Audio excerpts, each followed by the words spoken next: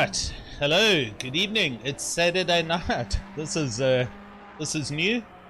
Welcome to the steady state. Paul Ricard, 4 hours. My name's Alan Patterson, if you didn't already know that, and it's the Raceface Endurance Series. I am coming to you live this evening from Paul Ricard in Parklands, Tableview. And we're going to do our best to bring you live coverage of the entire race. We are currently at 8:45, with the race starting at 9 o'clock. From what I'm led to believe by stewards, this server, although it says 44 minutes of free practice, is going to automatically tick over at 9 o'clock. Qualifying has already been done, so the drivers should then just automatically get put into their positions on the grid for the event. So where are we? We're in France. We're at Paul Ricard, same race I covered earlier on in the week. Epic racetrack, very tricky, and to make matters worse, this is a 9 till 1 race, so it's going to be real time, 9 in the evening until 1 in the morning. So we should see temperature variances. Track currently at 18 degrees. It's probably going to get colder or cooler, and it's at night. Nighttime, I don't know if you've driven them, but it changes the track completely. And with Paul Ricard, with there being ample runoff, I expect we're going to see a lot of drive-throughs this evening. I am missing my buddy George G-Max. He's jet setting to Paris, I believe. So I'm bringing you coverage, and I'm going to do my best. This is what I've got as far as team standings after 3 rounds. GTWR up at the top, 142 points. A2P just behind them with PWSR in 3rd place. That rounds out your top 3. Kinetic Simworks Racing Prism, they're in 4th, and ATK Academy in 5th place. I don't have a slide graphic of the drivers and teams, but I do have something printed out, and I'll try and reference to this regularly. Couple of drivers and teams having to run solo, so just a big shout out to some of those guys, including our own Byron Kutze in PWSR. He's doing a solo, as is Mr. Jason Absmeyer, who is currently in 2nd place, as you saw earlier, so he's going to have to do a complete 4 hours on his own. Been done before. These guys are big and strong and young and fit and whatever else, so we shall see what transpires through the course of the evening. On my printout I have I can't tell you the exact quantity, but right now on my timing server I have 30 cars on the track. This printout has a couple more, so I think it's only the it's obviously only those teams that set times, so we'll see how it goes. Currently quickest at the moment, it's Tariq Adam, a 154.1. This is obviously just warm-ups. This is not important for GTWR. Morgan McCall sitting in the pits in 2nd place. Ryan Ottens in 3rd. Ryan had an exceptionally good race here on Thursday. He really enjoys it here, and however tonight he's not in a Lexus, as you can see. He's in the team car, which is a Ferrari. Leon Dutoy in 4th place. Aston Martin. Chris Heineke in 5th place. Chris Heineke, part of a very strong team, by the way. Slick Racing, which is Marcus Stein, Chris Heineke, and I think Leslie Oliphant's also in that team. So they've thrown together a powerhouse team. JW Volskink in 6th. Yakano Deer 7th at the moment. Okay, there's been a change somewhere.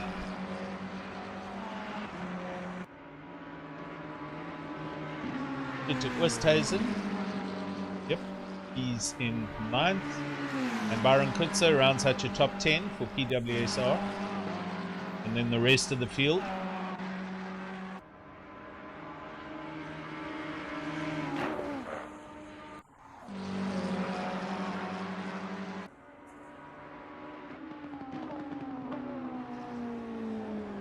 So, 9 minutes to go. Let me put this screen up in the way here, and we will just change the driver.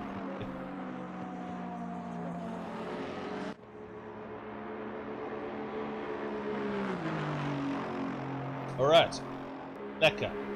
Good evening to everybody. Join me on the YouTube channel. It's full. Gareth Hawkins, thanks for the message, buddy. Jan Strachan, good evening. Thanks for joining. AmpZA is there. Nikki Pearson, hello again. Shouting for the man Janneman, who had a massive motherboard failure the other night. It's apparently all working, and he's hooked up and teamed up tonight with Steve Koenig. Ron Fisser, how's it? Also shouting there for Jason Abbs, A2P Racing, car 666. Monster Girl, good evening. Cyberellas.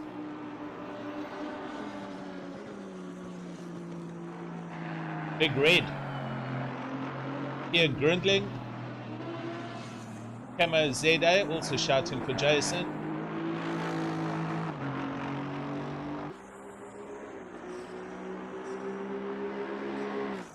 Team Tryhard Racing's there. JC Krobler, how's it? Thanks for coming. Thanks for joining.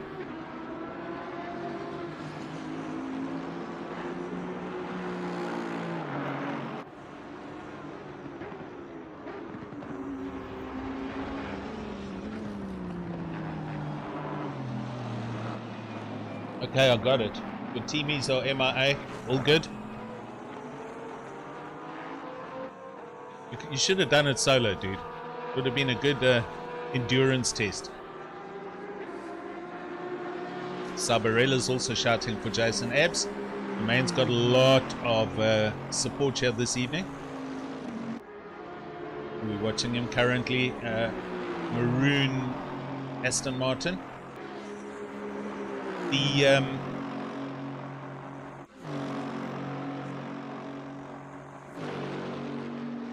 The Raceface.Pro and Steady State Endurance Series, we've chosen to not support custom liveries purely due to the gnarliness that is the tremendous lag when a team possibly disconnects and has to reconnect, which then affects all the other drivers. It's still experienced by everybody. It doesn't matter. We've tried to turn down the sizes of the skins.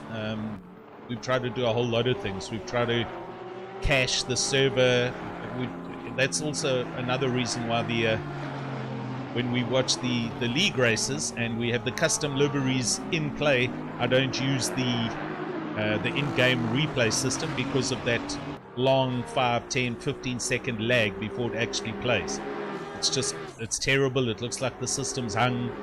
It's useless. So I'm running a homemade replay system with a buffering system on my PC, and that kind of gets the replay, but it obviously only shows the replay that you're watching on the screen. There we go.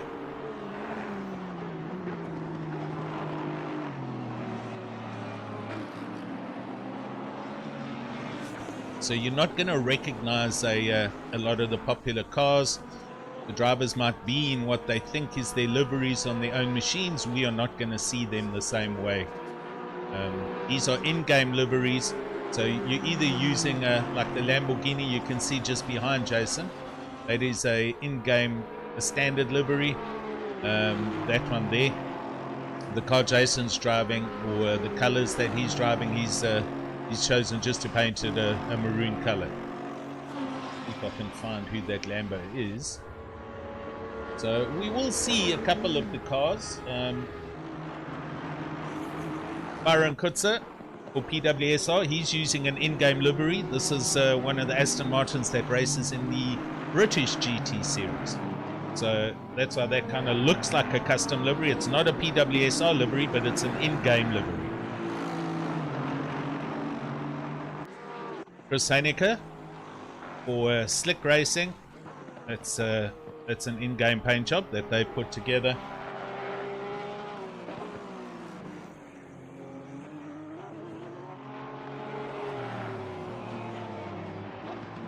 Here it is, Chris Budnick. Right, so this is an in-game livery for the, there we go. So cars are now going to bump onto the grid. Gosh, I hope we see a couple more than that. You're missing it. Oh, there we go. Sure, a little panic attack there. Right, so we're at 4 minutes to go. I'm going to go and get myself another cold drink, and I'll be back in 2 seconds. So bear with me.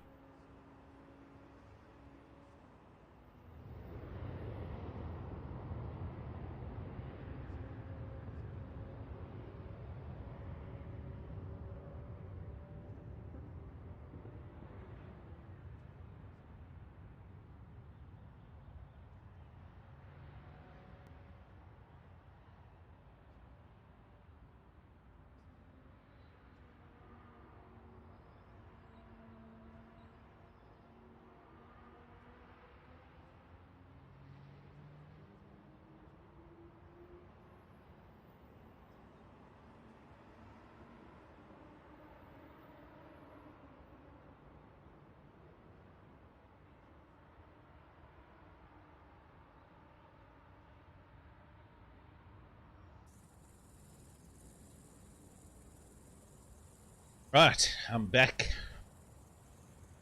I can see there are some vacancies and gaps out there, so there could be some problems.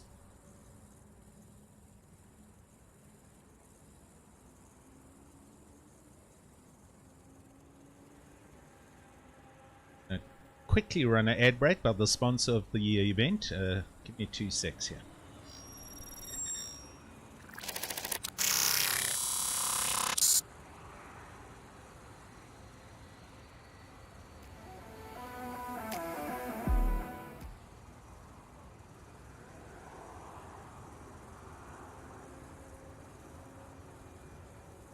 Dean Kabasa, how's it?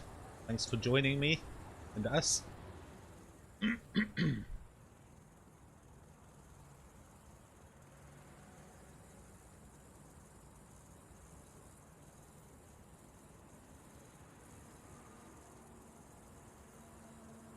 So Tariq Adam on the outside in the black McLaren.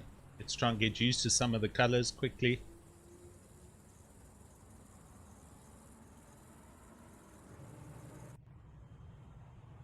Next to him, here's Ryan Ottens, blue Ferrari. Morgan McCall in the red, white and green ATK Mercedes-Benz. Jason Abbs in the dark red Aston Martin. Peter Oosthuizen, white McLaren. Next to him, Heinrich de Vet in a in-game liveried Lexus. Bernsey, Bernard King, navy blue Aston Martin. To his right, Gerrit Janssen van Vieren, orange and pink Aston Martin. Byron Kutzer in the Aston Martin. And Gia Mouton rounds out to top 10 in a Ferrari. So there we go. As they start their outlap.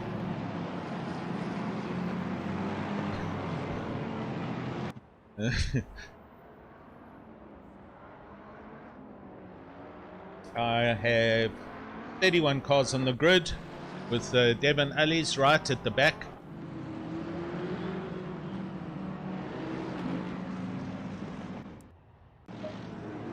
Get my screen sorted. There we go. Sorry. Tapping a little bit there. Gareth Hawkins. There he is. He's in the Lamborghini. for Hawks Racing, our other fellow commentator. Mike McGeer for BWR Griffiths. Aaron. Steve Koenig is starting in the Team Tryhard, Team Heap Together racing car. They're in a big Bentley. There it is. It's a very chromed up dark green, I think, looking Bentley. Yeah, interesting. Right, Tariq.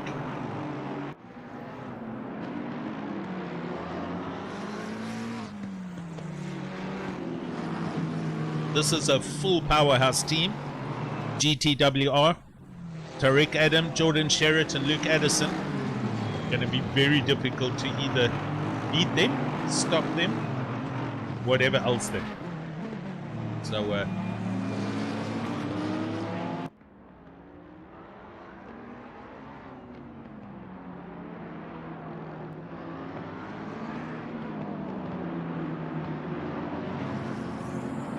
interesting to see. This is based on real time. So I'm not too sure about that. It says it's 9:05 in the evening. It could be. It does get later in Europe. Darker later, but that's in summer, and we're now almost into winter. I would have thought it would be a lot darker. However, it's going to go from this duskness to pitch black by the time they finish. So it's going to be an interesting race here.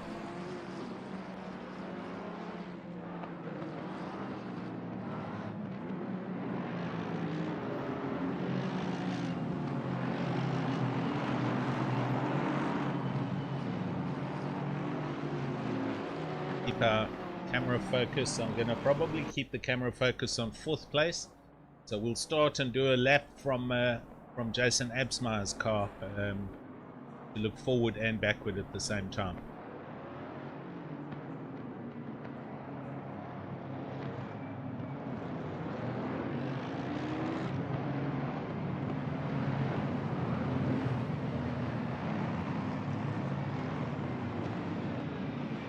Right, here we go. We're onto the start finish line. Everyone needs to get into a double file.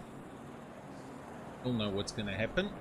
The race is starting. It's round 4 from Paul Ricard of the Endurance Series. This is the Steady State Raceface Endurance Series. We've got green lights, we're off. And Jason immediately moves over to the inside on the for T1 in the Aston. And up ahead you can see Morgan McCall taking advantage. That Mercedes gets a great start and he goes past Ryan Ottens and up into 2nd place. And everyone behaving, which is nice to see through the first couple of corners.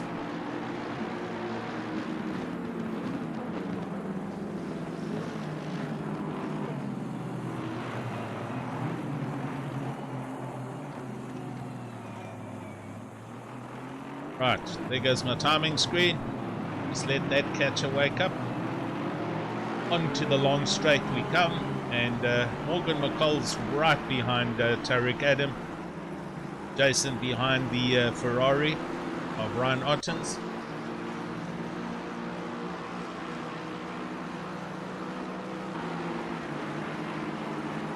Further back, Christopher Radloff in the Lexus. Peter Oosthuizen in the McLaren. Bernard King. You can see him closing in on the draft. So it's all starting to happen. Let's go back up here.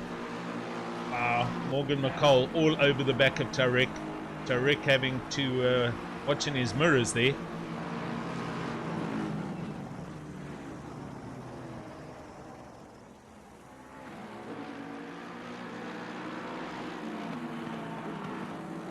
GTWR guys have settled down comfortably in the McLaren. Been using this both in a lot of the international leagues as well. And Tariq has got super comfortable in this car. Luke Addison kind of grasped it a lot quicker. Jordan's obviously a natural in anything he climbs in. But I did see Tariq struggling a few races back. Not anymore. He's well on top of things here. And there we go. First lap done of this 4-hour event. And I'm going to obviously try and follow the deltas, and I ain't going to jump around and try and find the closest dices as they happen. We might stay with one or two for a period, like this one. I want to see the progress, and yeah, we got a whole evening together, 4 hours coming, so let's see what transpires.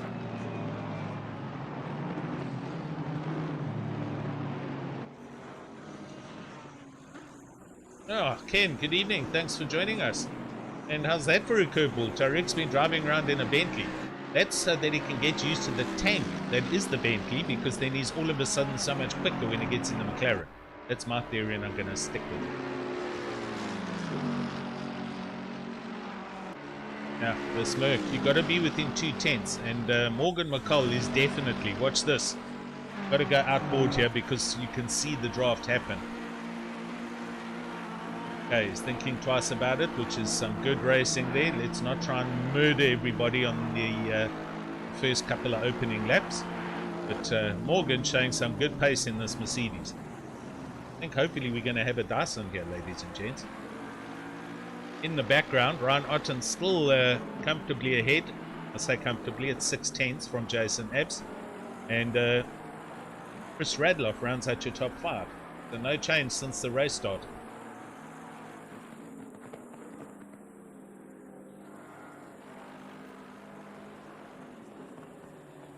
Right, here we go. Through that final sharp right-hander. There's two definite pairings going on here. It's this one, and it's the one for 3rd place with Ottens and Abs. I'm going to just stick with this at the moment because these two are very close. Morgan's looking very racy for ATK. Clearly wants to try and get the jump and put the car ahead of the McLaren, but at this level of quality of drivers, it gets a little bit more difficult. One thing to catch up and get onto the tail of a fast-paced car, but it's a total another story to actually pass and to pass well. Let's see how this gets on.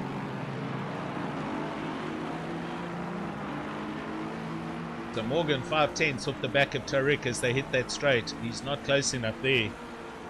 Jason also 5/10, literally almost identical times, but he seems to be a lot closer to the Ferrari. Ferrari does have very good pace, super slippery, but look at the Aston close in on the draft. Here it comes. He's just going to run out of straight as they get to the end. Kind of having a look, just trying to rattle Ryan's cage a bit, but it's not going to work. I noticed you have to be within 4/10 or closer for the draft for you to actually get side by side.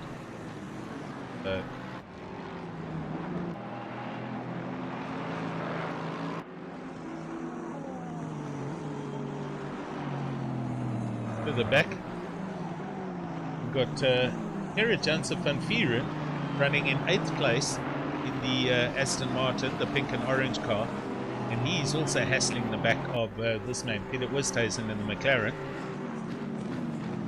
And I'm not going to get I'll try and work out the team names. Obviously it's VWR Eagles, but just to find out who teammates are for the various teams, I've got to look through a big list here, so just we'll deal with that as we go along. Right, Morgan again getting close. Let's stick with him here.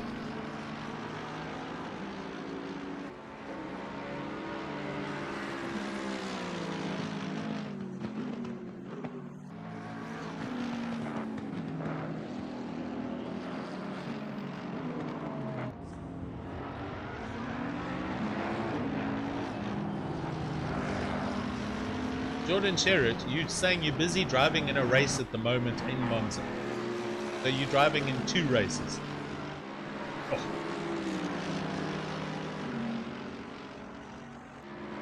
Alright, Morgan 8/10 off the back of Tariq. So Tariq is putting the hammer down here, and he's extending that lead.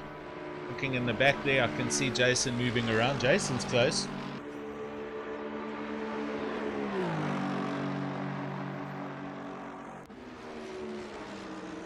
Everyone else half a second, as you can see on the timing screens.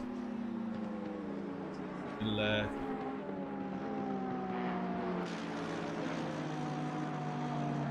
Oh my word, thanks for the update, Ken. So Luke, Tarek and Jordan are today.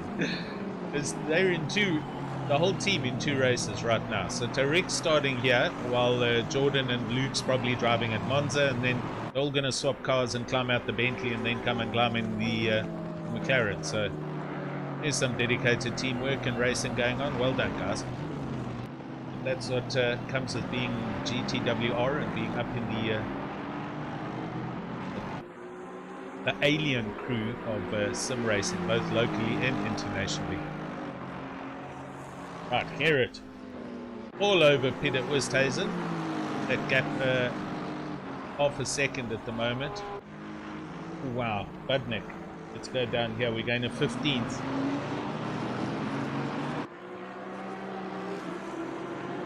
What happened to the McLaren? He just passed him. Oh dear, Mark McGear's had a big problem. That's why the Delta was so close. Where is he? There he comes. So Mike's just dropped 4 or 5 places. He had a moment through the final turn. And just behind him, we've got Byron Kutzer for PWSR down in 18th. He started 10th. So Byron's obviously also had a drama. And he's busy doing a little drive back himself.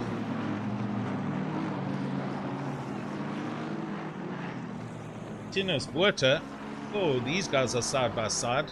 McLaren and Eddie Francis, I believe. Yes, Edward Francis of MNR Racing. And Tinos Buerta does in fact go through. G. Scruton is in the pits at the moment. They might have had a coming together somewhere and they're doing a repair, or they've got connection issues. And this is not a good sign. Chris Heineke for Slick Racing. These guys are dead last, and they were an extremely powerful team. So possibly a connection issue. Are they on the same lap? They're not. They're a lap down. So they had a disconnect and a reconnect again by the looks of things. So they're already a lap down and chasing. So we've got 3 cars, 1 lap down.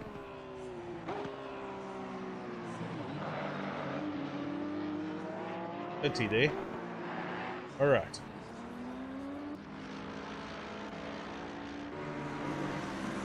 Oh, look at this. Jason down into 5th. Okay, so while I was wasting time down there, something else has happened here. Give me a sec. I've got Radloff and Ottens. Is Ottens ahead? He is. Radloff has jumped 2 positions up into 3rd in the Lexus. So possibly Ottens and Abs had an issue somewhere and a bit of a coming together, and that allowed Radloff to pass both of them. It has, because Ottens and Abs are like almost in the grasp of Bernard King in 6th place. So these guys obviously dicing each other, and there's been a little bit of something happened here.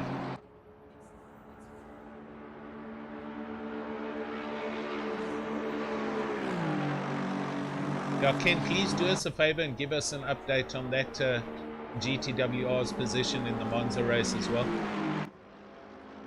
Thanks, man. Okay, so some early dramas happening here already in the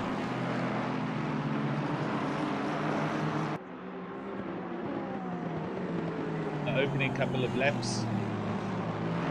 We're watching the Steady State Raceface Endurance Series for 2021. This is round 4.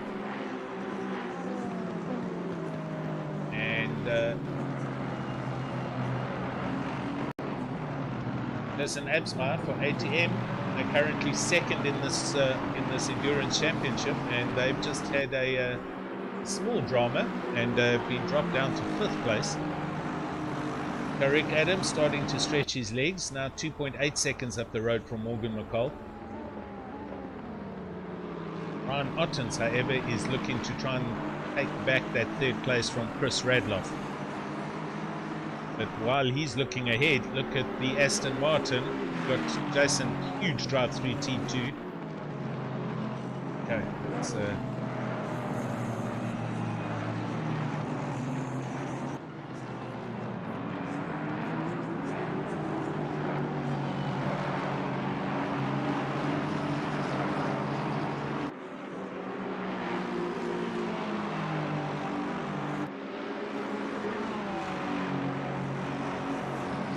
and down the straight they go. Going to check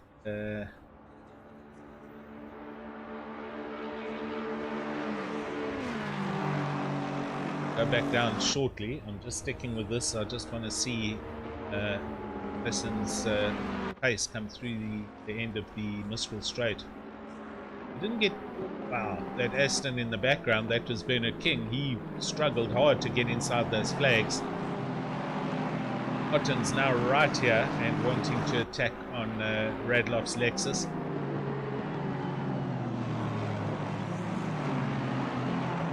And the Aston of Jason right there. So we've got a good dice going on here. Guys need to just watch their radars and be aware of who's around and who's where and what's going on. Yeah, we didn't see. I don't know. I can't tell you. Sorry. They were there. I went and looked down the grid, came back, and now they're here. So there must have been a little bit of a contact somewhere, and Radloff has gone past. See if I can maybe go and find that, seeing that we're not using custom liveries.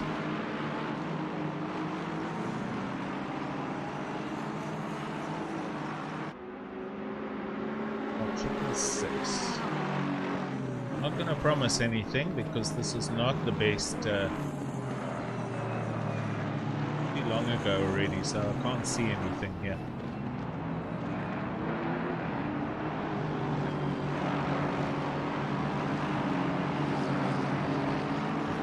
7-1.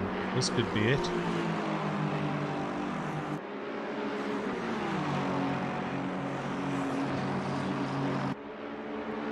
Right, Jason right here, dragging up the back of the Ferrari, and he's going to be making a move. We're going to go to the helicam and have a look and see.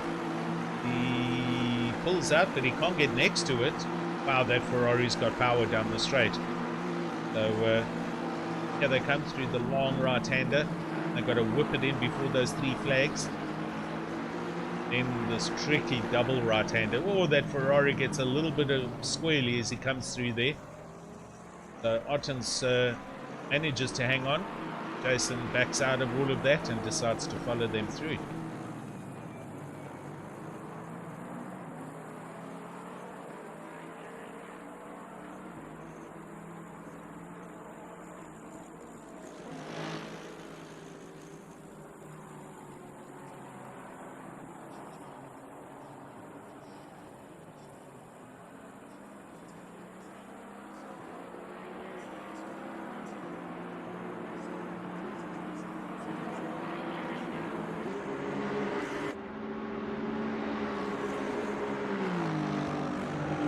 We missed the contact, but you look at that car's got no damage on it.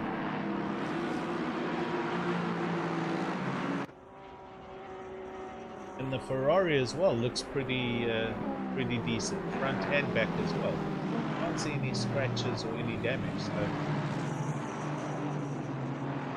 sorry, did miss that. I'm not too sure what happened. I didn't my replay system doesn't go that far.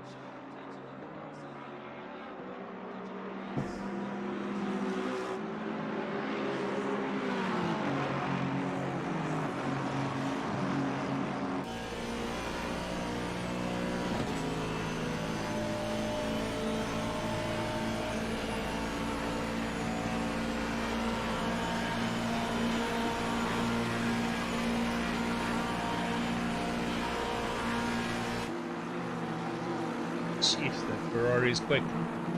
That Jason couldn't get any closer than that. Pulled out of the slipstream and it was like hitting a brick wall. It just didn't go any further forward. So Ferrari showing great top speed. This is going to be a tricky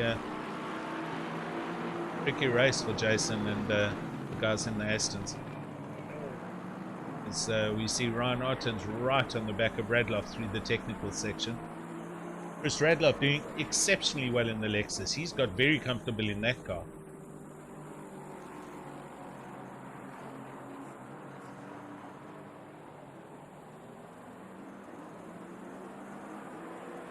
Oh, 14th, Leander Toy, Martin Rautenbach. There's a whole pile of traffic here. So this is Joten van Aswegen in 12th place in the black Ferrari. Then Martin Rautenbach in his Lexus, with Leon de Toy in the Aston and Byron Kutze in his Aston. And this is for 11th place.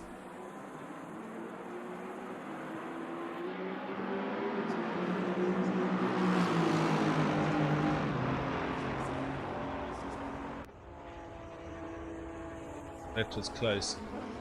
Being right across 3T1 they come. Byron Kutze gets great drive in his Aston at the back there in 15th. He is almost up next to Leon. He is going to be.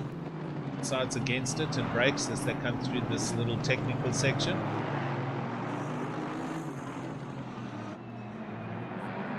Good racing going on all the way around here.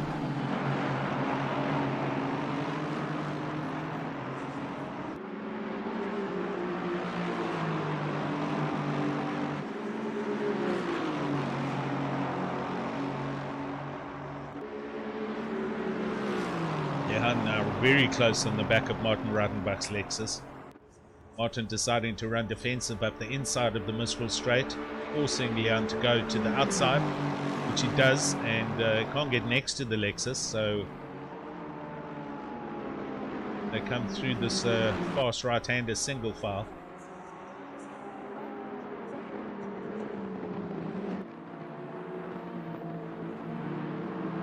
Going to get more and more difficult as it gets darker. Make no mistake, this is these guys are in for an interesting challenge here tonight.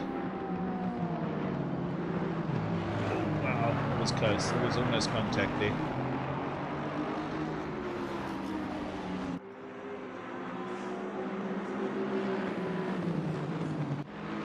Jeez, look at this. This is for 3rd, 4th and 5th.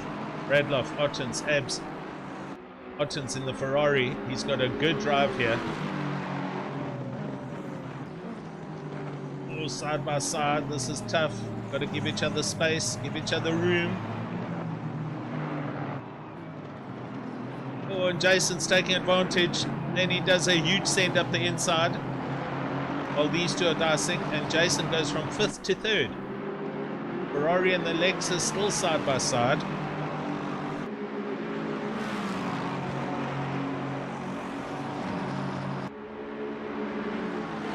That Ferrari is quick, but so is the Lexus.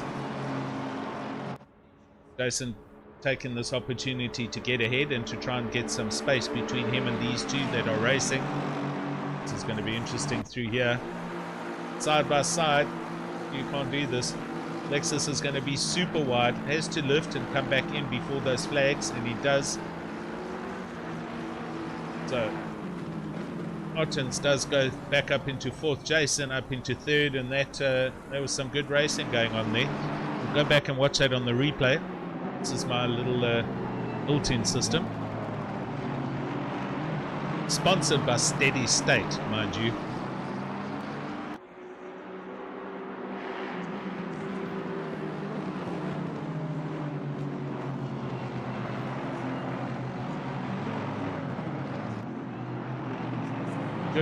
Good, clean driving. Nobody got turned around.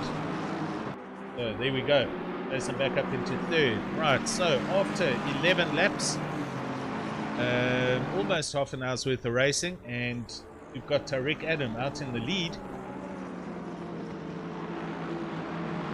Morgan McCall in 2nd place. As he comes through the final turn onto the start-finish line. He is, oh no, I'm sorry, going onto the Mistral Straight, 5.2 seconds back. So Tariq putting on a polished show here. Well, his teammates he pits in Monza, Italy. See, Jason back up into 3rd place. Absma for ATM Racing. Apparently Lionel Cleary's teammate had a complete router failure, so he's not racing, and Jason's got to do this 4 hours solo.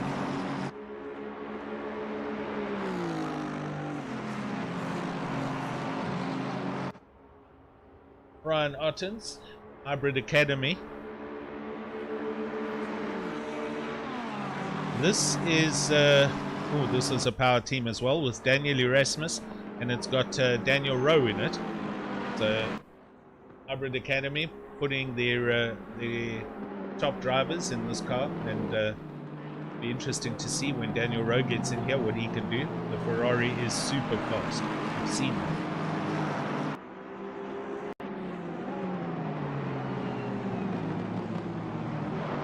Hey, good evening, Mac. Welcome. Thanks for joining.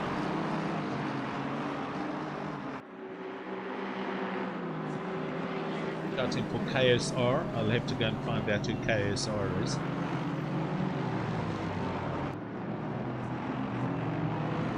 Swart, yeah, in 11th place. He is very close on the back of Guillaume Maton. This is another Ferrari and Aston Dice happening.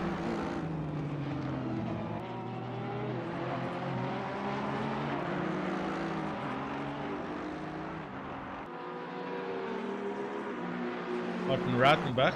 Oh, look at this. Him and Byron Kutzer, they are now next to each other. Byron Kutzer busy on his drive back after having... No, don't do that. Car's next to you.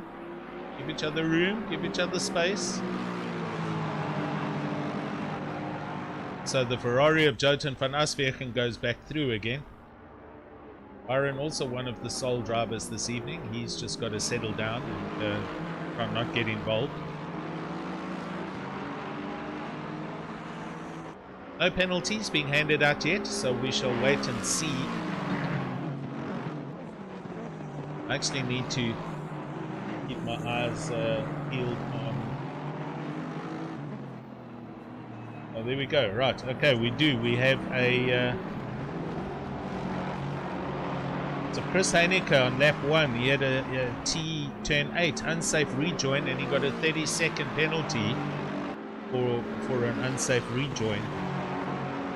So that's what put them right down at the bottom, I think.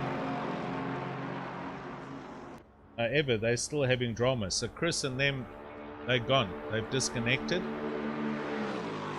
It says that they're in the pits. They've only done 8 laps. So I think they've now had another connection issue.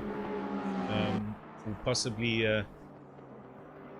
Sure, it's racing while I'm talking. Van Aswegen and Rautenbach. Possibly shedding has caused a drama there for Chris Heineke's team for slick racing. Reginald, Mitteleni, they are on my screen as 31st. They've also only done 5 laps and they have not come back in. Daryl Mulder, yes, I do have him. So Daryl Mulder is currently the last car on the track for BWR Wolves, and he is 2 laps off the pace at the moment. So it looks like we've lost Slick Racing and car number 11. Let's see who that team is. I'll put the camera back up at the top.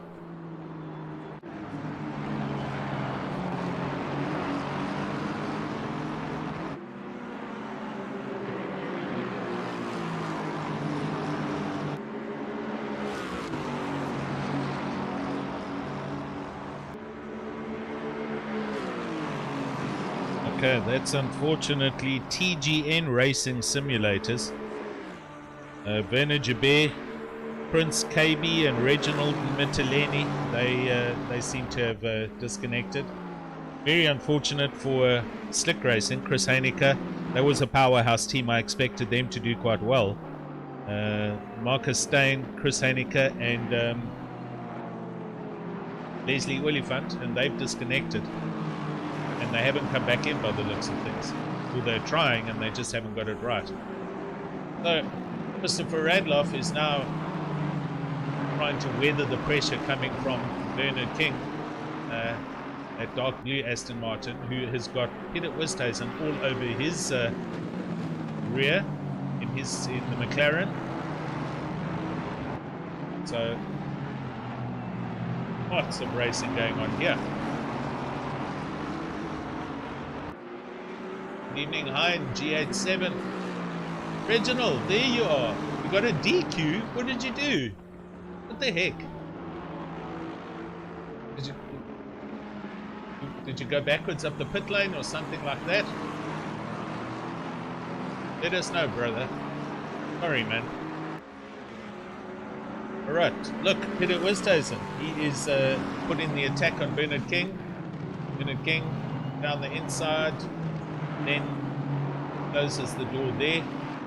And Kerry Johnson van Vieren's also right here in the orange and pink Aston Martin behind Peter Westhuizen. So let's see what transpires down the Mistral Straight here. Gerrit van Vieren, in fact, Janssen van Vieren, he's got a huge drive here. He's part of the logistical nightmare racing team, and he is certainly in the tow. But however, Peter's in the tow of the Aston Martin. As we go to the helicopter, you can see Bernard King moves to the inside to defend his line. Peter stays on the outside.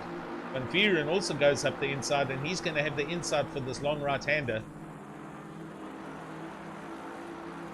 They all decide and think better of it and back out of that, and onwards they go for another lap. So some good intelligent driving there by everyone involved.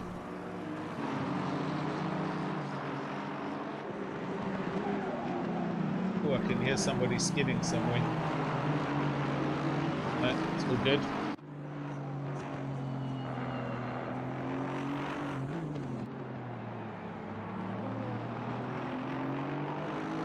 Right, so Jason in third. He is extending his gap now to Ryan Ottens by 2.5 seconds, and he's got 14 seconds up the road to find Morgan McCall, so that's going to be a long drive for him. Joten van Aswegen, 14th place. He's now having a dice South Martin. Oh wow, it's a little bit of a tank slapper going on there and has to lift and sort that Ferrari out.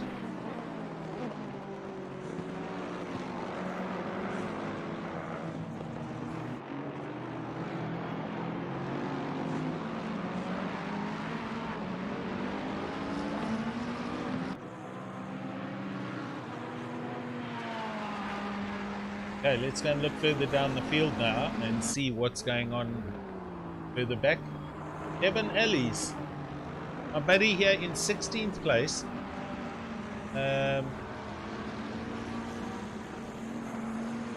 He started last, I believe. Oh wow, there's a drive-through already for Reino Petersen just up ahead of him, so that'll be for one too many off-track excursions, because the game can only hand out the DTs. There's, you can see the Bentley up ahead. So, oh, he's oh, careful. There's a car next to you, sir.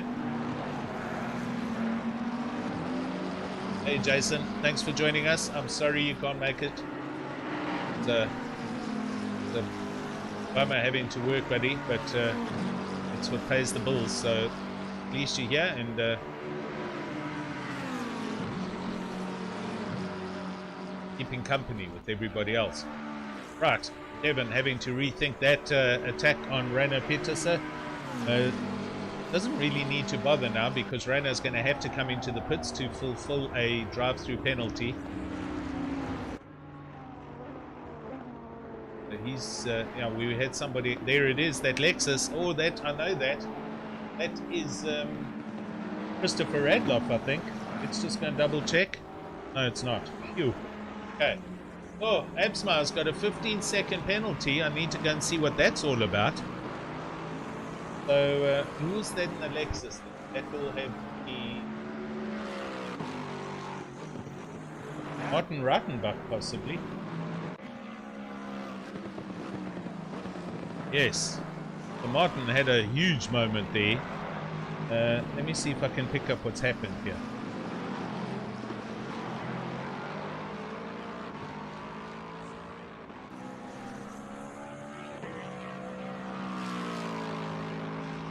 So this could be for possibly what was what happened earlier that we missed with the contact with the Ferrari.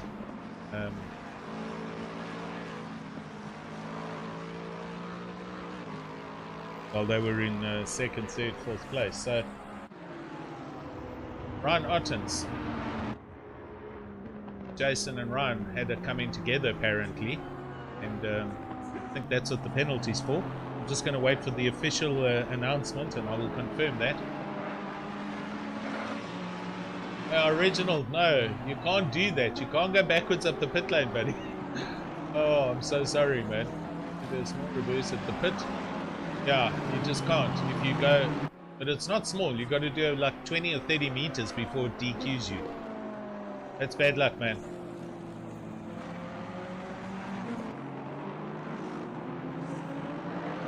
Right. Steve Koenig. Team heaped together. This is Steve and Janneman Price. And they're going well, down in 26th place.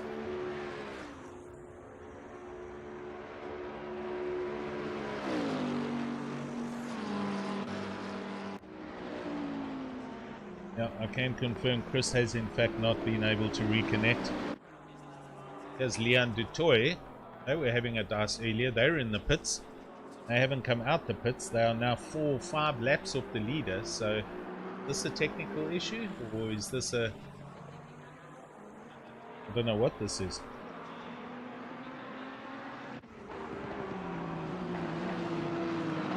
Jay Fulskank in the Porsche, running well in 9th place. Chris, there you are. We're out. Got taken out in lap 1, then hit a wall after avoiding a slow car. Then you got a 30-second penalty. Oh. I think the penalty, according to race stewards, was for an unsafe return. Sorry, buddy. But yeah. Hey.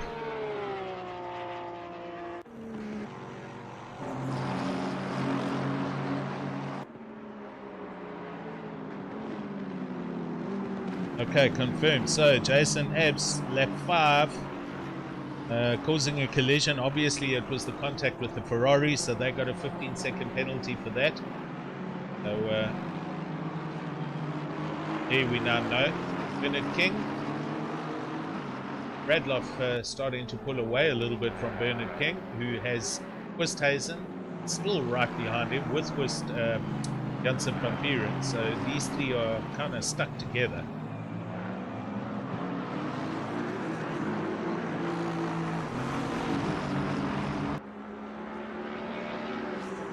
"35 minutes in of this 4-hour, the steady state race face. 4 hours of Paul Ricard.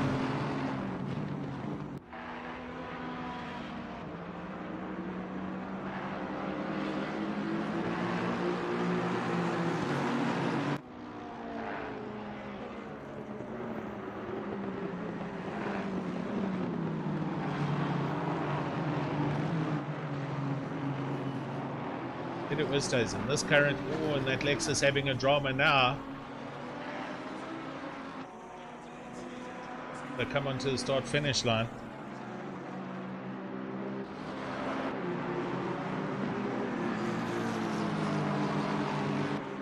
Radloff just had a huge problem right there. Oh, Radloff's up ahead. Sorry, they're going past another Lexus. I keep on getting caught out here. That was somebody else's Lexus. They're in matching liveries, so it's getting them confused, so bear with me. 19th place, we're going to go look at Arno Kroos. He's in one of the Soul M6 BMWs out there. So, nice. Good to see that car out there. Don't see any Nissans here this evening, and I don't see any Audis at all, and Hondas.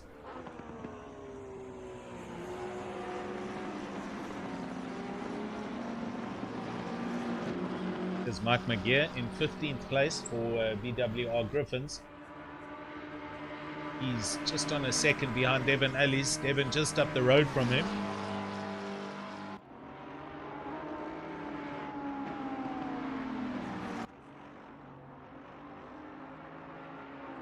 I don't know if Devin's got a teammate, but I don't have a teammate on this sheet. So he might also be doing this solo for Cyberdyne Autosport. So good luck, buddy, if you are.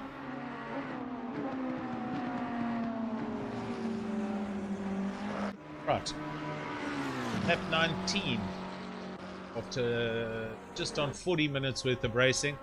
Tarek Adam. All under control. He's got a almost 10-second lead over Morgan McCall in 2nd place. Morgan McCall They're already lapping people. Then we've got Jason, who is is also busy lapping cars. At Aston, nicely hazarding and flashing, saying you're welcome and all the rest. Jason Absmeyer, 14 seconds off the back of Morgan Nicole in third place, and he's managed to drop the interests of Ryan Ottens in the Ferrari by 3.5 seconds. Christopher Radloff rounds out your top 5. The Lexus, 5 seconds further back from Ryan's car.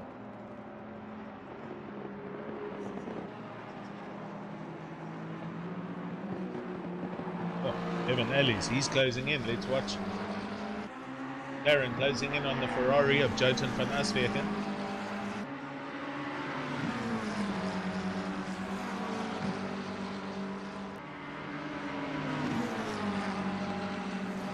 And we can see it's getting darker. We're going to struggle to make out who the cars are, but we'll get the idea. Kevin moving over to the left. The Ferrari's coming in front of him. Devon moves back to the right and backs out of it as they come through this long right-hander.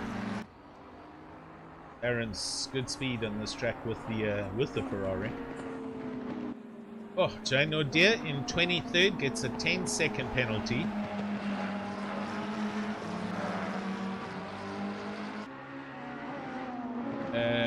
Kama, if you joined late or if you missed it, Jason's got a 15-second penalty for contact with Ryan Ottens in the Ferrari, the opening couple of laps.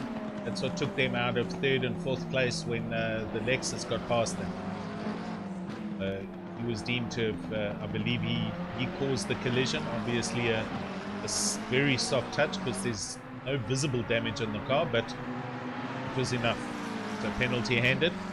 Let's see if I can see what has happened to Mr. Nordier, because I hear another car in the pits there. Someone else is idling. So this car, this is who's idling. They haven't come out of the pits. Not too sure what's going on here with Lehan Dutoy. I think this is a network issue. So that's bad luck for them.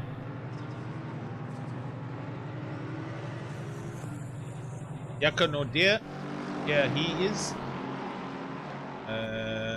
No, this is the other Lexus possibly that was being lapped just now. So they got a 10-second penalty.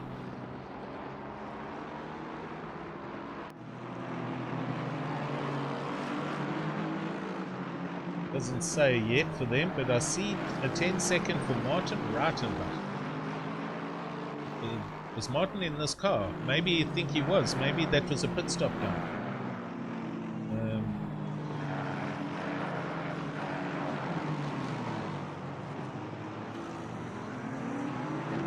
Right, let me just double check this. Getting Simworks Racing Force. It is. So Martin Reitenbach was in this car and obviously had a contact. They were handed a 10-second penalty, so they came into the pits and did a driver change. Possibly Martin's got a technical issue. Just says lap 12 causing a collision. So that's why they got a 10-second penalty. Thank you, Mr. Race Stewart.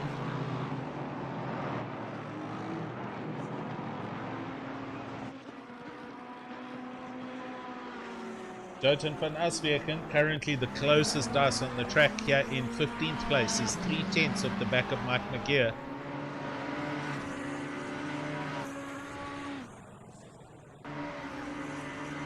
It's a little bit bigger than that now. That was T1. Mike McGear in the purple BWR McLaren just up ahead of Jotun van Aswegen.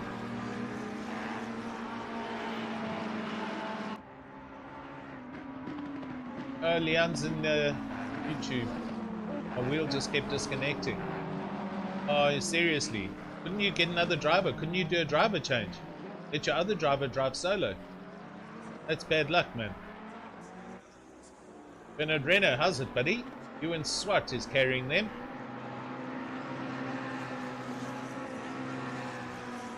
Ewan, yeah, he is in 10th place. Is he also doing a solo then, Bernard? Let us know.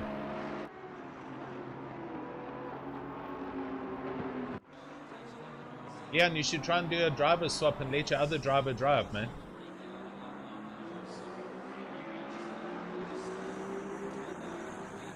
All right, let's go back up to 17th place. Here's Tennis Buerta. He's McLaren. Team Try Hard Racing. And he is... where's that Bentley? The Bentley's ahead.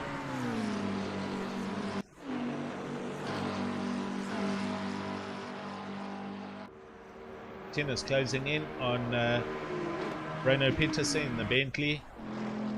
Just,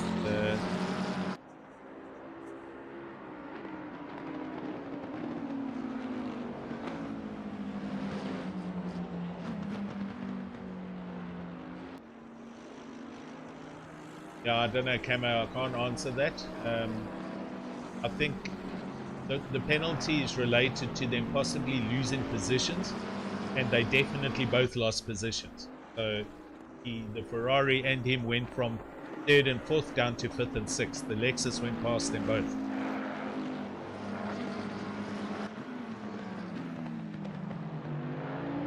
Alright, Bernard, so you're going to drive just now? All good, man, all good? Yeah, I'm sorry, man. Bad luck there.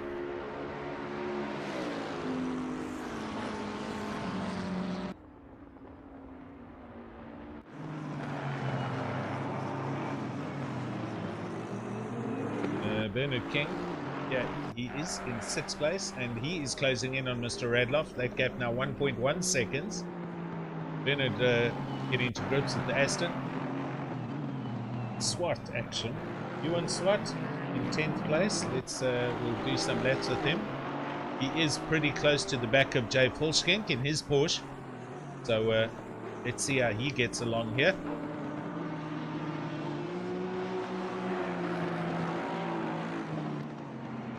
Fact is right here as they come onto the start-finish line, and they're coming up to lap the Lamborghini as well, I think. They must be.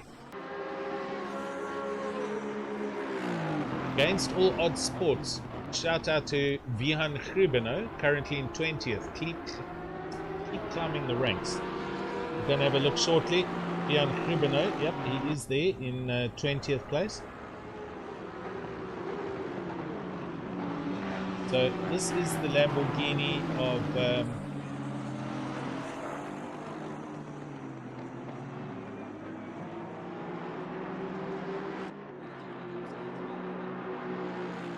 they've done a driver change now as well. I think it's Chris Budnick. It is. Lane 24th. Yeah, right, so they've gone a lap down.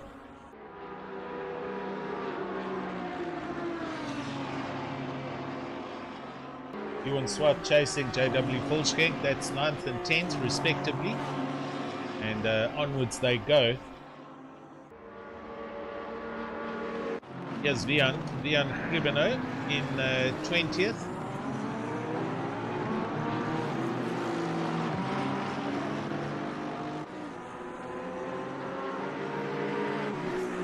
And they are showing some severe interest to Cock and the Porsche of Tablanche. Tablanche has just gone past that McLaren, so there's some position changes happening here. Hribino gets a great drive out of T2. He goes up the inside of the McLaren.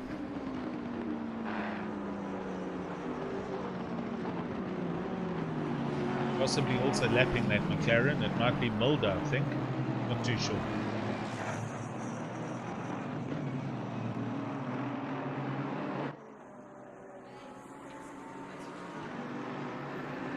Oh, Hribino's got a great drive onto the back straight here. This is going to turn into a...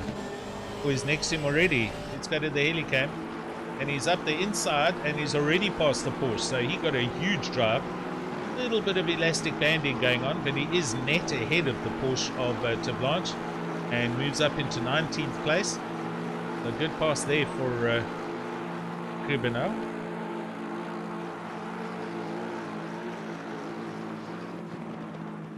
As darkness descends here on Paul Ricard.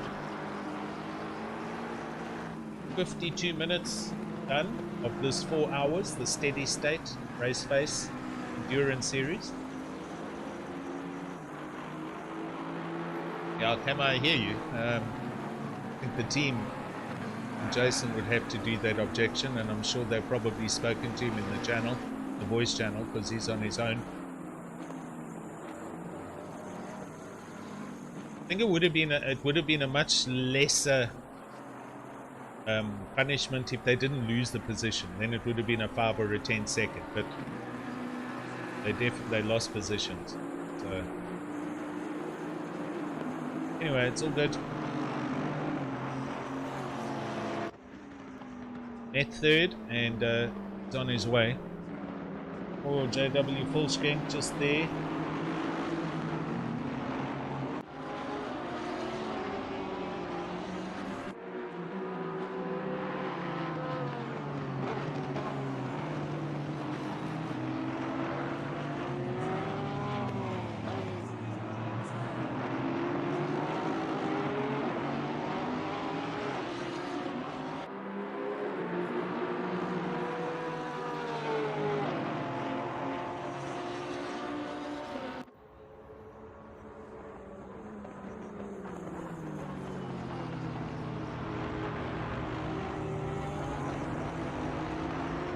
Ewan Swart in 9th place.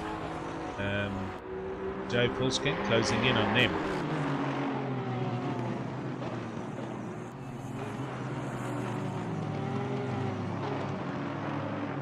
These guys are all busy coming up to lap. This is Eddie Francis's Aston Martin for MNR Racing. That car showing a little bit of damage as well, so but at least they're out there and going. So we're 28 cars left after 32 started. Leaders on lap 26. Tarek just started, and Gavin Scruton in 28th place. Here he is. He is on lap 23. 3 laps back, fortunately, but keep going. You never know what's going to happen.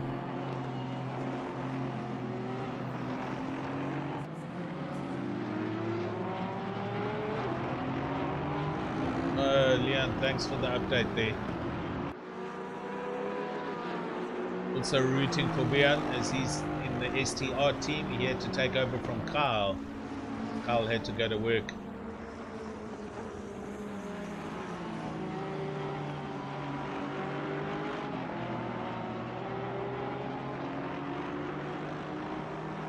Yeah, I mean, look, I'm just going on what I saw has been written in the channel, and then making my own assumptions. As Swart comes into the pits, so Ewan Swart pits, here he is, and this is a little bit earlier than on the hour, but obviously something's going on here.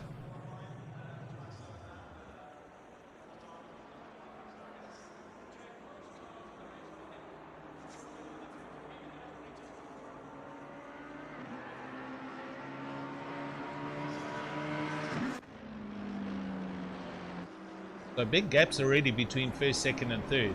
14.5 seconds, then 15 seconds back to Jason. Ron Ottens in 4th, and Bernard King rounds out your top 5.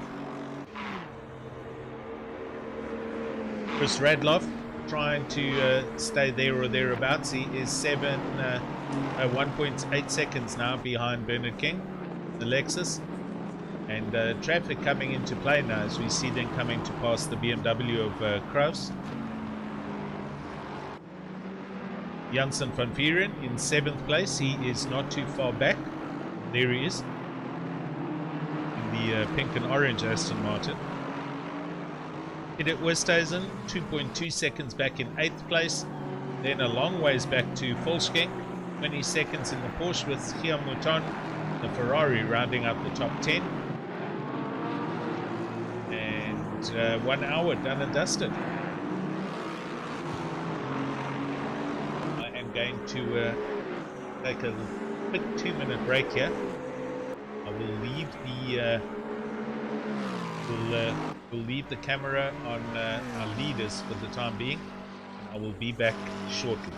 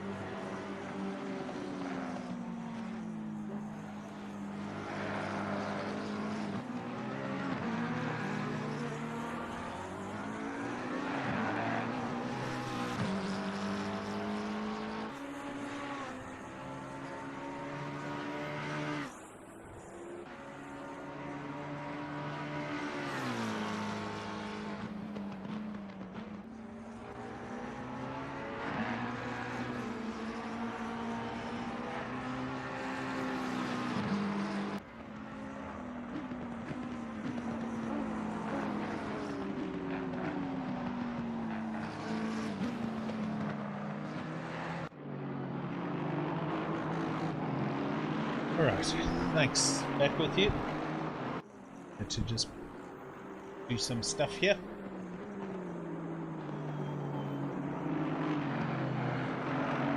Cars in the pits. Itasa and Buerta, so we're going to see some pitting happen. This is on the hour now. We've seen 60 minutes of running at full Ricard. This is the 4 hours steady state Raceface Endurance Series.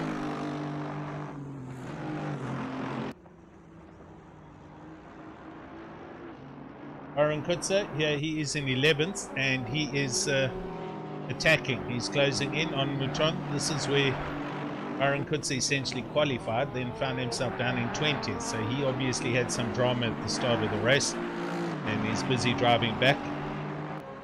He's also one of the drivers doing a solo stint. Right behind him, we've also got Devon Ullies. And Devon in the McLaren, he's also, I think, doing a solo drive.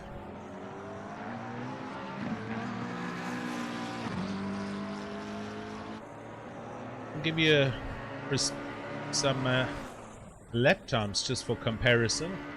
We'll just keep it on Byron because he's currently closing in on the Ferrari. But it's a little deep there, but he's close.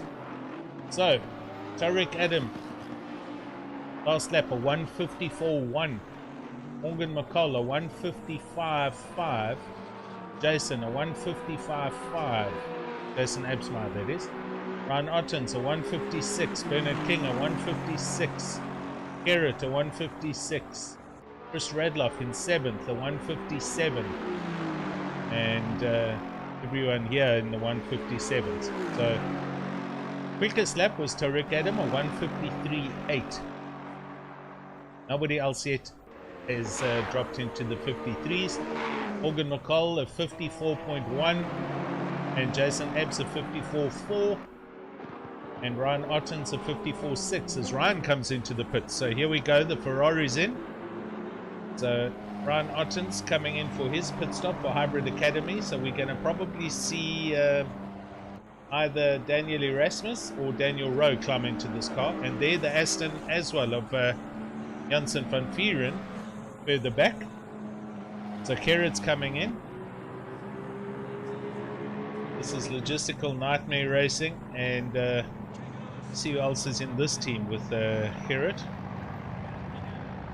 This will be either Quinton Steyn or Robin van der Merwe getting in the car for them now. And Ryan Otten. So here we go. Everyone's pitting on the hour. Volskenk in, Mouton in.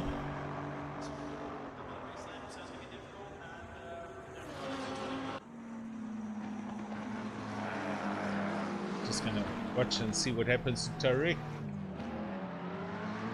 Against all odds, yes, I'm also running solo. Thanks, my buddy George is jet setting around Europe. I think he is in fact flying to Paris as we speak.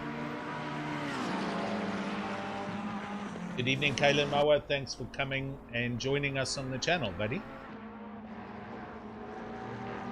Right, Tariq goes through. Morgan goes through. They're on lap 32 as we just go through the hour break. Jason Ebbs coming onto the start-finish line now, and he's also going to run through. So these guys running different strats, not on the hour strats. 16.7 seconds back, so that gap to him and Morgan McCall has extended out by about 2.5 seconds from earlier in the race.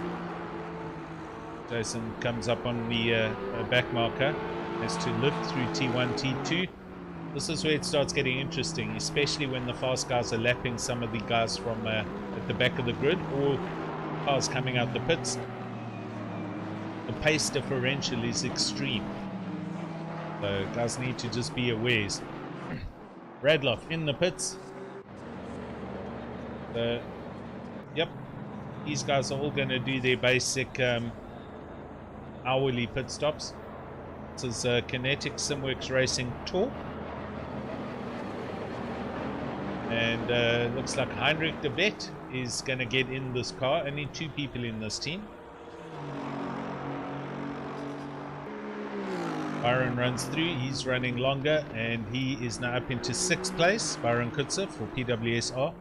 Johan Baker Krobler's in the car, so he has taken over.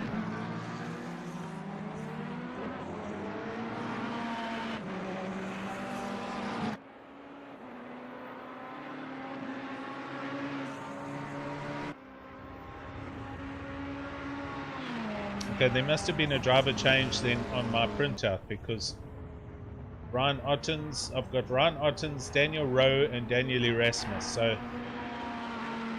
with Baker Krobler in this car, either Rowe's been dropped or Erasmus they've been changed out. So I'm not too sure.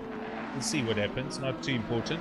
Our leaders are in, Tariq and Morgan McCall. They both come into the pits. Morgan will be handing over to Junior, I'm sure. I think Junior's in the team. And Tariq Adam is going to hand over either to Luke or to Jason.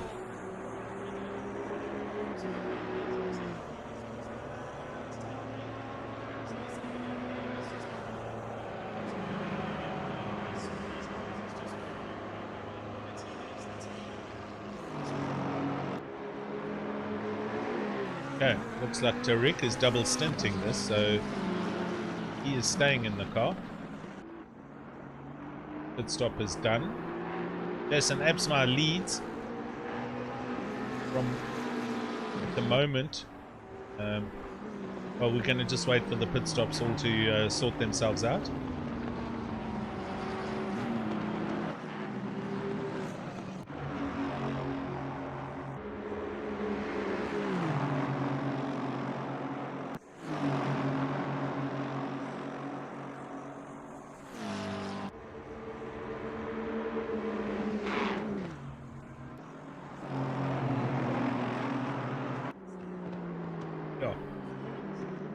It's now getting super close to those off-track flags on the outside of that turn.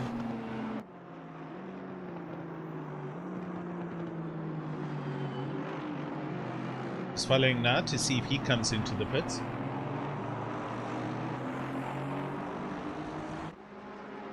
Bernard King, he's also got a pit, so the Aston's running a different strategy, a little bit longer by the looks of things.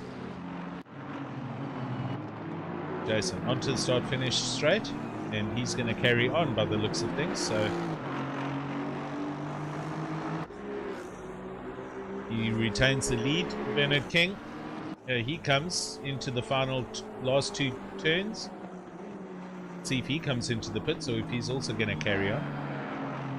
And Tariq Adam, who has pitted and back out in the car, is there he is, 2.6 seconds further back, and Bernard does come in. Got a break there, does break well. So Bernard King in for his pit stop.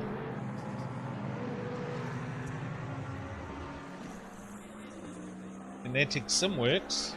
Bernard King's going to probably hand this over to Brandon Kruger unless he's double shifting, stinting.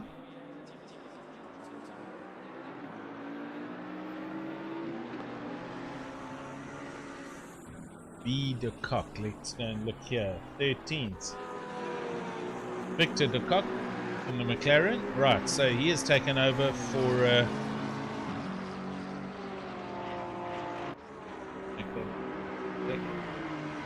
EKB Racing. Okay, Edwin de Kock. These are brothers. Probably. Happy father and son, for sure.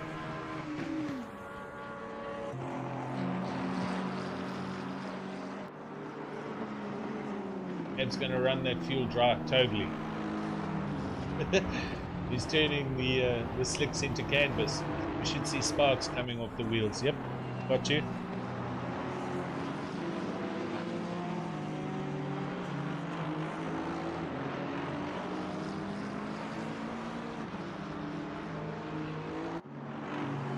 Dalton van Aswegen, he's in. So he brings the Ferrari in for NSRR, not so independent racing.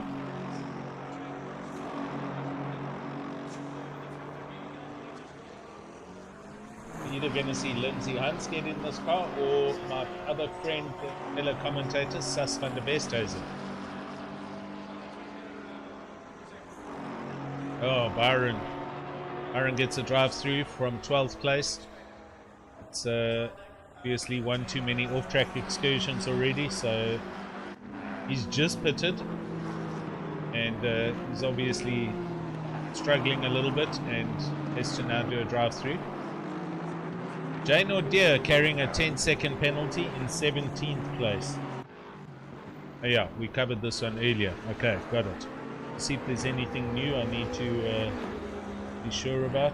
No, nothing new, no new penalties. This was in fact handed out to Martin Rattenbach in lap 12. Penalties from a long time ago.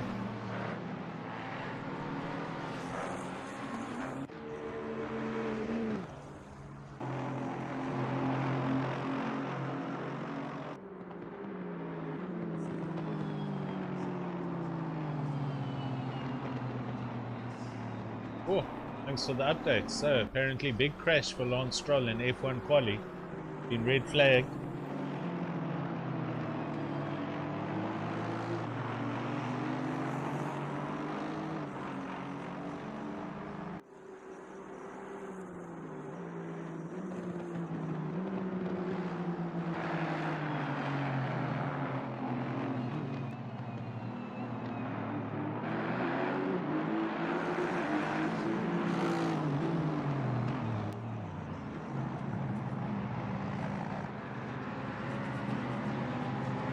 Not too bad. I just slid off the out of a corner and turned the car around into the barriers, but he's ripped the front of the car off. Right, Jason. Yes, no? It's a no. Yes. Jason's in. You're just watching the wrong screen. Right, Byron Kutzer doing his drive through, and De Kock also in the pits at the moment. Hopefully he didn't speed into the pit lane, so unnecessary for Byron, but drive-throughs are off track, one too many off tracks, and it's very easy to do that on this track. I actually expect to see a lot of drive-throughs being handed out tonight because it's super easy to run wide on this track.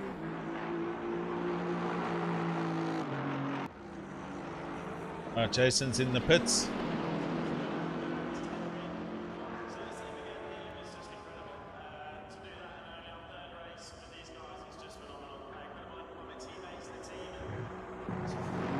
And there he rolls, so top up and new boots on, sure. And out he comes, net second. Here's Morgan. Oh no, Morgan's gone through. Alright, so Morgan second, Jason third. Right, how far back is Bega Krobler? That's important.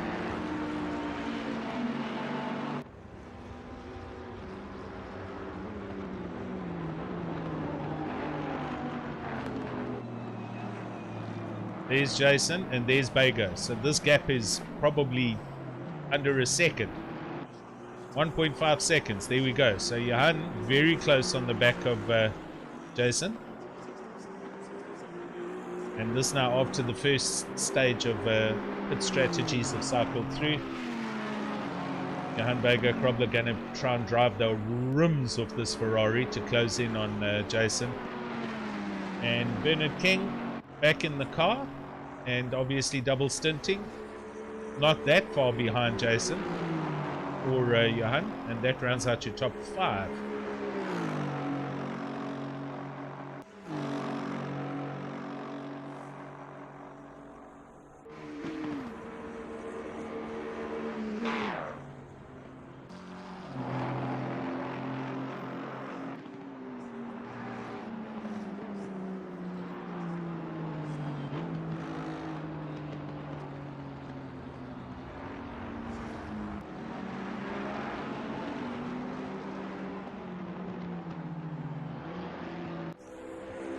Yeah, we have Mr. Steve Koenig in 24th position at the moment, so he's possibly double stinting. I'm sure they would have pitted by now. And I'm going to go and have a look and see if he's in an audio channel that I can get hold of him.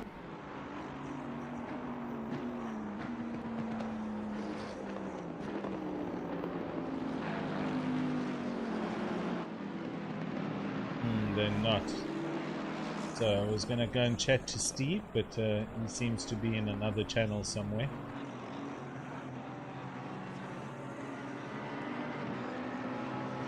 Jason, see if he's comfortable.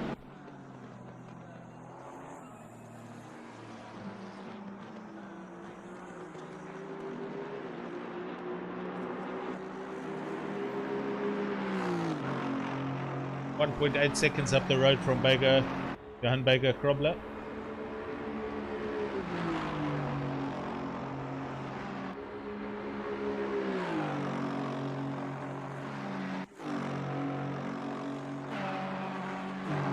Ja, dat is cool. Right. Whoopsie. We're on board and should have Jason here. Are you there, sir? Mr. Absmeyer, can you hear me? Hi, Alan. Yes, I can. Oh, sorry. Just barely. No, it's no stress. No stress. How are you doing? How's the Aston doing?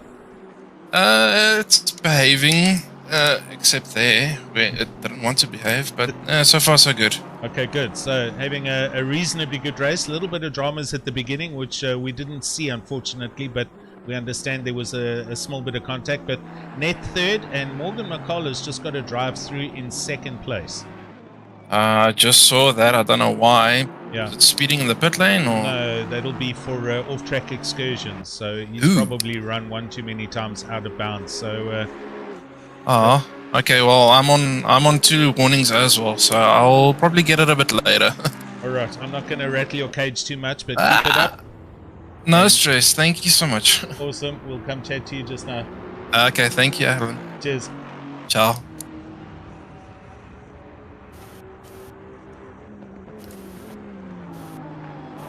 Go. Okay, so back had a quick chat there, and that actually happened while we were chatting to Jason. I saw the drive-through happen for Morgan McCall, so he's done that drive-through, and also he's still in the car, so obviously double stinting if he's doing this with Junior.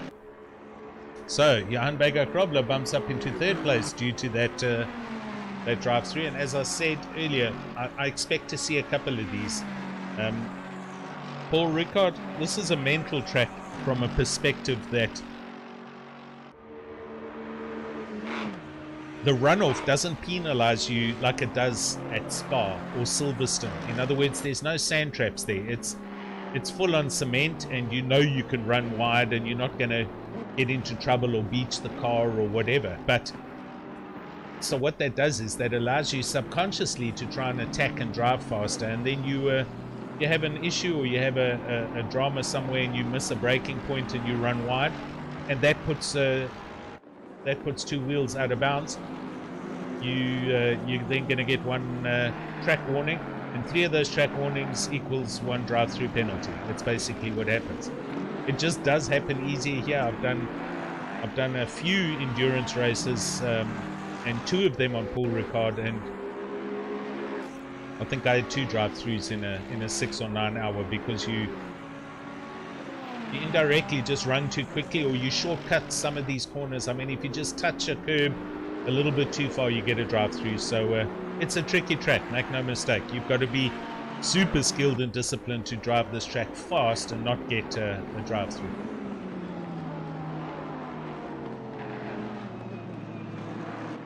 Leanne is in Team Radio 1. So I wanted to go and chat with Stephen Kernick, but they're in a private chat. So I'm going to see if I can... yeah, indeed, here we go. Right, we should be on board, well, not on board, but in the channel with Leanne. Leanne, hello. Are you there? How are you this evening? Good, how are you doing? I'm good, thanks. Awesome. So, who are you in close proximity with, Stephen, or both him and Janneman? Both members of the team. Okay, right. So, Stephen in the car is obviously double stinting. How's he doing at the moment? He's handling everything well. We did have a few incidents, but we recovered and we are taking everything as we can and trying to recover everything. Yeah. And he's just about to get passed by some quicker cars that are out there. There's Morgan there. Yeah. And there's a whole lot of drama happening on the live stream. But Janneman he's going to drive the second stint then, I assume. Yeah, it's due to load shedding. We've had right. to program around load shedding with the drivers. Okay, got you. So Steve in the car for 2 hours. I don't know what's going on there. They're BMW driving all over the place. So Jan Baker Krobler just behind and Morgan's gone through. But Steve feeling comfortable in the Bentley? I mean, they don't normally drive this car. They're normally in the Astons or the other cars, correct? That is correct. But for almost each series, we have a different car that we're running, and just to get a feel for all the different cars and what feels right for the team. Awesome. So it gives them a good kind of a wide variety of trying all the cars and then finding out which one they like more out of all of them. That is correct. Excellent. And how's your job been this evening? Are you keeping them up to date with gaps ahead and gaps behind? What exactly do you do for them? I help calculate the fuel per laps, the gaps ahead, gaps behind, what cars are coming up, which are cars that they need to defend against, which cars aren't cars they need to defend against, penalties on the board, when to put all the strategy work. Awesome. So just for viewers on YouTube, Leanne's not just a pretty face. She's actually doing a lot of work behind the scenes for the team. And you pretty much the team boss for Team Heat together. That's what I kind of look at it as. Yeah, that's basically what it is. So if you say jump, they go ha ha.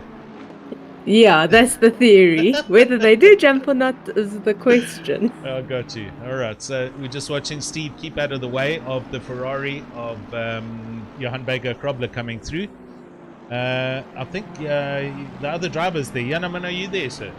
Good evening, Mr. Patterson. Yes, I am. Good man. How are you?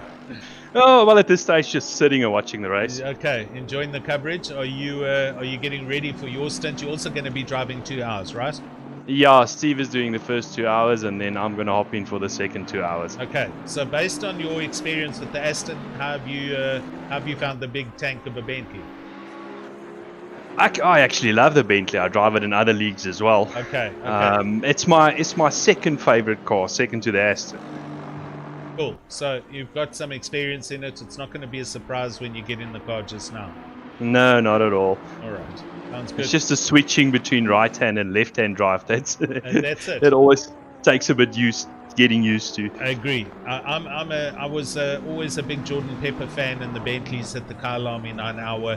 And when I got into the game, that was the first car I was going to go and try and drive. And you're on the wrong side of the coal. Though it's the same side as we drive in this country, it just feels foreign because all the other cars you're on the left-hand side. So I agree with you. It's very strange being on the wrong side of the car. So what you tend to do is on the right hand is you tend to miss the apex, and on the left hand is you go over the apex. Exactly, and you hammer the sausage curbs and wonder what went wrong there. Yeah, you can't understand what's wrong with the car. Cool, man. All right, gentlemen, and Leanne, thanks for chatting. I will possibly come chat to you again a little bit later. You've still got 3 hours and 36 minutes. So long ways to go, but good luck, Janneman. Good luck when you get in the car. Hope it all goes well, buddy. Thanks a lot, Alan. Awesome, man. Chat later. Cheers. Bye. Enjoy. Cheers. Bye. Cheers, Leanne.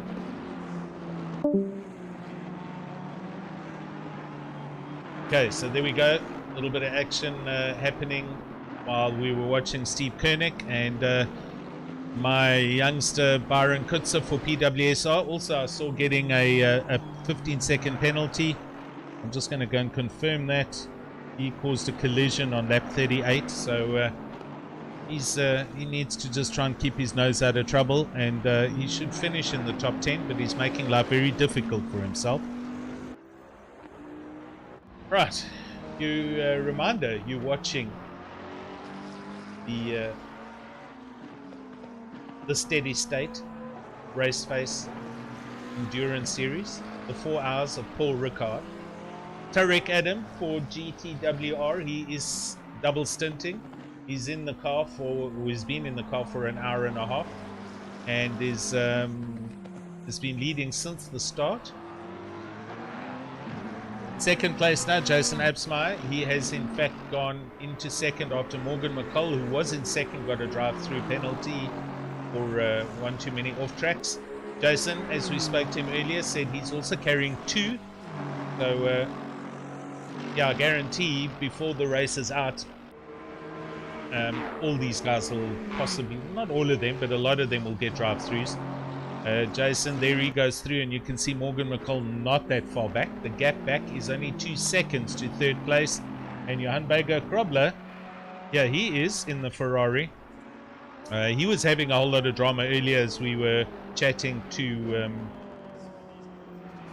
chatting to one of the drivers, chatting to Jason, in fact, or it was Leanne. And he is 6.8 seconds off the back of Morgan McCall. In 4th place with Bernard King, also double stinting for Hybrid Academy, and he rounds out your top 5. So there we go. Let's see who. All right. So Delport in 12th place. Divan Delport, there he is in the Ferrari, hustling a Porsche. I think. Oh, that's a car he's lapping. So,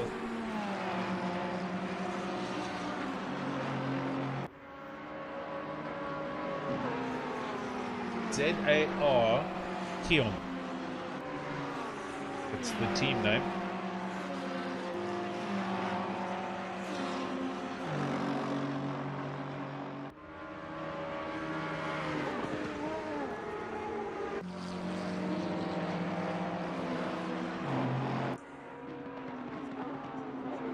No, I can't even see them on this list. Anyway, Diban in the Ferrari, and he is not that far off the back of Devon Alice there, just up ahead of him. Devon also doing a solo drive. And then just behind Diban is Byron Kutzer in the Aston Martin. He's in fact 2 cars behind him there on the track. The Lamborghini and the Porsche are lap cars. Byron in 13th place, but carrying a 15-second penalty. Then Mr. Nordier, Jakob Nordier further back, 14th place, also carrying a 10-second penalty, which is in fact from the other driver, Martin Rattenbach, a lot early in the race.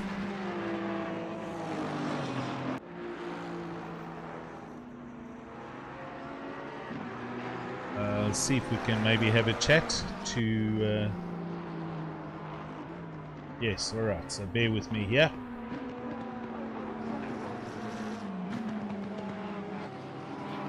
Alright, okay, I'm on board here, and I think I am now talking to Devon. Devon Ellis, are you there, sir? Devon, can you hear me? Sure. Hey man, you live on air, you're on the Steady State Raceface live stream. How's your race going, sir? Not too bad. Awesome. I see you cruising along here down the long straight, currently in 11th place. I think you started almost near the back of the race, so you've had a huge climb from the start to where you are now. I actually started last. Started 31st. Yeah. That's what I saw. So not bad going. There are 29 or 28 cars left. We've had 4 disconnects, but yeah, you've had an awesome opening 1.5 hour stints, and I gather you're also driving this alone, Devon. That's correct, yes. Awesome. So Cyberdyne Motorsport also running this as a standalone. You happy with the McLaren and how it's going? Very. Actually, not too bad. So you're very comfortable here in 11th place, and you're not that far off the back of Volkswagen, just up ahead in the Porsche, and that'll put you in the top 10, which is a great result. Well, let's hope. It's still a long way to go, I That's suppose. true. That's true. Are you carrying any off tracks, any track warnings? 2 currently, so I'm trying to keep my nose a little bit clean. Good. Good. Okay, I'm going to mute you, and then I'll have a little chat with Byron, and I wish you all the best. Maybe chat to you a little bit later, buddy. Thank you very much. Cool, man.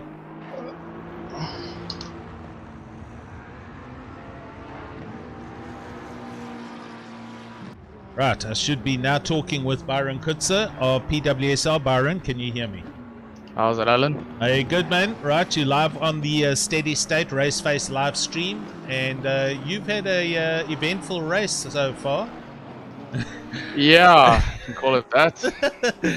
Yeah, all right. So a drive-through already. So you've had one too many track exertions and a little bit of contact earlier, which we didn't see, unfortunately, or fortunately. Yeah, on But- back straight, yeah, got Okay. completely sent out, so it's fine.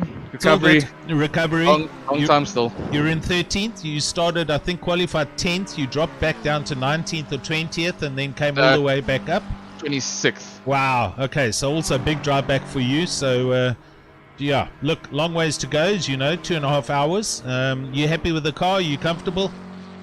Yeah, comfortable. Just Right. trying to navigate. But Good. yeah, Okay. I'm going to, I just wanted to catch up and talk to as many drivers as we can. So, all the best. I might come chat to you a little bit later. Good luck, buddy. thanks, Al. Cool, man. Take it easy.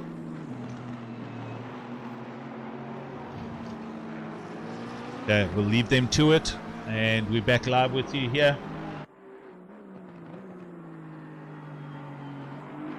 Let's have a look at Q Stain in 7th place. This is Quinton Stain in the Aston Martin.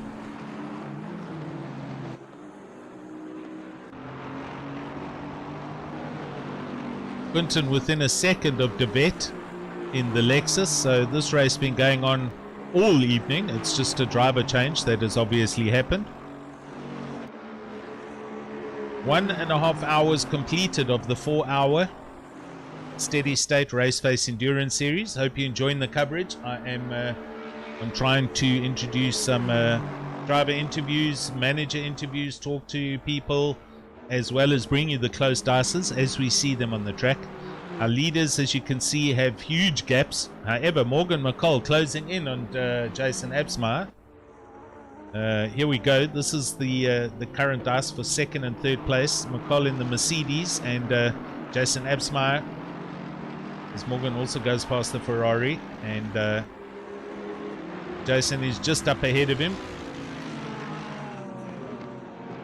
So this turning into a good race for the the 2nd and 3rd positions. Bernard King not that far back actually.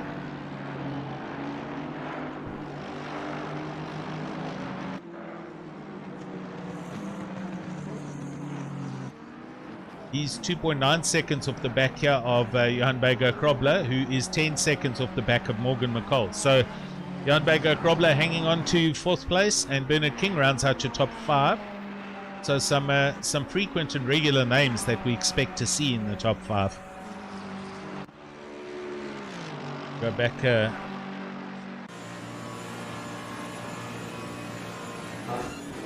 Sorry, wrong view. Dash view. This is on board with McCall, Morgan McCall, as he comes off the back of the long Mistral straight.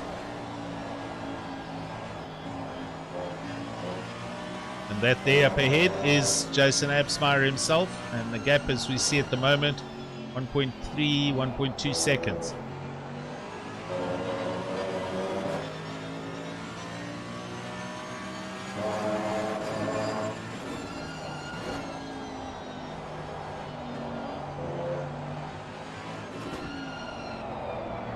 Two and a half hours left, so it's all still to play for. Just going to put this back up on the screen. This is the point standings again. So GTW are currently leading, but look at 2nd. That's Jason Absmeyer, A2P Racing, and he is in 2nd on the track. 3rd is PWSR. Kieran Patterson not here this evening, so Byron doing a solo drive, and Byron currently in 12th place. So he's going to have to do a bit of damage control. 4th place with 93 points, Kinetic Simworks Racing Prism, and I believe that will be Johan Bego Krobler, if I'm not mistaken.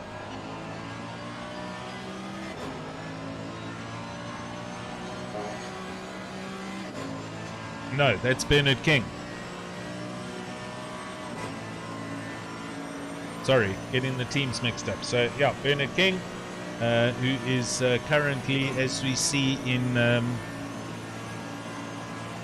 5th place. So some points are going to change positions, but first place, second place in the championship are first and second on the track as we see at the moment.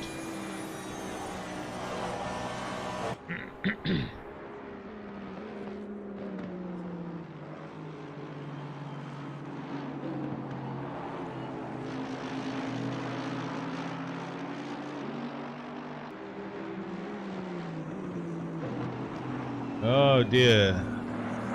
20th place. Renault Peterse, he's just picked up a 5-second penalty. Let me see if I can see what that is. Oh yes, so he had a little coming together on lap 42. T13. So that was 4 or 5 laps ago.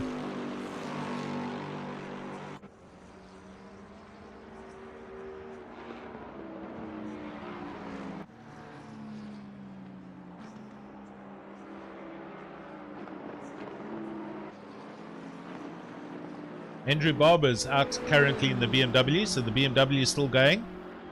They are in 26th place.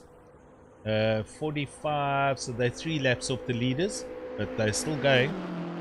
27th, here's Taryn Francis, related, I'm sure, to Edward Francis of MNR Racing. So they're doing well and going strong. With Jeff Hancock's, yeah, he is in the orange and black Aston Martin. Team Tryhard Racing, and this is the last car on the track at the moment as Byron goes past for PWSR. So 28 cars left, 32 started. We've only had 4 drop. Various reasons, issues, disconnects, hardware failures. It happens in endurances. So, but overall, everything seems to be going well and according to plan. Peterson in the pits at the moment, we've just seen from 20th, so he's going to clear that penalty as well.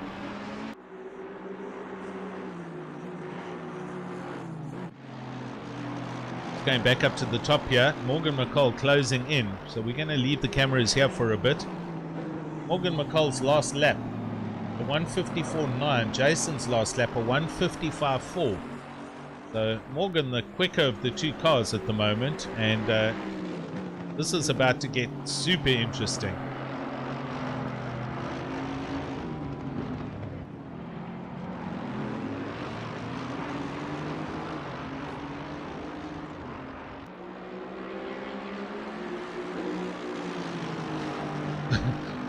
Lou Duguid on the YouTube shouting for Team Futsak. There we see that position change already. Morgan McCall going past. I've got to assume Jason didn't go. I'm just going to put... I was looking away when that happened. We'll have a look on the replay here.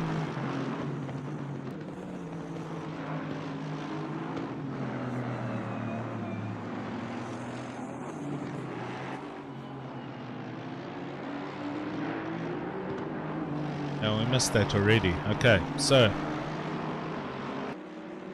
Morgan through and into second place.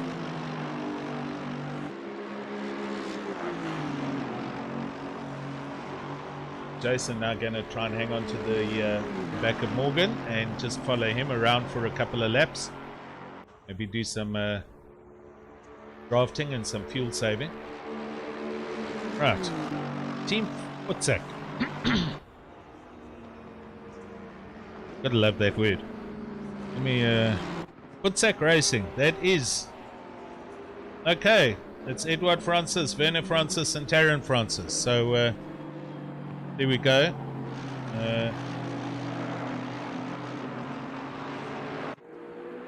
Yeah, they are in the Aston Martin. Taryn currently in the car. This is a family affair for sure. Nice stuff. Good to see.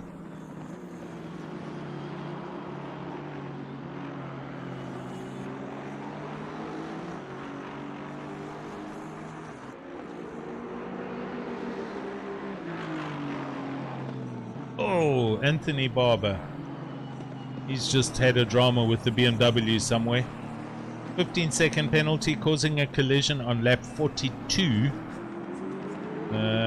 He's now at 47, so that was obviously somebody I saw that actually, if you recall, the him kind of bailing out of the way.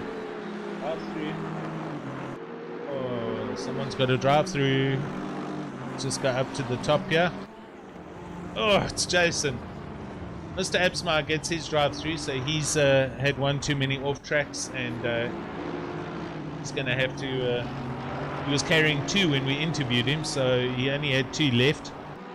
So that's going to drop him out of the top 3. Bago Krobler and Bernard King should go past. I think Jason will come out in 6th place. We'll have to wait and see, but there we go.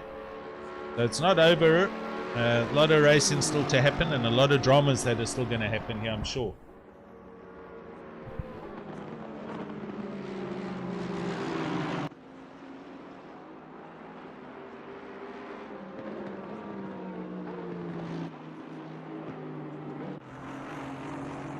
Quinton Stein here in 9th place, LNR car, and these guys doing well, staying out of everyone else's dramas and staying in the top 10. Ewan Swat, here he is, and he's in 8th place, so they're doing quite well. 5B.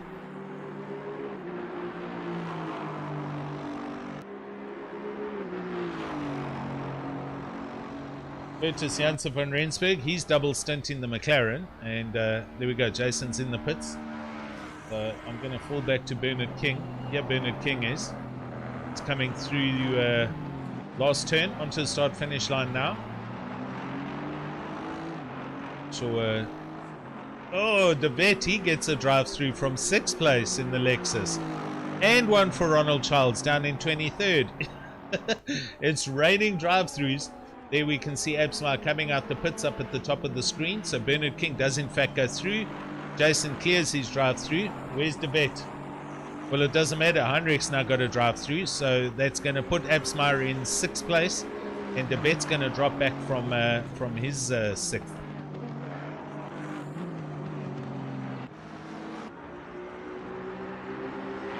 Yeah, it's all going to start happening now.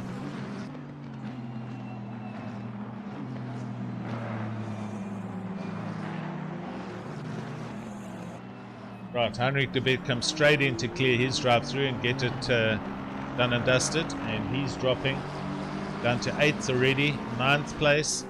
So yeah, the gaps from 5th, 6th, 7th, 8th, 9th, 10th, they're pretty close, as you can see. You have a drive through anywhere there and you lose at least 5, 6, 7 places.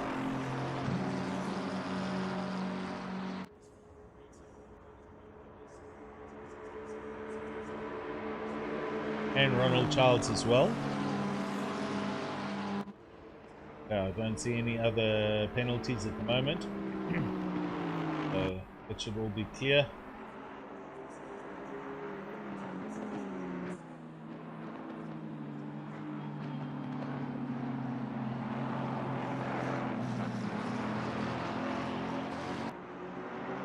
Other teams in the team channels, so we won't talk to anybody at the moment.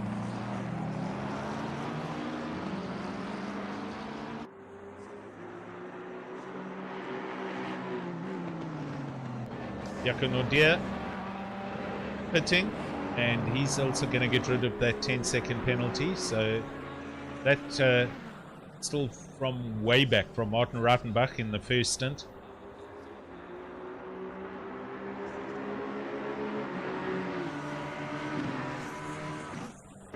th place. That's my buddy Barry Mayer for BWR. Barry hasn't been driving of late. I haven't seen him driving, so good to have him back and going well.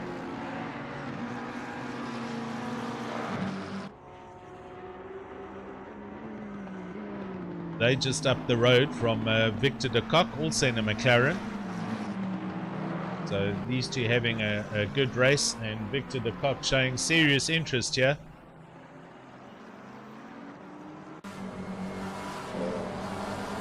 This is the visor cam view from Invicta de Kock's McLaren, looking up ahead at Barry Mayer.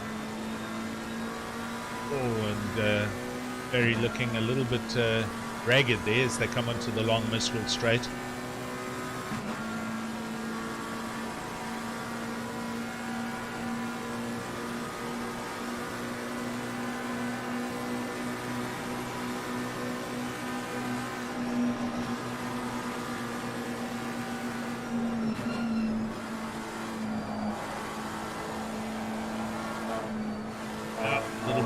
Got to get the car back in there. Right, just coming back, I'm just having a look at details on the circuit. Full Ricard opened 1970, so has seen a good couple of F1 GPs. They introduced the chicanes to help slow the cars down due to their speeds. It's also seen the annual running of the Bol d'Or, which is the motorcycle 24-hour race.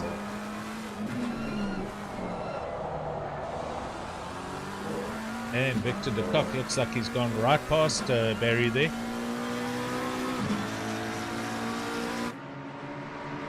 Yes. So Victor up into 14th place. Yeah, there's the next drive through. It's Mr. Skitter in 18th. As I said, Sean Skitter, here he is in the Bentley. Drive-throughs are going to be happening on this track, and especially with it at night, and we're seeing them now. Up and down the grid, fast and slow teams, everyone together.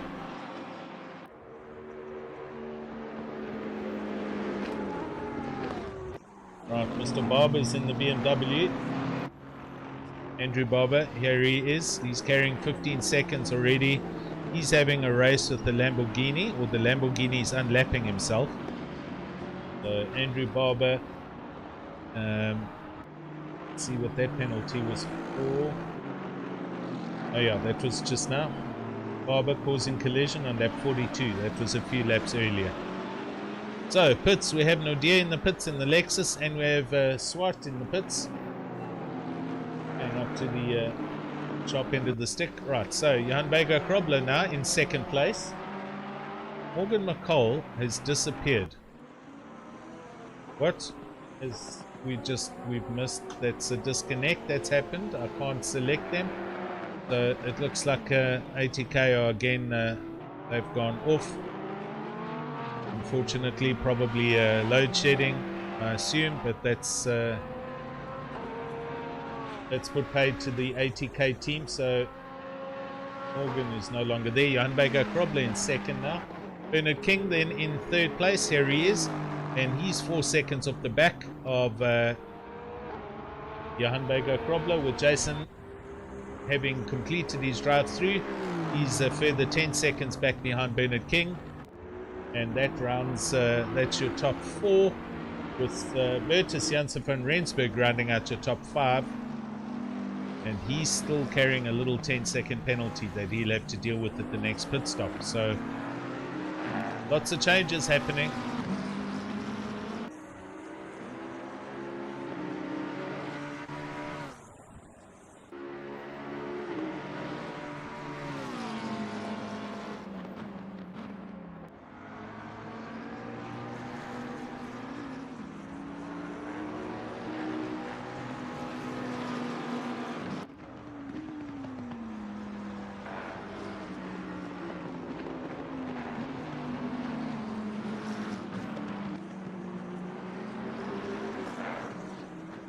The Mistral Straight in total length 1.8 kilometers. So huge long straight.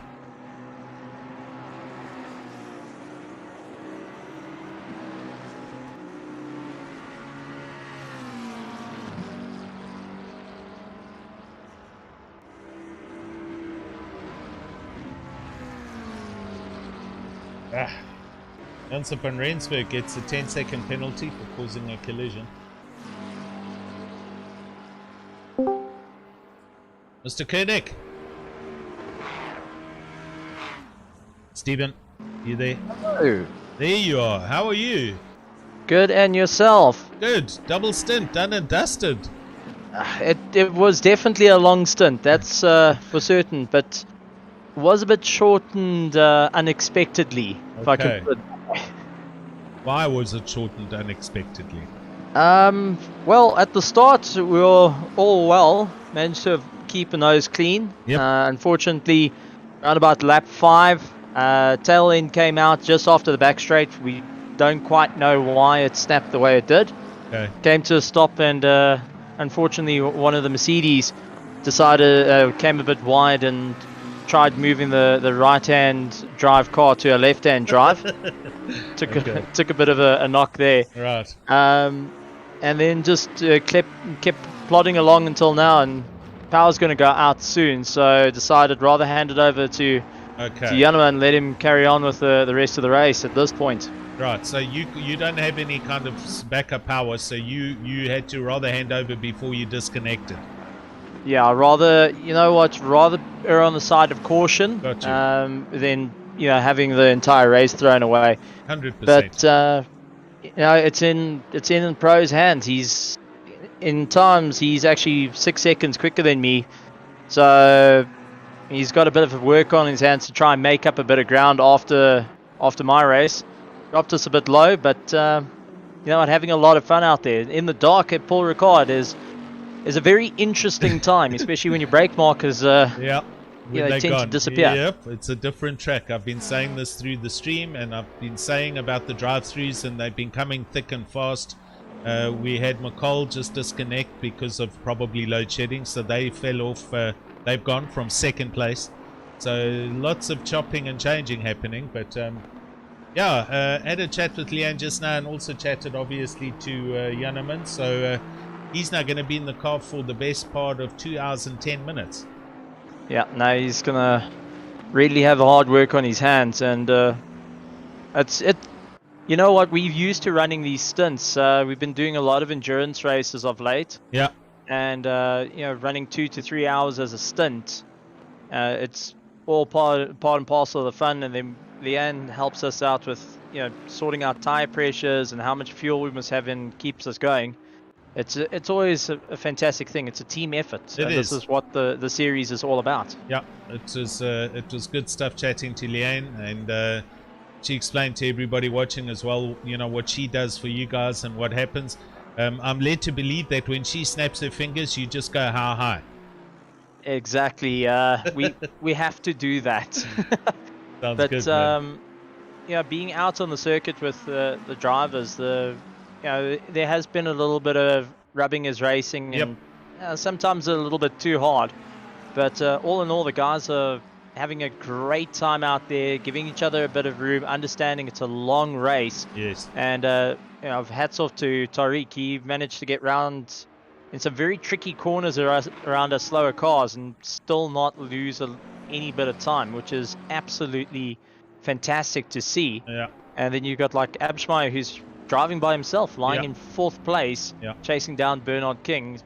Hats off to these guys. I don't know how they do it. Exactly. What's also more impressive is Tariq Adam, the team GTW are in fact driving 2 races at the same time. So they're currently on Monza in one of the international events, and that's why Tariq's double stinting here. And then I think either Luke or Jason will get in the car just now. So some interesting stuff going on here, but overall a good race. Nice racing happening. It's absolutely fantastic. And go to say a big thank you to Middle State, and a big thank you to Steady State, and also a big thank you to Raceface for keeping it all together. Definitely.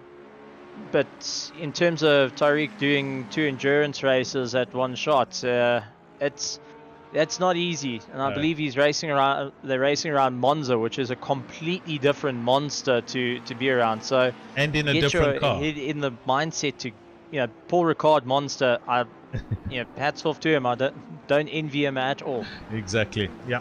No, very good. Interesting stuff going on. All right, good one, Steve. I'm going to let you go and take a break and do what you need to do, and possibly we'll chat to you a little bit just now, buddy. Absolutely. Thank you very much, and thank you to all the spectators for cheering on all the teams. It really, really does help, considering it's going on to 11 o'clock at night and half the guys are ready to fall asleep down the main straight. Exactly. Awesome, Steve. Thanks, buddy. We'll chat just now. Good man. There we go. We're watching Lindsay Hunts in the Ferrari, and he's got Victor de Kock in the McLaren coming up the Mistral Straight, and I think that position is changing. They're side by side, and the McLaren does go through. So Lindsay Hunt's in the car for Team NSIR, I beg your pardon, and the McLaren and Devon Ellis goes through as well. So Devon Ellis now into the top 10 after starting 32nd. So he's doing very well, running in the top 10. Van Rensburg in 5th, carrying a 10-second penalty, and Byron Kutzer carrying 15 seconds, which will clear at their next pit stops, and that's going to be due in the next 10 minutes or so as we come up to mid-race distance. 2 hours done, 2 hours to go. And a reminder, you're watching the Steady State Raceface 4 hours of Paul Ricard. Thank you to everybody for joining, and hope you're enjoying the live coverage here from the race. Nighttime, it is a little bit more tricky because the cars, you don't see them as easily, but we get the idea with the specific driver name and team name being highlighted in the bottom right-hand corner. Bernard King. He's going well in the Aston Martin. Currently going past the Aston Martin of is that Doe? No, that's not Doe. They were last just now. Yeah. No, Cab is in the BMW. Sorry. So there's been a driver change happen there. It's that's Jakan O'Deer in the Lexus. There we go. It's Jeff Hancock's that he's just gone past. So Jeff Hancock's starting to make up some positions. They were last earlier, up into 23rd now. Right, Heinrich de Vet, first man into the pits. So he comes in 10th place.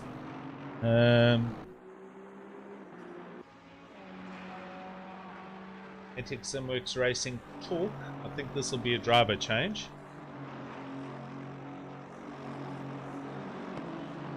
He might be double stinting, or he's going to give it back to Chris Radloff. So let's see. These guys obviously doing the on-the-hour pit stops just to run a very standard basic strategy.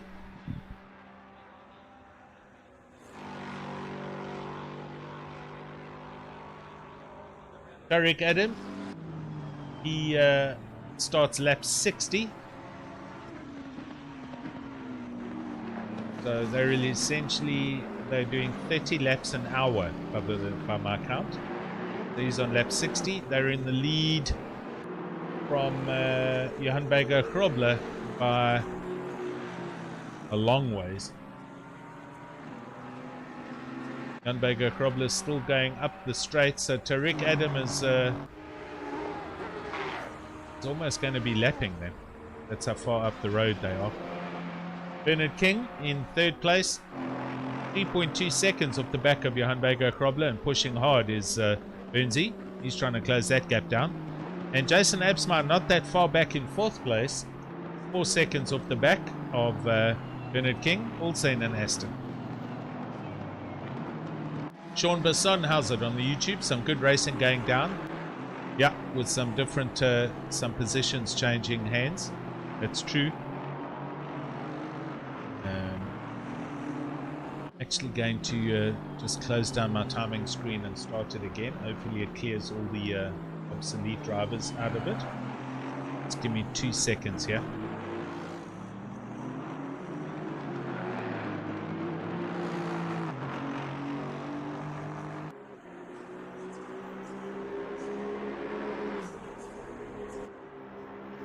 That actually causes me a little bit of a problem, so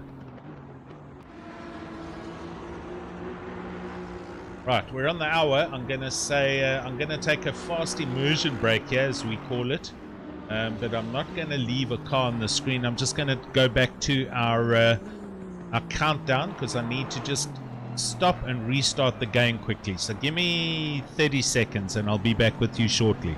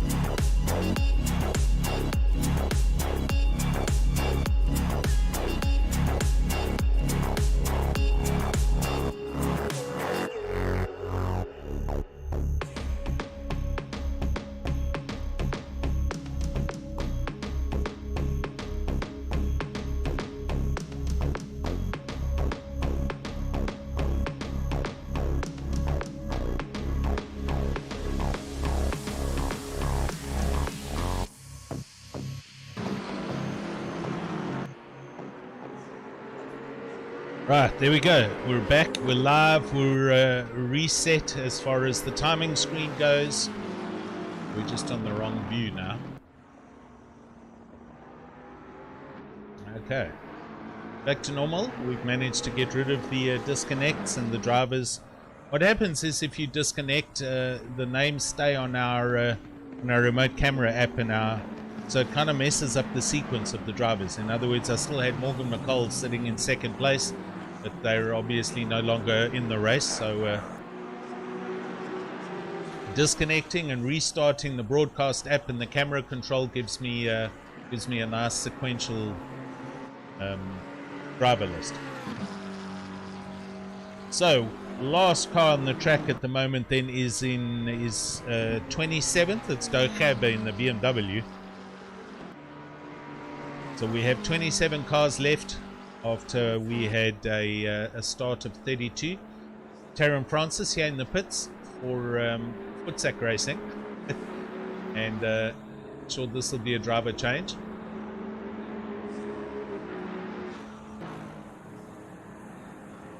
Volsking, there he is in the Porsche just up ahead, starting to pull out and go. And looks like Francis staying in the car. That's another Porsche actually that's in the pits. That's Jeta Blanche who's just leaving the pit lane.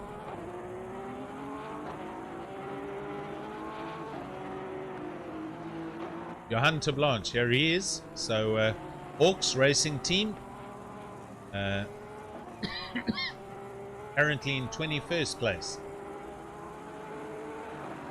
Jan Baker Krobler's in the pits all the way from third, I beg your pardon, second, I beg your pardon. So Bernard King goes up into second, Jason Absmeyer into third. So here we go with the leaders doing their pit stops.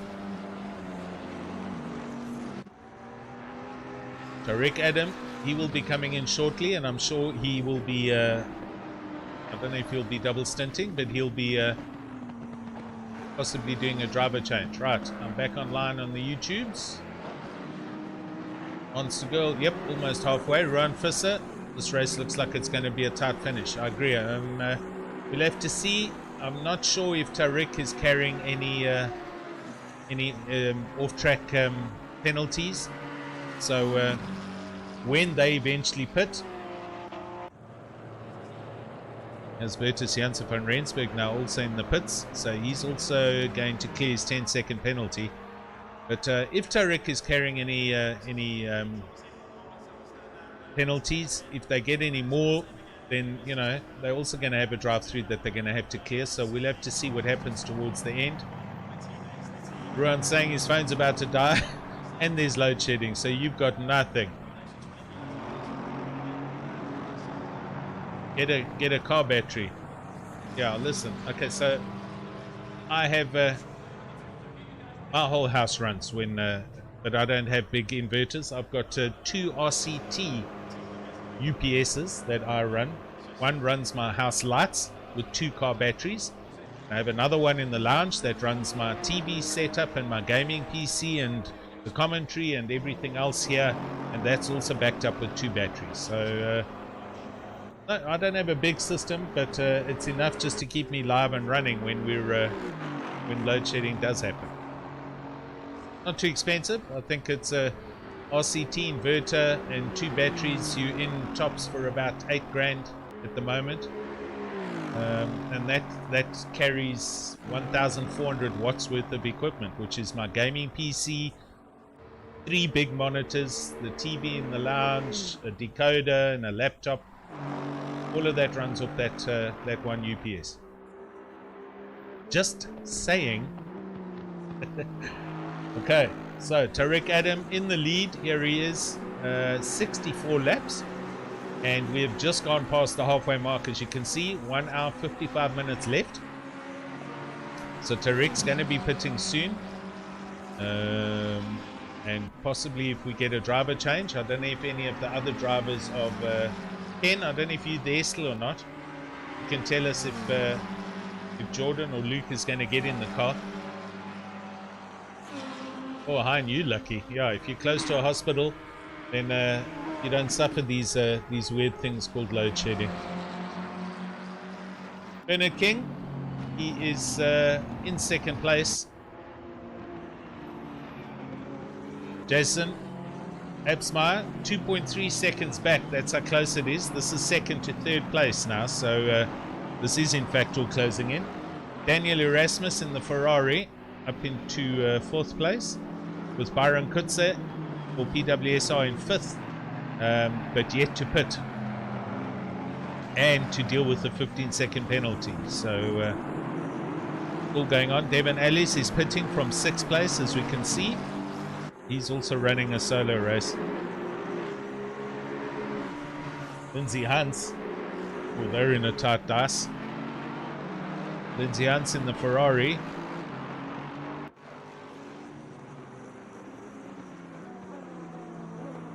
Team NSIR right behind Gerrit Janssen van Vieren, I think. Yeah, there they are. They're going down the start-finish line. Over the start-finish line, down the main straight at least.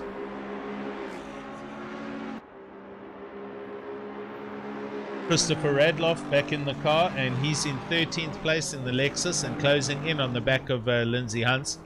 So Christopher Radloff now going to be on a big drive back to try and get back up into the top 10. Sabarillas, I agree. Hans just showing off. Why don't you be a real man? Sell your house. Move away from the hospital. Live in a neighborhood like the rest of us. Joking though.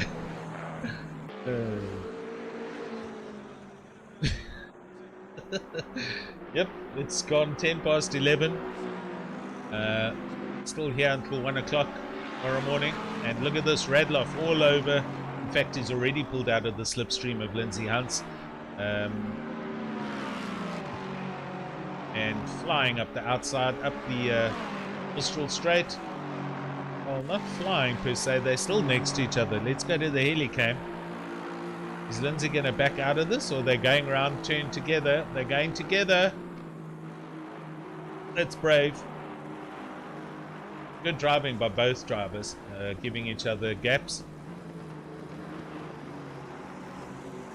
Yeah, they are high. Very clever. I'm all good, thanks.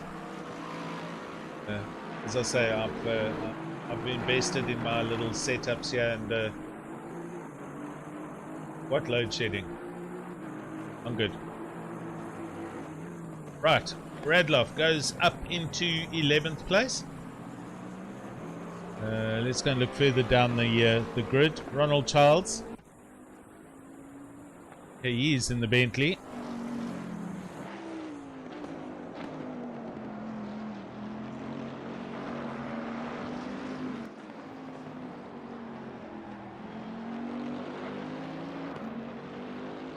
Jay, Yako no dear. 23rd place in the other Lexus, and they're 2.2 seconds off the back of Daryl Mulder's McLaren. They're just up ahead in the darkness. As Tinus Buerta pits from 19th place.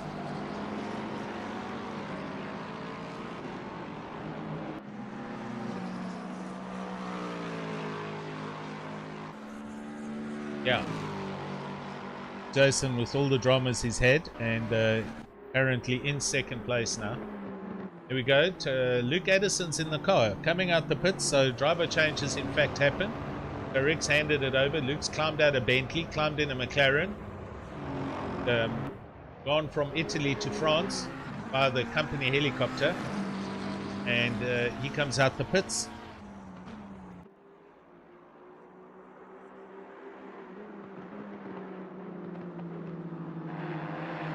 Jason Absmeyer coming around the final turn onto the start-finish line, and he will go over the line also onto lap 66, so that gap is going to have closed up by about 30, yeah, there we go, 48.5 seconds. But Jason's still to pit here. Bernard King very close, as you can see, 1.3 seconds off the back of Absmeyer, and that after 2 hours of racing. Considering what's happened, there's some exceptional racing going on here. Tariq in the pit lane had some dramas with back markers and had to pit, but that's all good. You did a double stint, you must be hammered. Put your feet up and relax. Don't know if you still now need to go and drive again at Monza, or how long that race is for. Ken hasn't been here for a bit, so we're not too sure where you guys are and what's going on there, so give us an update on that race as well.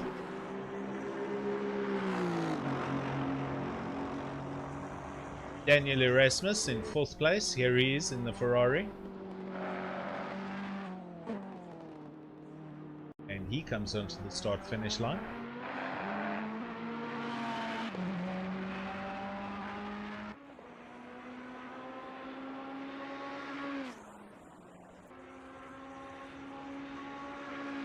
Going to drop down to 13th place. Mr. Kribino, Bjorn Kribino, here he is, and he is right behind Lindsay Hunt's in the Ferrari again. So Lindsay Hunt's taking strain for NSRR and dropping down the grid now.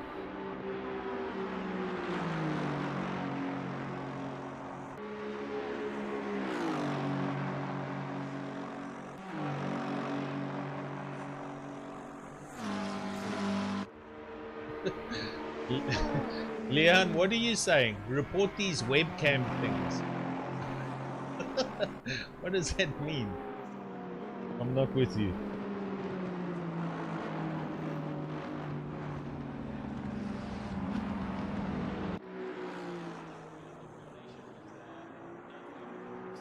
Okay, Luke's in the car. 67 laps, so as I said, doing 30 laps an hour, 30 and a half laps. Jason Absmeyer in 2nd place, but still to pit. Bernard King in 3rd place, but still to pit. So team GTWR pretty much almost a lap up on the entire field at the moment. Gap Absmeyer 29.5 seconds to Luke Addison. I'm just laughing. I'm also laughing. I'm gonna report these webcam things.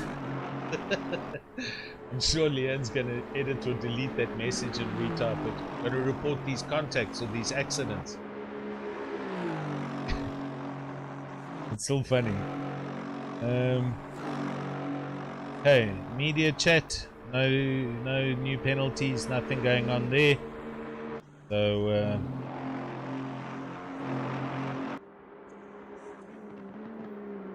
Right, all good. Oh, you saw something in the chat here that's not showing on my side. Good. I can see everything you guys are seeing.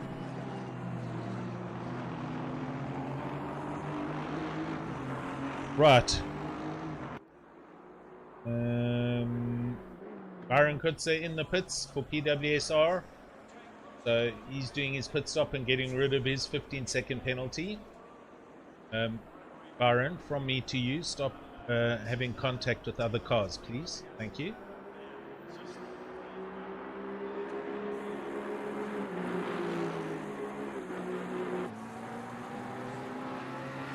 Skank in the Porsche in 7th place now. They're doing very well. Ivan Delport peels off and comes into the pits from 8th in the Ferrari. So they're doing their pit stop for they are Chiom Racing. And as you can see in the distance there, Byron starts pulling off PWSR, so he's going to come out, I don't know, 9th, 10th, somewhere around there. Ferrari comes into the pits. Lindsay Hunt's coming a handover for Not So Independent Racing. Should be Sas van der Westhuizen climbing in, I think, if he is driving. There's Jason hammering up the long back straight, the Mistral straight. Beep beep, someone's talking to me.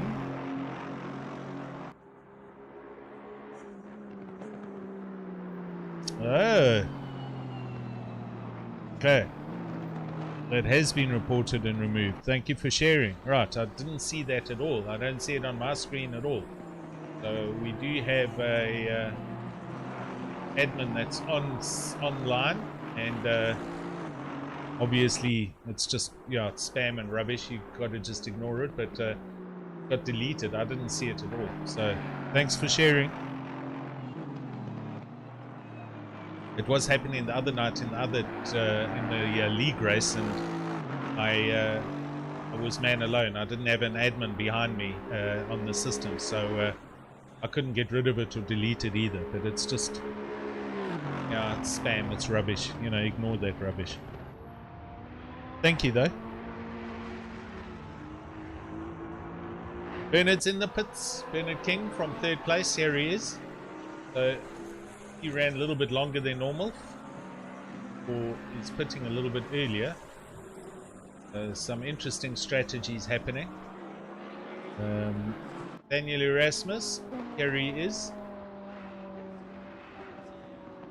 This is going to bring the Team Hybrid Academy Ferrari back up into play, although I'm sure they've also still got a pit unless everyone's out of sync.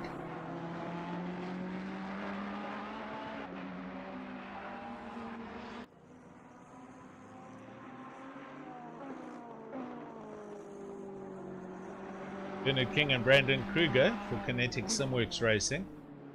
Is he moving yet? He is. There they go. Bernard King stays in the car. And they get their pit stop out of the way and come out in 3rd place. Daniel Erasmus, that gap's probably about 3 or 4 seconds now. 3rd to 4th place.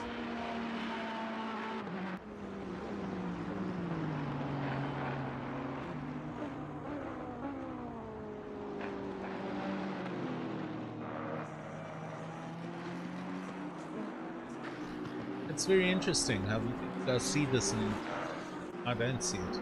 I'm not too sure why, but hopefully it just gets removed as quickly as it goes up. I'm not sure who is doing that behind the scenes.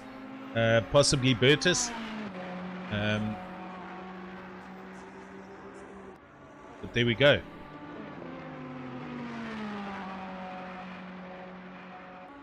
Right, Chris Radloff. He is back up into 8th place, into the top 10 again, and busy trying to get back up to the quick guys up ahead. As we see Victor de Kock just come into the pits from 7th, so that's also going to let Chris jump up a position. Devin Ellis, who has completed his pit stop, and so he's in a healthy net 11th, or in the top 10, with Victor de Kock in the pits. And a few others up ahead of him still have to pit as well. Aaron Kutzer just behind Devin Ellis. Also just completed his pit stop. So there are 3 drivers in the top 10 that are single drivers doing this all on their own.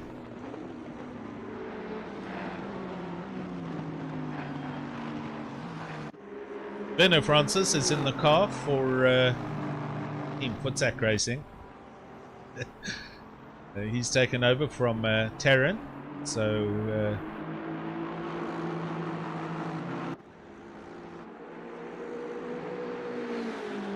Gabin, the BMW. They're in 26th place, the sole remaining, well, the only BMW. Just ahead of them is Gavin Scruton. They're for Team Tryhard Racing. This was a team, there is a team here.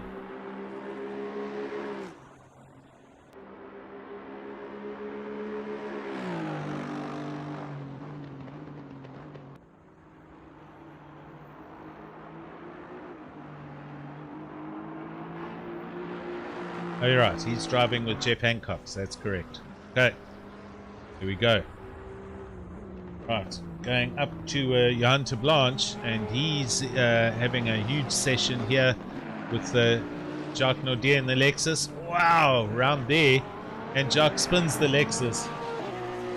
Not Jacques. Jaco, sorry. Jaco Naudier spins the Lexus, and Renner gets a drive-through. So, yeah, Jaco had the inside line through that through the sharp right-hander and just spun the tires up and turned the Lexus round. So he drops back 2 positions. Mulder and Blanche go through, and Mr. Renner in 13th place, who's just got in the car not too long ago.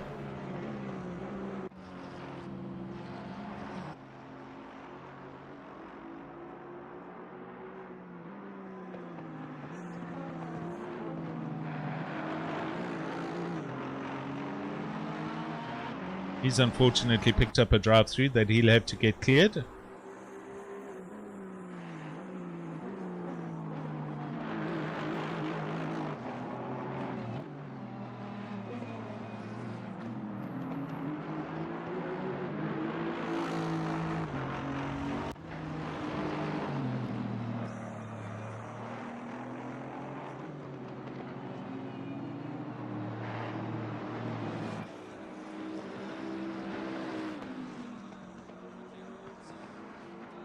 Looking up ahead to see what's going on here.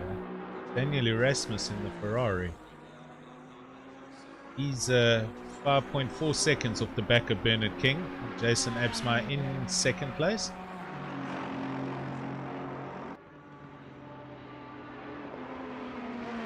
Peter Oosthuizen doing very well in the McLaren for BWR Eagles. They're running super quick. Super consistent times. Conrad Fulschenk in 6th place in the Porsche, and Christopher Radloff not too far back in the Lexus, busy with his drive back.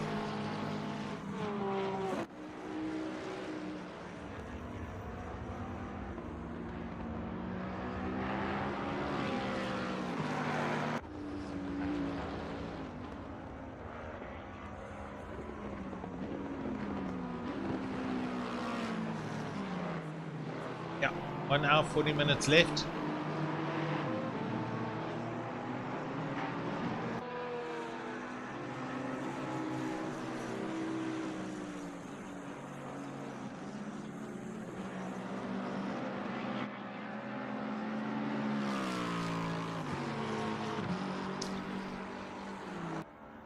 Jason Absmeyer, ATM, he's done an exceptionally good, you can call it a bit of a recovery drive, but managed to stay out of a lot of trouble, doing this all on his own, as we know, with Lionel Clue not being able to drive due to a technical failure. And there we go. On cue into the pits.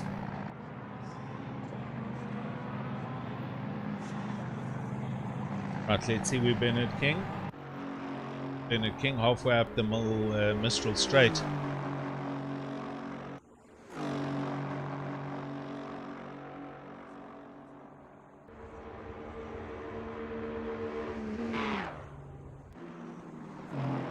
I'm just going to go silent for a minute to go and get a cold drink. I'll leave the camera on this car, so stand by.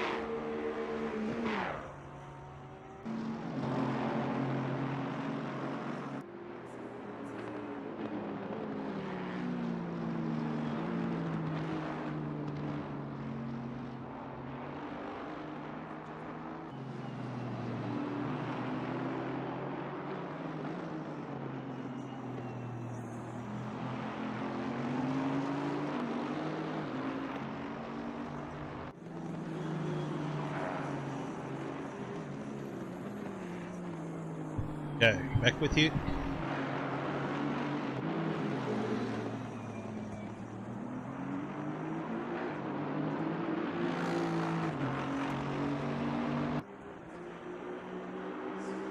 Going back to Devon Ellis and Byron Kutzer. Here they are pretty much nose to tail. Devon in 10th, Byron Kutzer in 11th, just behind him.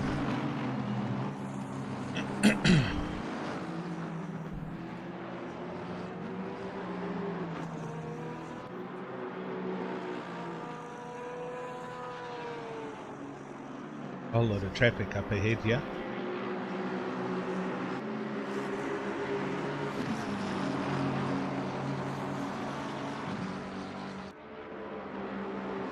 It's Bjorn Kribbenau just ahead of them in the Aston Martin.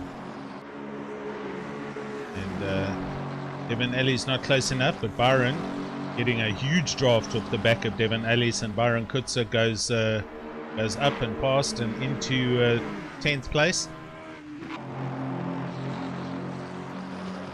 And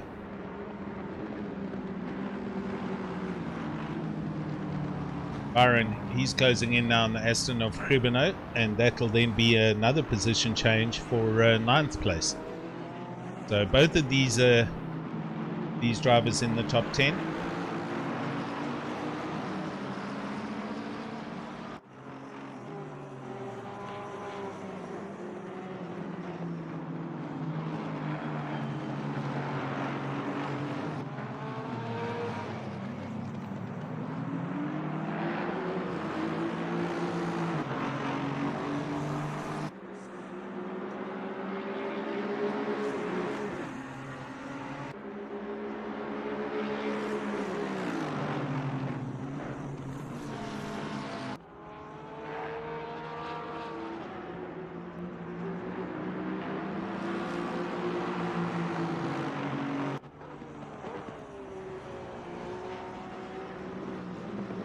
Good little dust going on here, so just hanging around watching Byron as he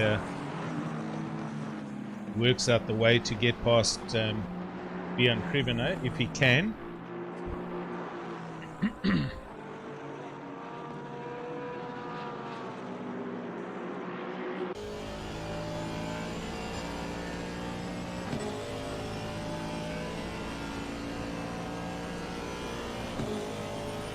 And I don't think he's close enough going up the straight at the moment.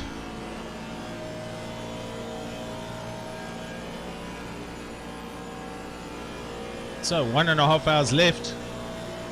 This is the steady state race face. 4 hours of Paul Ricard. Oh, that Lexus goes super wide. Byron gets a big drive up there because the Aston just up it. Oh, wow. My nerves. Had to take evasive action there. And Devon Ellis gets his drive through for off-track excursions. That's unfortunate for Devon.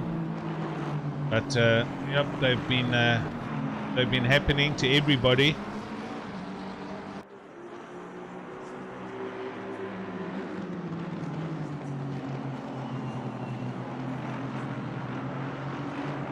Kutz and Krebino having a huge dice here. Aston Martin.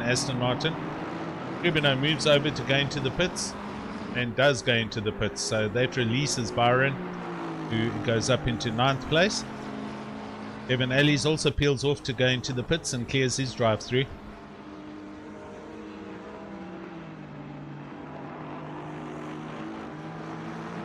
Right, further back, Sean Skitter in the big Bentley. Here he is, and he is half a second. No, Mark McGear. Yeah, he's right behind Mark McGear of BWR. Onto the Mistral Straight, and we'll see what the pace is of the big Bentley.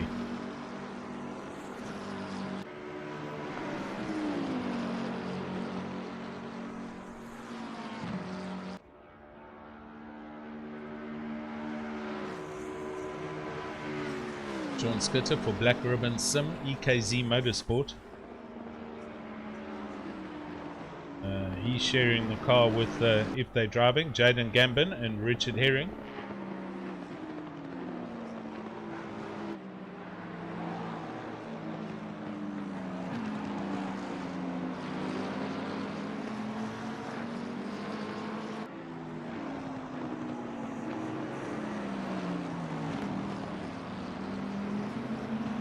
Oh, Mike McGear running very wide in the McLaren. Now defensive, and Sean Skitter trying to take advantage, but nothing he can do about that. Come through the last 2 corners onto the start-finish line now. Oh, super close here between these two. Got a helmet cam.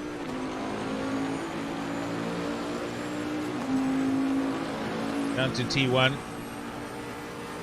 Sean Skitter pulls out, brakes early. Mike's going to run deep. He does get his brake marker. Sean getting a better drive out of T2. Here he comes. He's going to do a send up the inside, I'm sure of it. He's going to move over to the right. He does. Into T3. It's not close enough. Through the next couple of corners. He's going to try and stay right on the back of the McLaren as they go into the Mistral Straight. A little bit of a lift there. Now foot down. And this gap, very close. This is going to be a pass. McLaren goes down the middle of the straight. It's super fast in a straight line, as you can see. Bentley's kind of just following. Now he gets up close. Now he moves out.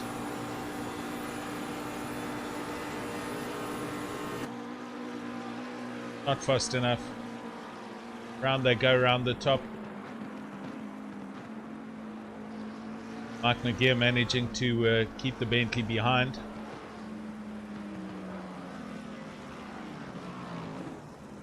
Some good racing by these guys.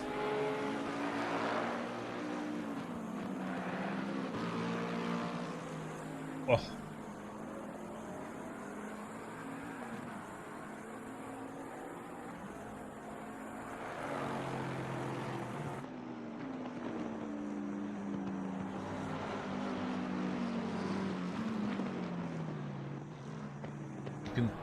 Clearly see there's certain parts on the track where the Bentley is quicker. Sean Skitter is much faster. Mike struggles a bit, but on the straight he was within 4/10, and the draft didn't help the Bentley at all. Goes to show the top speed and how slippery that McLaren is. Through here is a little bit slow. Sean gets a good drive again in the Bentley. Doesn't help him much as they come down to T3, T4, then the double right-hander before they head back up the long straight.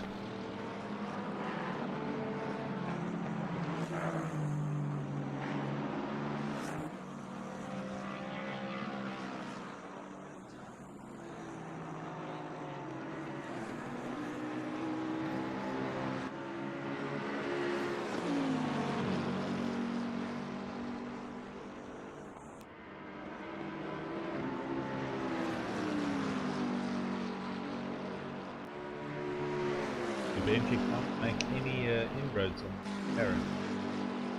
It does, but it happens at the end of the straight, and he's kind of run out of track by here.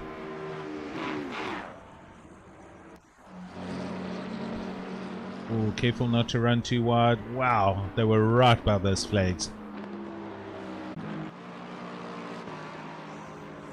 Mark McGear running very defensive. Oh, and the Bentley gets it up the inside there. Got that on replay. Let's go and have a quick look and see that happen again.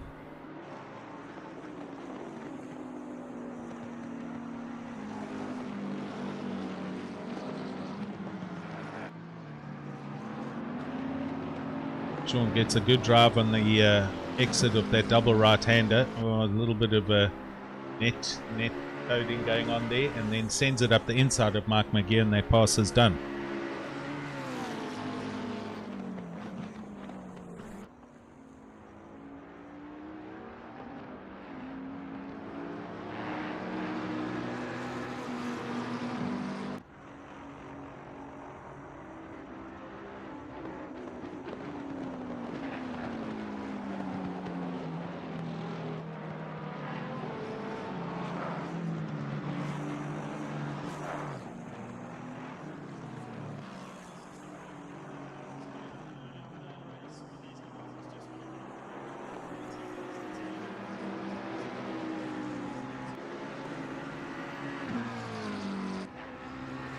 Right, Luke Addison, 80 laps, and up the road, keeping his nose out of everyone else's troubles and doing very well.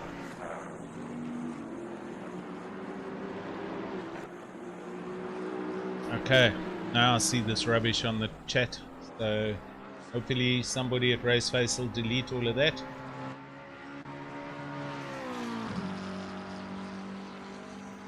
It's just rubbish.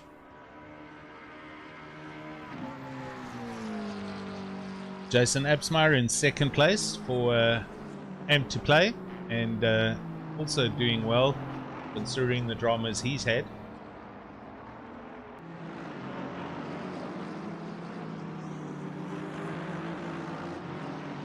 Bernard King 10 seconds further back. That rounds out your top three. That's the podium, first, second and third. Bernard King doing a great job here.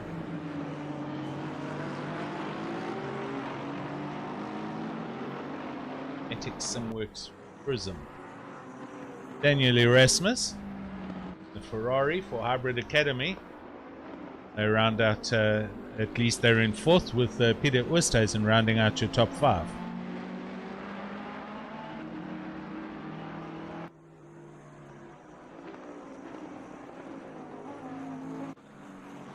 Chris Radloff slowly but surely climbing back up into the top, getting to the top five.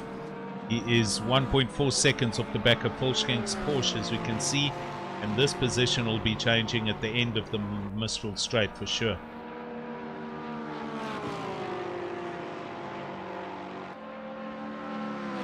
Radloff in the Lexus, super quick. He's going to take this turn from the far left-hand side around this right-hander, and is in fact ahead of the Porsche when they get to the corner.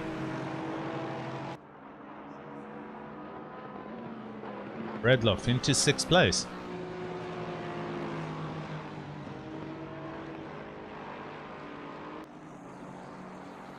Oculus Racing, there you are, ZA Racing Team or ZA Chiom. Guillaume Mouton doing very well here in 11th place in his Ferrari. Hammers over the curbs a little bit there. He is tracking the McLaren of Devon Ellis, 16 seconds back. And behind him, Carl Kibbett, a good couple of seconds further back as well. So Guillaume doing well. About to put another lap on the Lamborghini of Gareth Hawkins. Gareth Hawkins here for Hawks Racing. These guys have put 2 teams together for this one. And Gareth, our other fellow Raceface commentator, he indicates and lifts and lets that car go by. The other car is the Porsche. I think it's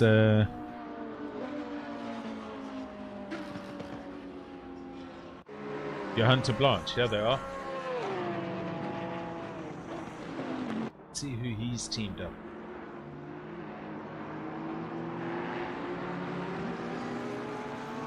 So Hawks Bucket List Boys. That's the Lamborghini car. That's Gareth Hawkins, Chris Budnick, and Ruben Fenty, if they're all driving. And then the other team, this is Hawks Our Falcons, I think.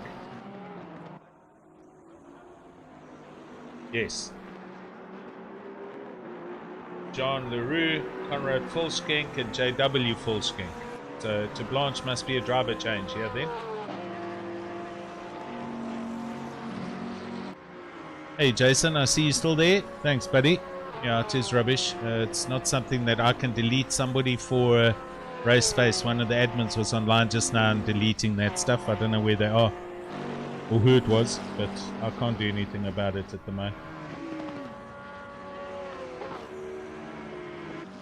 Okay, we have Scruton. Gavin Scruton down here in 24th place in the Aston Martin. They have received their second warning for ignoring blue flags.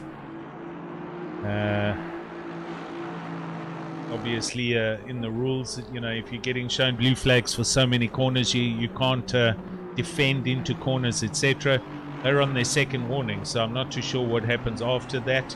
Or the third warning, maybe it's a drive-through, I'm not sure. Sean Skitter in 15th place peels off into the pits. They were having a big dice in the Bentley just now. So they've gone in. Guillaume Mouton now in 11th. And just behind them, it's Carl Kibbett. Yeah, he is. In the Aston Martin.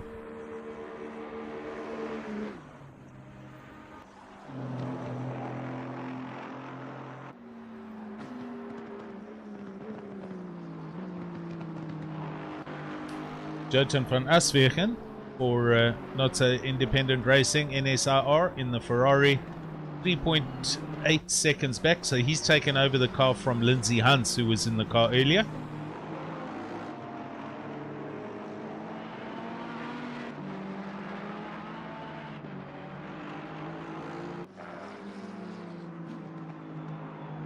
Yeah, I'm getting another message here now from Race Control.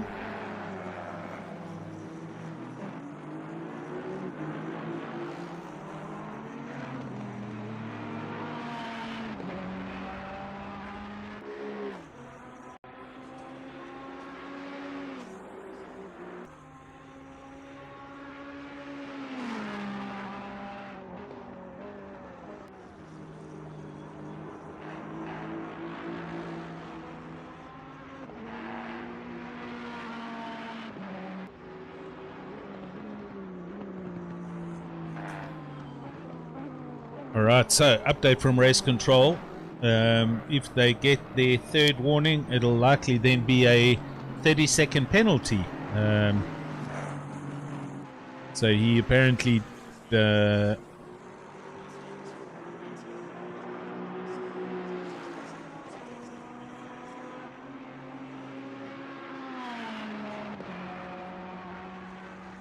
he blocked Peter Oosthuizen earlier, and that's what the second warning was for. So after 3 warnings, you're going to get a time penalty. So they're going to have to be careful for that. Thank you, Mr. Race Control. Right, with 1 hour 15 minutes to go, we're now in the territory of the normal Raceface League race lengths. 80-minute races. In fact, we're 5 minutes shy of that. And Luke Addison, 84 laps, out on his own. Jason Absmar for A to Empla, here he is. And he's almost 3/4 of a lap away. Coming up behind, I think it's Peter Westhuizen's McLaren. In 5th place, let's check. No, it's not. Someone else's McLaren. Apologies. Victor de Kock, I think it was. Yeah, there we go. So Victor in 15th, going another lap down. So Jason goes through, and 12 seconds back from him is Bernard King. That's your top 3.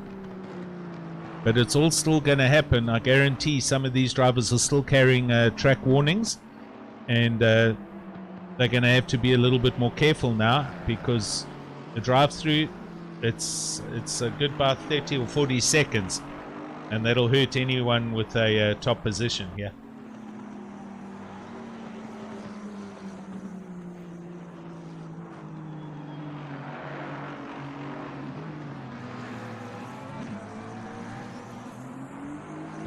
Yeah, against all odds, I agree. That's the idea. The blue flags are essentially to tell you that a faster car is coming, but the faster car has to get round. However, you can't defend that position into a corner, which apparently they could have done.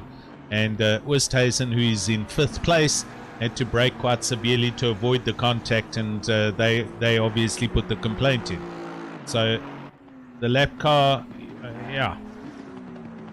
It's always going to be a contentious subject, but there's no reason to, you know, if you are the slower of the 2 cars, it's not going to hurt just to go around the corner around the outside and let the faster car take the normal racing line.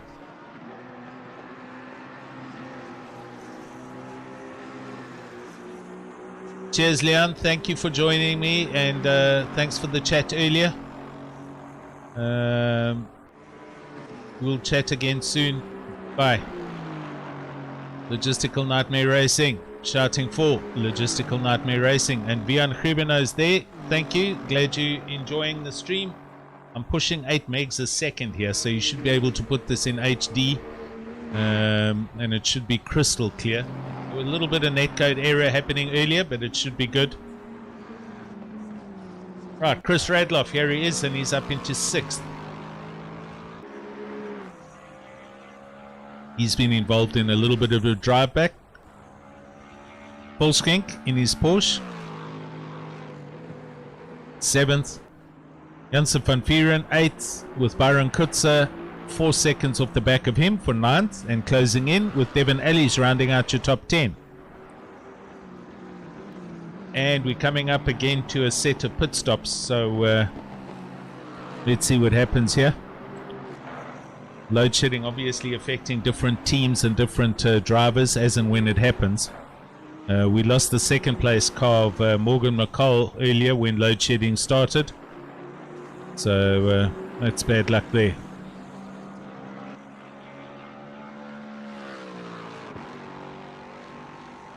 Yeah, that's true.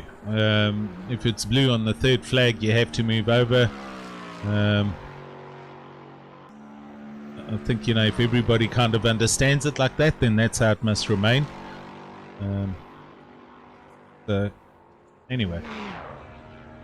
Right. 1 hour, 10 minutes left. So, as I said, we're kind of into normal Raceface League racing lengths now. We've already done 2.5 hours plus. Reminder, you're watching the Steady State Raceface Endurance Series. This is round number 4 for Ricard. And we've got not too long to go. Just checking my social media, and my buddy George G-Max jet setting around the world, and sending me a tweet from Paris in France, up the road from this track. All good, buddy. Hope you're keeping well. Right, Ronald Childs is in the car. 18th place. He goes into the pits, or that's been a driver change. No, it's not. Ronald Childs. Yeah, okay, so this their pit stop. I think this will be the last pit stop, then they'll be running to the end.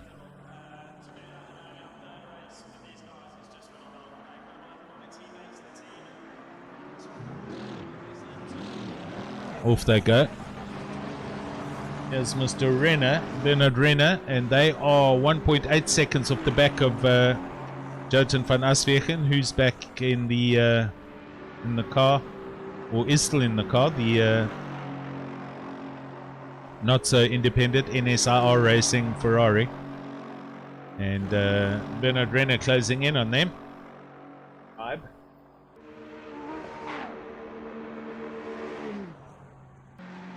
Oh, Leanne.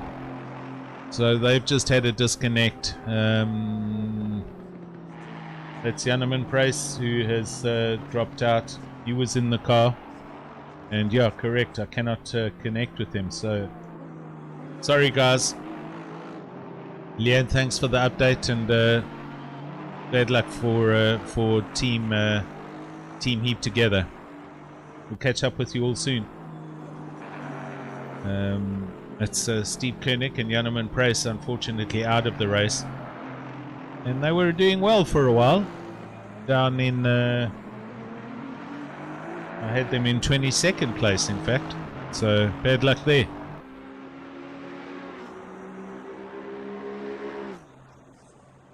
Right, popping up to the top 5 again. Chris Radloff.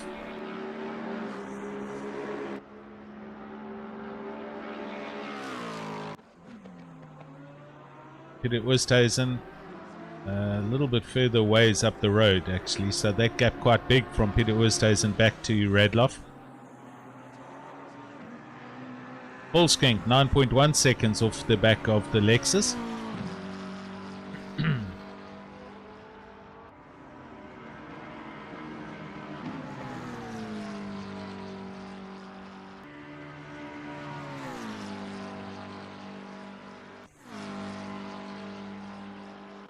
Let's go back down there. Ronald Childs. Oh, super close on the back of Johan de Blanche's Porsche.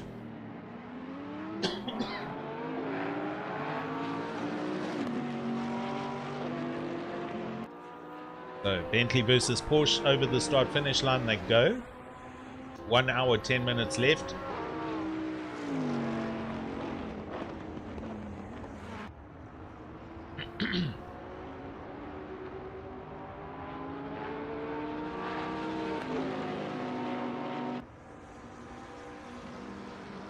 These guys super close on the track in comparison to everyone else.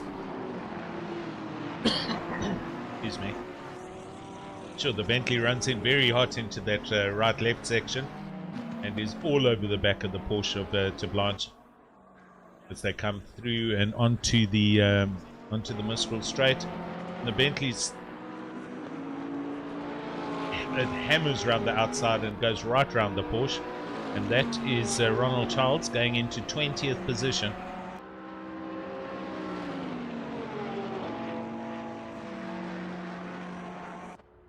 Cool. Thanks for the update, Leanne.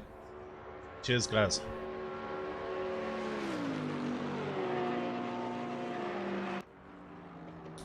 Okay, so we are now left with, I believe, oh, that's Werner Francis having a little bit of a moment for the Team Futsac Racing Aston Martin. They're 25th now because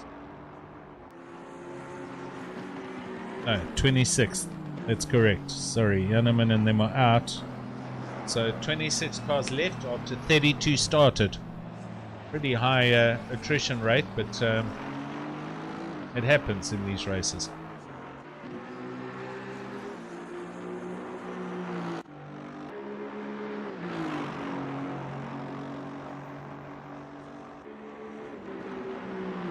Right, so just to update on that blue flag story, the three corners is is what's used for F1, etc. GT3, and especially in this league and ACC, and I know it also is used in the other leagues.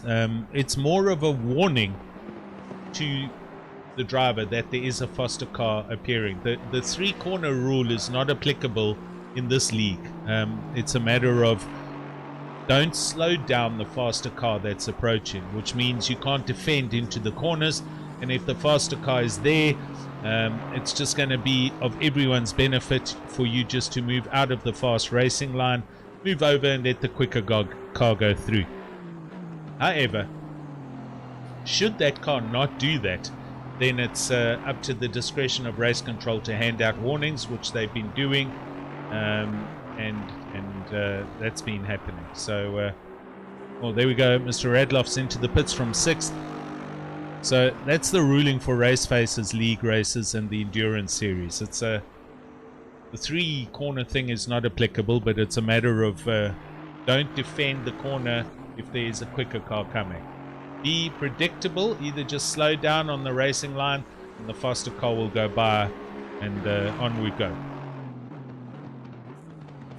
Thank you again, Mr. Race Control.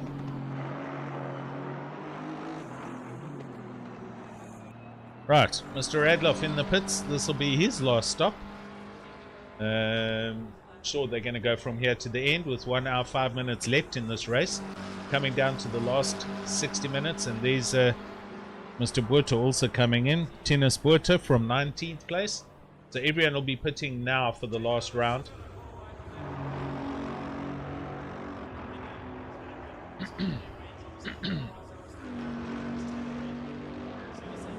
And off he goes, and he stays in the car. So out he comes. Car's coming down the straight. They've got to negotiate around the car coming out the pits. He has right of way. I have seen 1 or 2 races where the cars have driven into cars coming out the pits. It's hasn't been pretty. So Radloff gets up to pace in the Lexus and net 9th, but a bunch of cars up ahead of him that still need to pit. So we'll see where that brings them out towards the end of the race.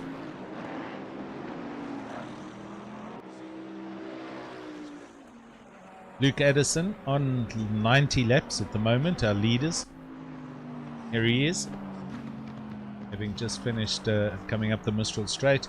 Jason Absmeyer on 89, Bernard King 89, Daniel Erasmus 89, Peter Wisthuizen 89, and then everyone 88 laps and less. So huge pace shown by the guys, the top 5 teams. And considering Jason also having to negotiate a drive-through, and he's in 2nd place, so I wonder how many warnings he's carrying since that pit stop and since clearing those that drive-through. I'm not going to go and chat and disturb him. I don't think we should do that again. Bernard King in 3rd place, 16 seconds back, but as I say, we've still got pit stops to deal with. Hey Johan, thanks buddy, and good driving on your behalf as well. So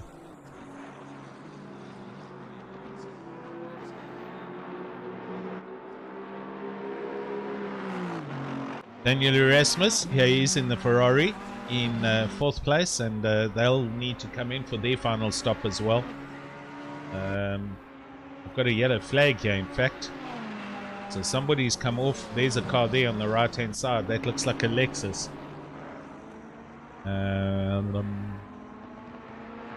10th place, Heinrich de Vet. No.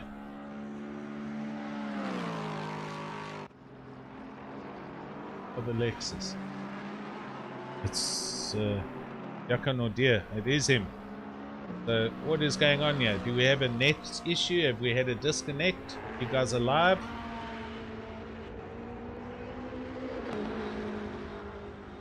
He's just stuck up against the barrier on the right hand side at the end of the main straight. Oh, and he's disconnected. So that's them out of it. That's obviously also then a power failure probably. Bad luck, guys.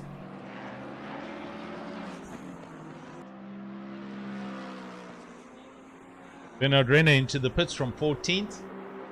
So this is their final stop.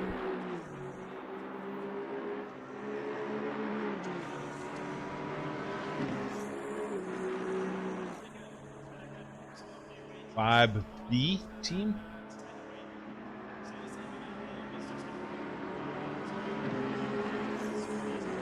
This is Ewan Swart and Bernard Renner.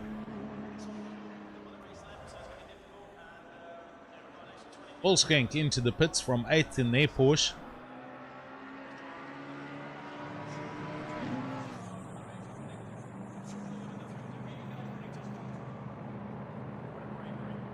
And there the pit lane lights up. You can see cars are just coming in. Wolfskank's in, Renner's on his way out, Mulder's in, and Nordier's in. Nordier trying to reconnect then. They are, so they've reconnected. This was a disconnect just now. They're on the lap that they were on, so hopefully they can get the setup in the car and pull off. Or they're trying to force a driver change. I don't know. Obviously some other network problem or hardware problem for them.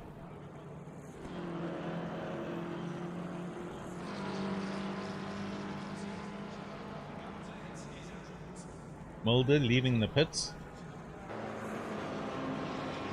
EWR.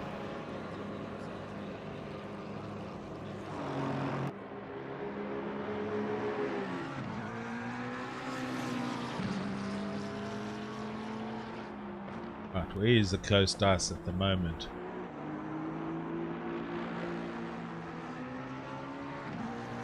I was just about to switch to Mr. Scruton and he comes into the pits there, so oh, Peter Oosthuizen from 5th place drive through. Did I not say this was going to happen?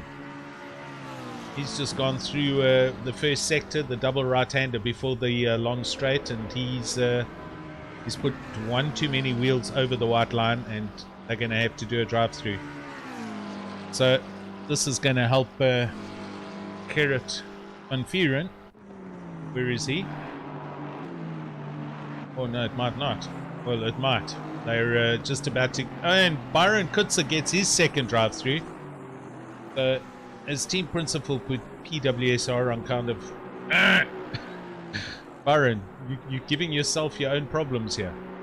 Drives himself into 7th place and he's also got a drive through. So, okay, hopefully there's no more between now and the end of the race. So, Peter Oosthuizen, he goes past a slow car there. Is he going to peel off now? He's coming up to the start-finish line.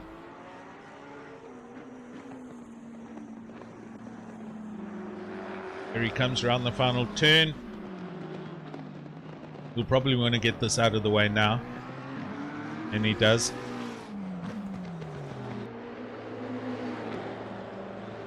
So in he goes for a drive through. Then he's going to have to come back in again for his compulsory final pit stop. So this is where you do drop a lot of positions.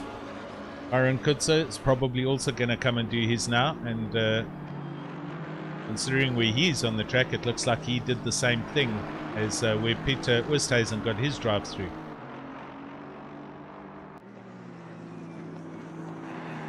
See if Byron peels off now as he comes through the last two corners. There we go. So Peter Oosthuizen's in and out, and he actually looks like he stays in 5th. Byron hammers in. Yeah, get it over and done with. So he'll finish his. Let's see Devon.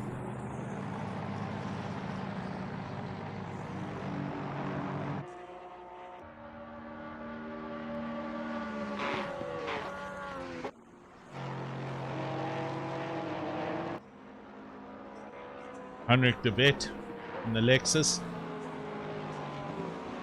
They're in 8th place now.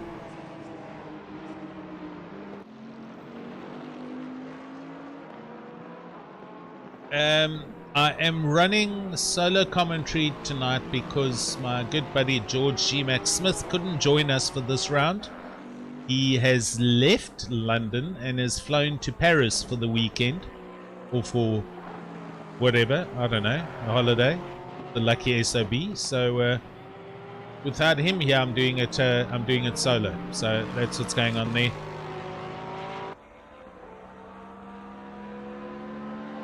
Okay, Oculus Racing confirming load shedding, just on our way into the pits to swap drivers. Sheepers. Well, hopefully you guys have managed to get going again. That Guillaume?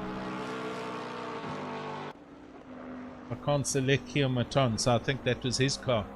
Yeah, Oculus Racing. I don't know. Possibly.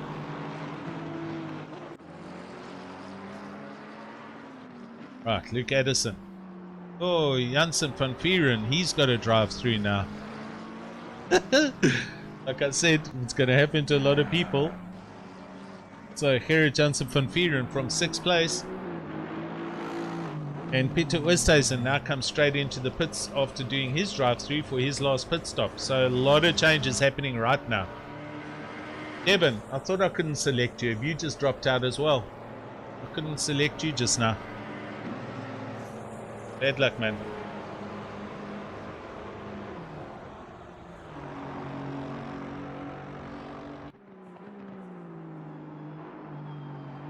Right, Byron, here he is in 7th now. And he's also got to come in to do his last pit stop. Is he doing it now? Not. It's going through. So, Peter Oosthuizen in the pit. Byron goes by, and that will put them up one position. So Luke Addison, our leader, with 55 minutes to go. And Luke now needs to just... he's got one more pit stop to do, which is probably going to happen in the next 5 or 10 minutes.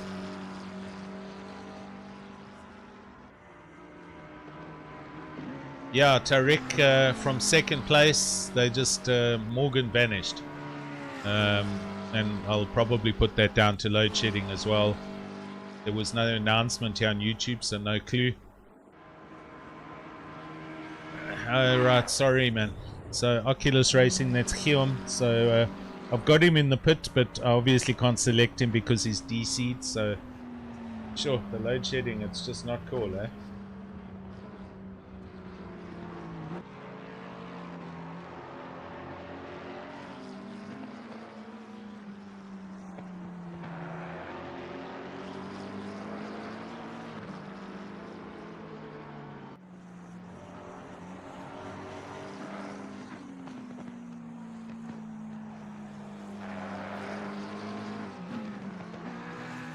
Just wanted to check if I'm shedding or not, but I'm not. So all good this side. Right. Daniel Erasmus comes out the pits in the Ferrari, and he's obviously doing the last stint for Hybrid Academy. So Daniel Rowe didn't drive it. It was Brian Ottens and Daniel Erasmus.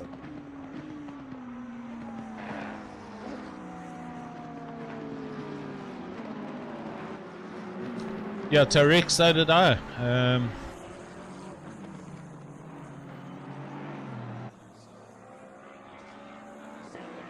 Anyway, moving on.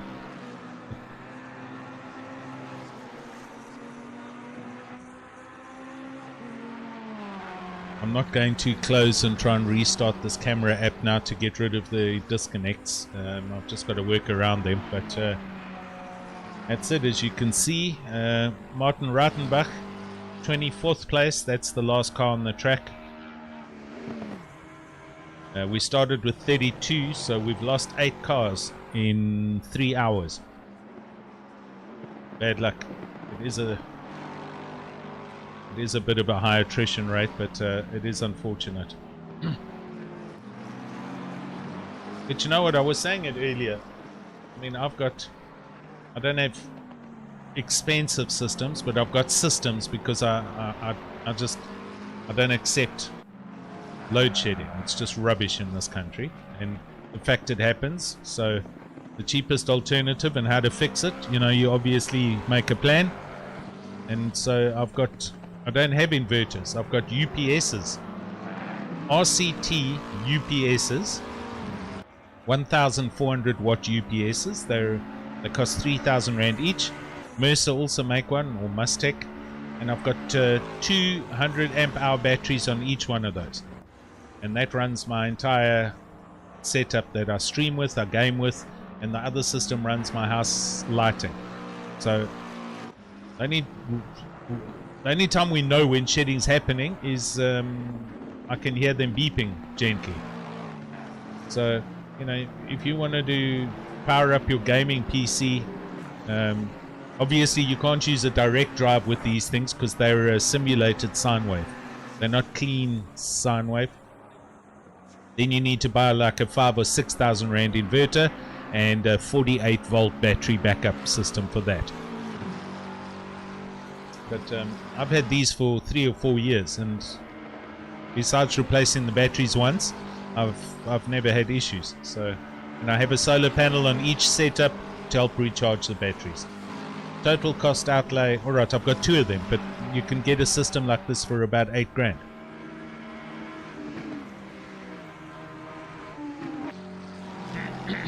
Eric Christine, good evening.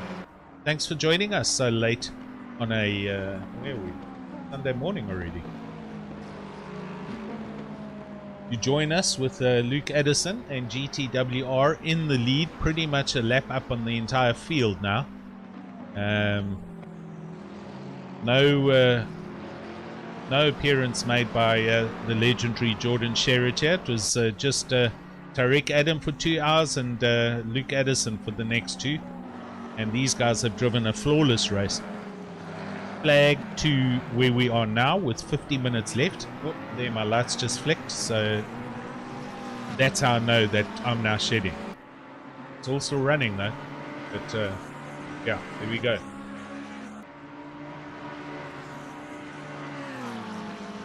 Jason Absmeyer in second place for M to play, and he is he's doing the solo. So he's been in the car for 3 hours and 11 minutes. Oh, Tariq, there's an update. So Jordan is going to come give us a run here. Yeah, there we go. So a 2400 watt inverter. Mine's even smaller than that, and it does the job with 2 100 amp hour batteries. So that looks good. Tariq, thanks for the update. Are you guys finished with that race yet? I was hoping Ken would update us, but I don't know where you guys are.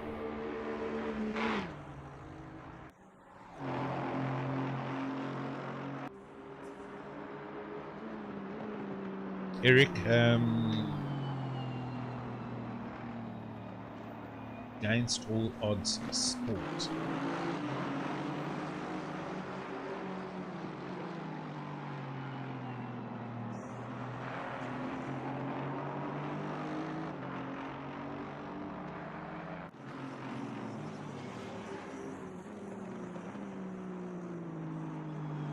Okay, Bernard King, 22 seconds further back in third place, and with just under 50 minutes to go, I still don't think all the drive-throughs are resolved. I think we're still going to possibly see 1 or 2 happen, and there's still some pit stops to happen here.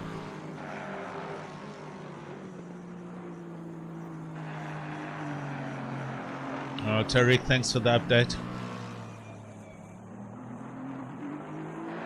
P3 and P4 are solid, and Luke Addison going to come into the pits in the next 5 minutes or so and put Sherritt into the car for the final stint, so that'll be cool.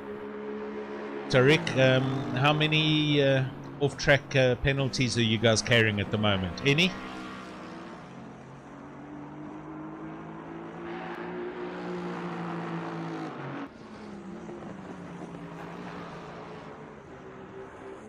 Yeah, me too. I'm also concerned. Well, I don't need that many kilowatts. I need tops 5 kilowatts for this household, and some lithium ion batteries, and I've got 2 panels, so a couple of extra panels. But you know, it's what your needs are. I'm using 600 units or something like that a month. It's not a high consumption.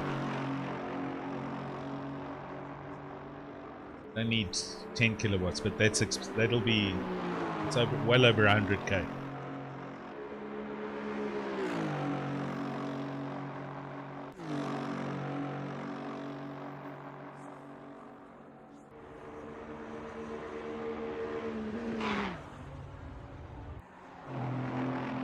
Yeah, Ruan, Jason Absmar doing well in second place. He's all on his own there, and he's like a lap down. So unless Luke and the pit stop for Jason getting in the car, unless they have a problem, I don't think there'll be a change in the leaders here.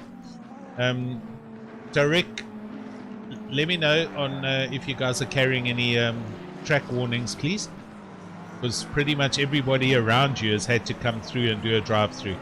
And here we go. On cue, Luke into the pits. Slows down, hits the pit board, pushes it along the pit lane. Luke, such a vandal. And there he stops. So, last stop for GTWR. Should be seeing Mr. Sherritt get in the car after driving around Monza in an Bentley.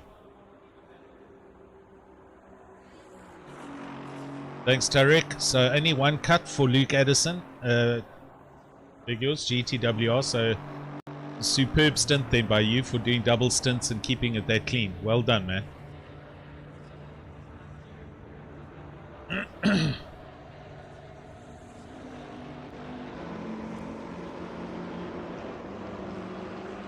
And Jordan gets in the car and he's going to pedal this.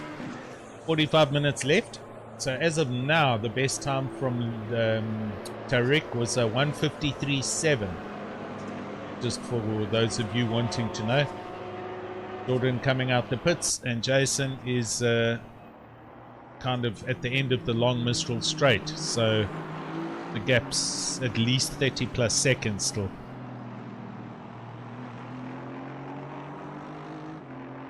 Quinton Janssen van Rensburg's there, and he's shouting for Bernard King, Burnsy, who is sitting here in a healthy third place and 23 seconds off. But I'm sure he's still got to go in the pits, and I'm sure Jason still needs to go in the pits.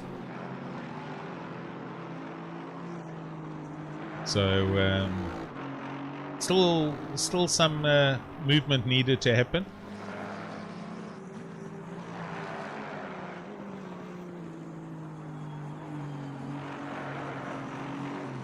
Ah, strong stuff there, Tariq. Well done, buddy. Yeah, a couple. Jason doing solo. Byron Kutzer doing solo because Kieran couldn't get in the car. He's been in a cricket game. And then, unfortunately, Devon Ellis was doing it solo and was in the top 10 and had a disconnect. So, very bad luck. And I think there might be one or two others that are solo drivers, but I'm not sure. Okay, let's wait for something going on. We're going to 10th place. Quinton Steyn. Yeah, he is. He's in the car now for Logistical Nightmare Racing. They've been having a good race. They've been in the top 10 the entire race. Gerrit Janssen van Vuren, who was in the car earlier. And now Quinton Steyn.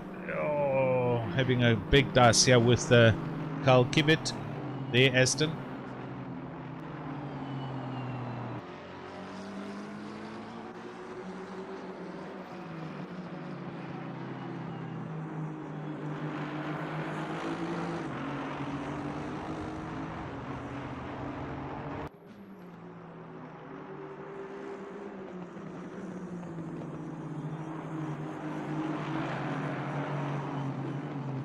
Oh, big send there. Big send. Leaving the braking late.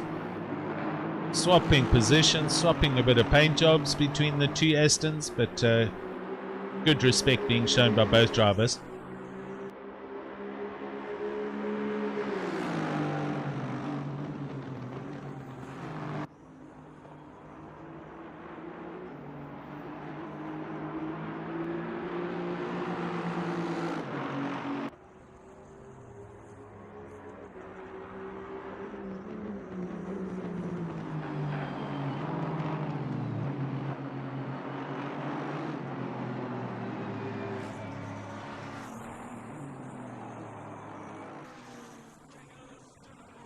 Yes, I read about this earlier. Carl Kibbett. Yeah, they are in 9th place. Had to pit early because he had to go and do something for work. and is back and managed to get this all the way back up into 9th place. Right, Byron Kutz in the pits for PWSR. That'll be his last stop from 5th place.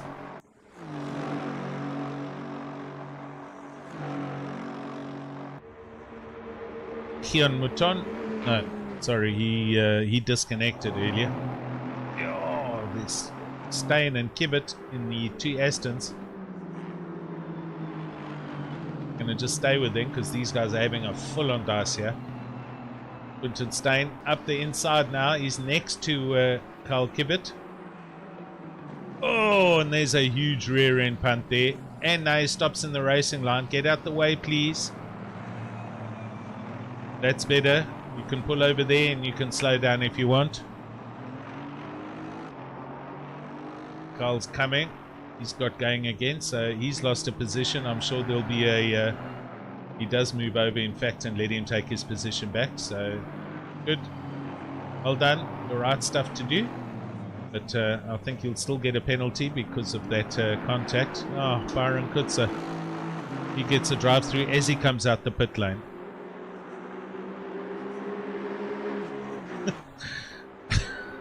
Jeez, I mean, really.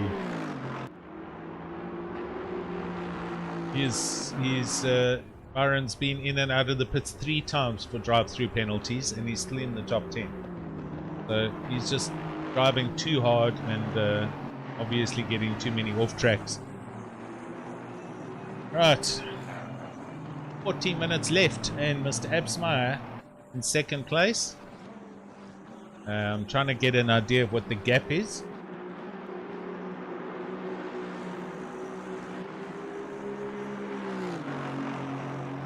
Jordan Sherritt on 102 laps for GTWR.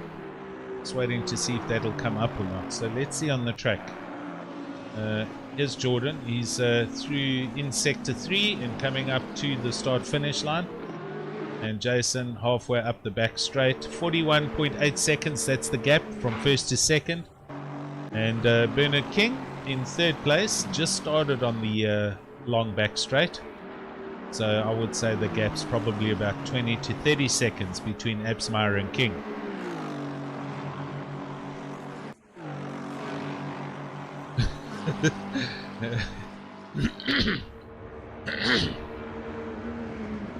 Yeah, agreed. That was a hectic glove tap. He did do the right thing, but I'm sure a penalty will be getting handed out. Ryan Ottens then 4th place and doing really well. They've been kind of there or thereabouts the entire race in the top 5.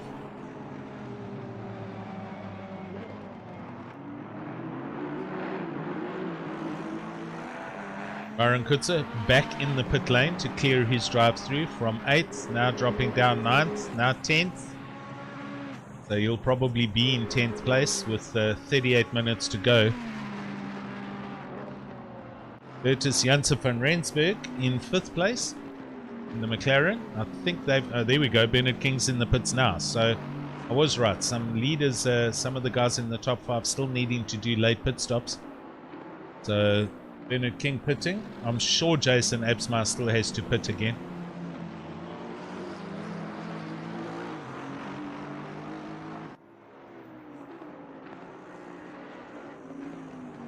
Right. Quinton Steyn again with Carl Kibbet. Close proximity flying here.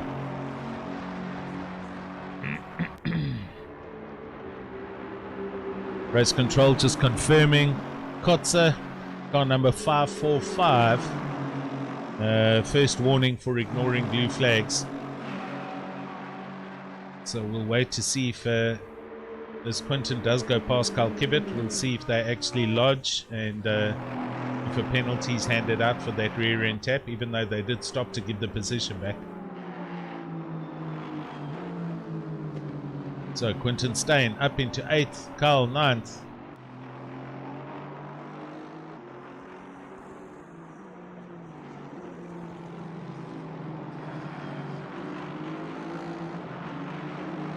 Bernard King out the pits, done and dusted.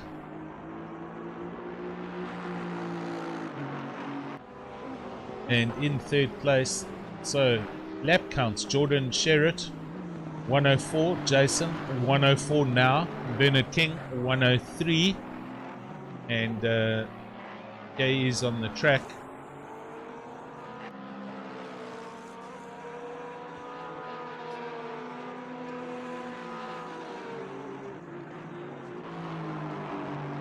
Just going up the straight, so he's almost a full lap back on 103. Ryan Ottens, 103. Then Bertus Janssen van Rensburg in 5th place, 102 laps. Heinrich de Vet, 102 laps. And the rest, the next 2, 4, 5 cars on 102 laps.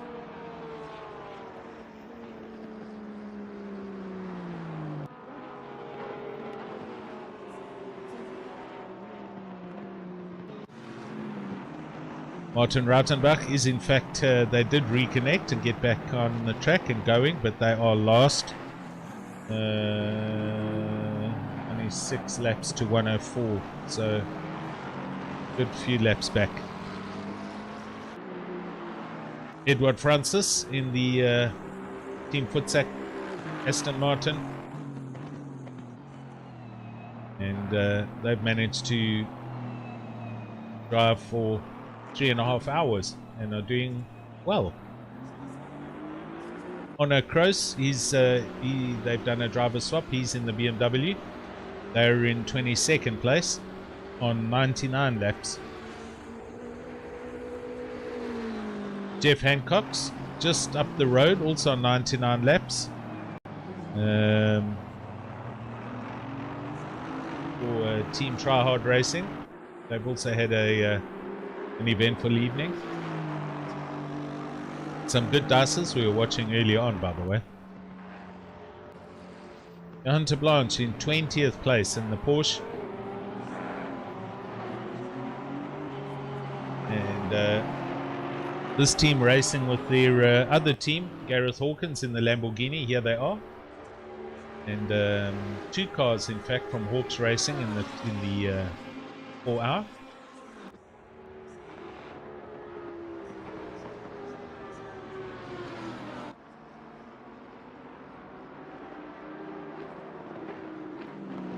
Twelfth place, Joss Kotzer. Here he is in the Aston Martin, running a little wide, but all on his own here in 12th place.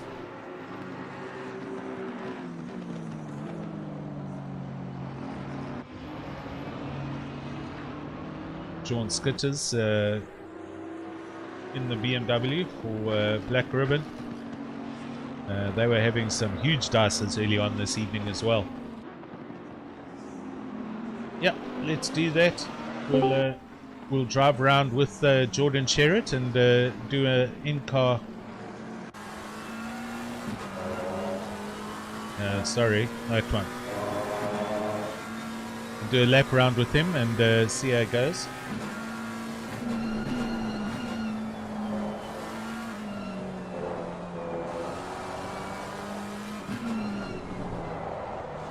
Good evening, Alan.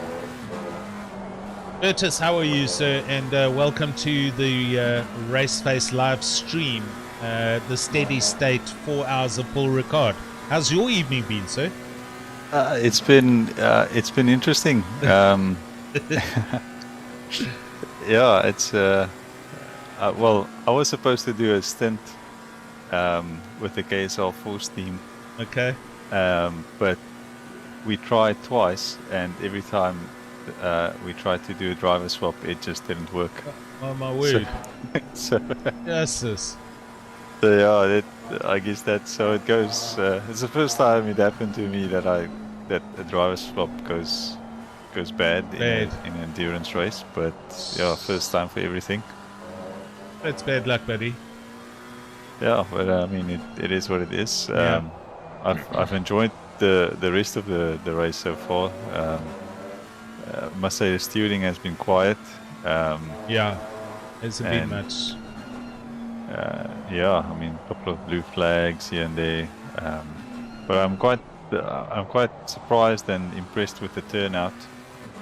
We had 31 cars on the grid. Lost a few due to load shedding and so on. Yeah. 1 or 2 disconnects. But yeah, I mean, 1 or 2 hardware failures I know about.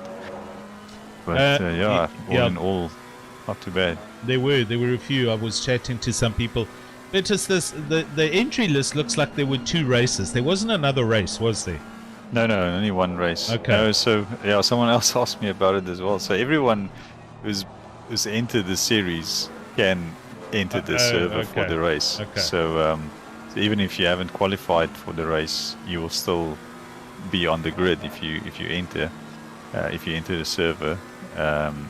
But yeah, obviously we don't have with this series, and I won't say I didn't expect it because it's running over 5 months. Yes. So Yes. I think the first race we had was on the 22nd of was it July or August? I think it was August. Yeah, August, September, October, November, December. So it's 5 months. I mean, people come and go. They change teams. They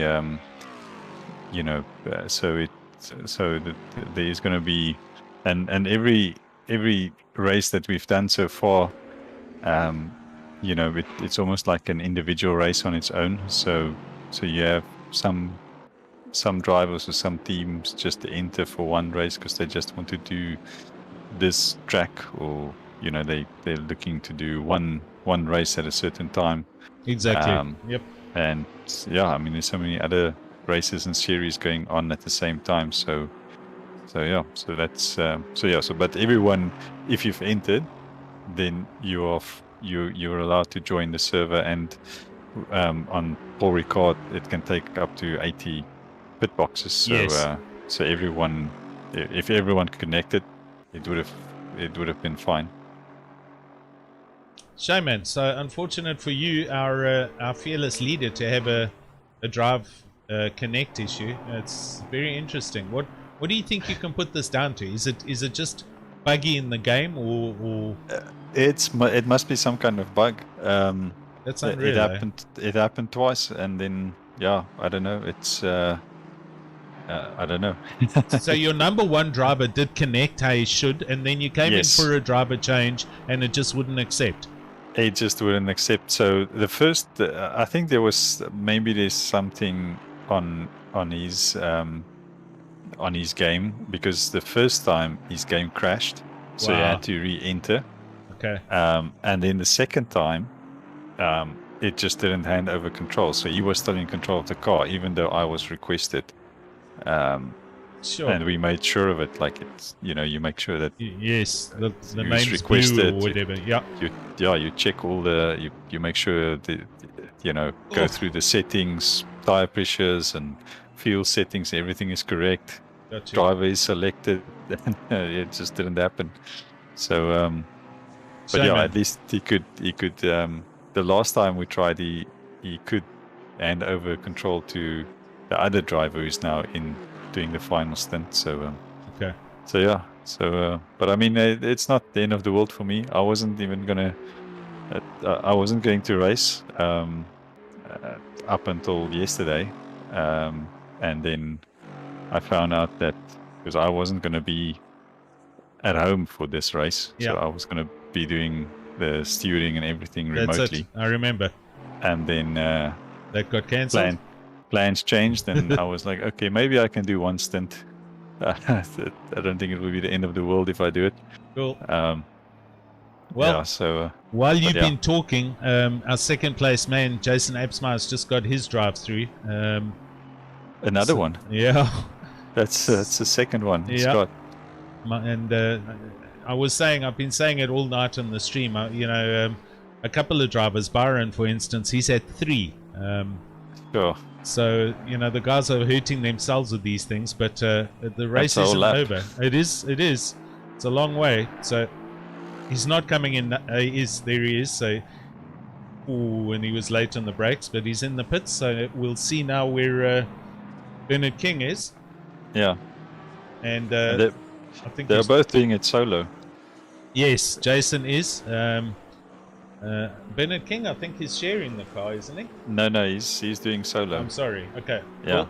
So he's just started down the back straight. So he's Jason will stay in second place even with his drive-through. Okay. But yeah, I mean, we had Morgan McCall disconnect from second place when they had their load shedding. Yeah. So it's been a couple of impactful disconnects, but you know, the chats, we've also been chatting on the stream, and you know, you live in this country, you know what to expect here. So, you know, in my opinion, if you can throw 40 grand at your sim game, you need to throw 10 grand at a backup system to help you play the sim game. Exactly. Yeah. No, I mean, it's not, and I think, you know, it's not that we expect people to just throw money at it. I mean, this, you know, it is a hobby and it is an expensive one. Yeah. You know, so not everyone can afford an inverter with a battery and everything, but I do agree that, you know, before you take your next wheel upgrade, before you get a new screen or a new, you know, whatever, I would say rather invest in an inverter and battery.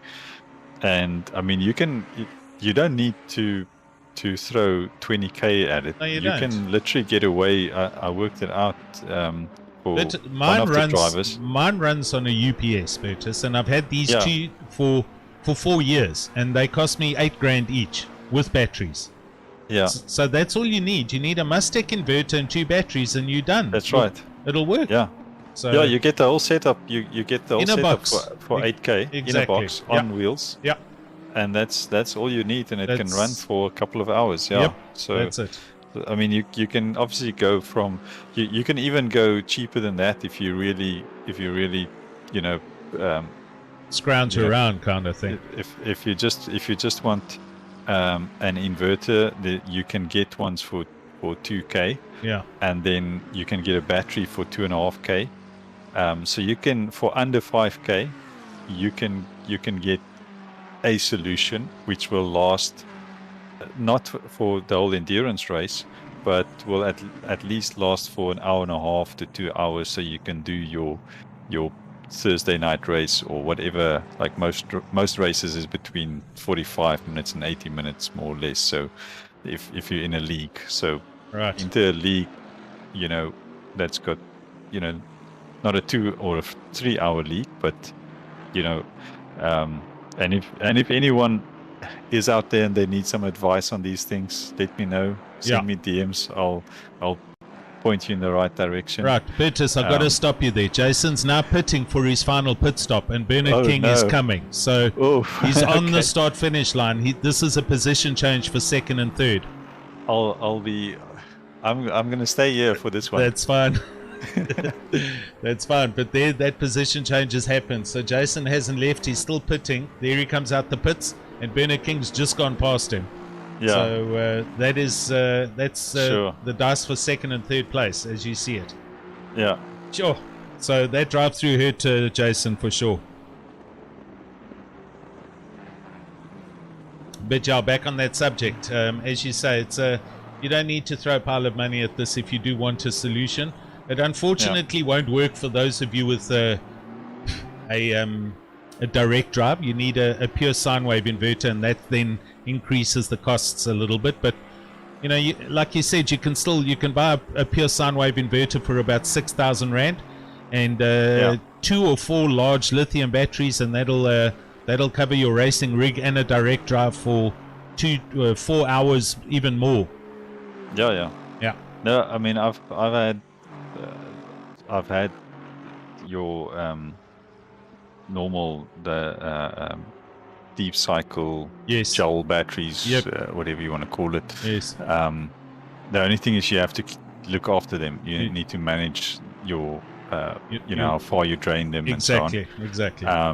So you know, and for those, I would say, you know, if you have a gaming PC which you don't use for work and other things, then don't drain it if you're not gaming. So if you're not racing, if it's during the day, switch off your PC when there's load shedding, just to manage the load on the batteries. But if you can afford lithium batteries, those you can drain down to zero. That's it. So yeah, for me, unfortunately, I use my gaming PC as my work PC as well. So, Me too. So I need to not worry about how far am I draining my batteries. But I mean, it all depends on your needs and requirements. But I mean, if you have, I'm not. This sounds so. I mean, it sounds like I don't want to sound like, privileged little brat that tells everyone, "Oh, why can't you afford something?" It sounds bad. But I would say, and I don't have a direct drive. I honestly don't. I can't. I don't have the skill to justify a direct drive. Like, no. I'm never going to use it to its full potential. But I would think that if you have a direct drive, then those are not cheap. So if you have a direct drive, then I would assume that maybe you can also afford the more pure sine wave inverter. Pure sine wave inverter, exactly, and the batteries that goes along with it. But yeah, it's part of the hobby. It's like, I mean, if you play golf, you've got your membership fees, and you have to, proper clubs is not cheap. Yeah. Of course. And if you want to be, if you want to increase your game or better your game, you need to go for training and all kinds of things, and that's all. It can become expensive, and this hobby is the same thing. Exactly. If you're just racing casually and you don't mind missing a race, or you don't mind getting cut off halfway through, then so be it. That's good. Yeah. That's cool. That's it. No problem. But yeah. Right. So anyway, that's enough of that subject. If you need any pointers in any direction, or need any advice, I've done a lot of research on it. I've bought my own stuff, and I've helped others buy things, get it at the best prices possible. DM me and we can chat about it. Cool. There we go. Right, so while we've been chatting, Mr. Absmeyer is 2.8 seconds now off the back of Bernard King. So with 20 minutes to go, this dice for second and third place is not over. And we shall see what transpires in the next 20 minutes. Yeah. I just this is going to be like almost like every endurance race before. Well, most of them, we've had like a battle to the line, and this I think is going to be tonight's battle to the line. Yeah, for this position, you mean, though? Yeah. Yeah. No, not for first. Unless Jordan. I don't know what he needs to do to lose this one. No, they're literally a lap up on the whole field. I mean, he'd have to make two big mistakes. I don't think it's going to happen. But this between Bernard King and Jason Absmeyer, it's not finished. You're looking at Bernard King just up the road there. He's only 2 seconds ahead. So that's the blue car that we're looking at. Here's Mr. Francis, Edward Francis's Aston. This is Monday Night Racing, is it not? That's right. That's Eddie Francis. Eddie Francis with his family that we're driving tonight. But this is it. He has second and third place that you're looking at. 17 minutes, 2 seconds. It's not even 2 seconds. It's 1.1 second right now. Oh, it came down. Oh. Yeah. Okay. Yeah. As you see them now on the screen, they're literally in the same frame. So, like I said earlier at the beginning of this live stream and coverage, it's one thing catching up to drivers at this level, but it's another thing to pass. And there's another drive through for De Kock in 13th place. So Victor De Kock, he's also now got his. Also a solo driver. Oh, is he? Yep. Sure. Okay. I'm not aware of everyone who was. Byron Kutz, as you know, and he's now back up into 8th. Where Devin Alley's also doing it solo, and he was also in the top 10, and he disconnected due to power load shedding, unfortunately. So Oh, here we go. This is for second and third. Bernard King trying his utmost to hang on to this position, but Jason getting a huge drive up the Mistral Straight. Through the fast right-hander, and then they got to swing in before hitting those flags, and I'm sure. So Carl Kibbert is in the pits from 10th place as well. Oh, and he sends it up the inside, so that pass is done and dusted. Jason Absmar goes back into second. Wow. I think if King was in a Lexus, he could have held on in the straight. But yeah, with the same car, if you get a draft and a good exit, then you're a sitting duck if you don't have something special up your sleeve. Yeah. I mean, I was watching the drafts tonight with cars coming up behind other cars like the Ferrari and the McLaren. They're super slippery. You know, the Aston would be right in the draft of the Ferrari, pull out, and it would be like hitting a brick wall. It actually goes backwards. Yeah. It's unbelievable how it affects some cars more than others. But yeah, so there we go. Jason back up into second place with 2 drive-throughs, complete solo drive on his own. Got to give him credit for the effort he's put in tonight. And he had a 15-second penalty with contact early on, but then also Bernard King to be there or thereabouts, and Ryan Ottens. All of these guys were in the top 5. The only man that's missing here was Morgan McCall, who had a disconnect from second, but otherwise it's all the same people that started in the same positions, kind of thing. Yeah. It's a great drive, and not taking away anything from the teams, but these guys doing it solo. I mean, yes. Yeah, they must be quite tired by now. I agree. And when I chatted to Jason earlier, he said also he's he can't sustain long periods of not going to the bathroom. So this 4 hours is certainly going to be testing his inner capabilities. So yeah, I'm sure he'll be okay. I'm just looking. Here's Quinton Stein in 9th place.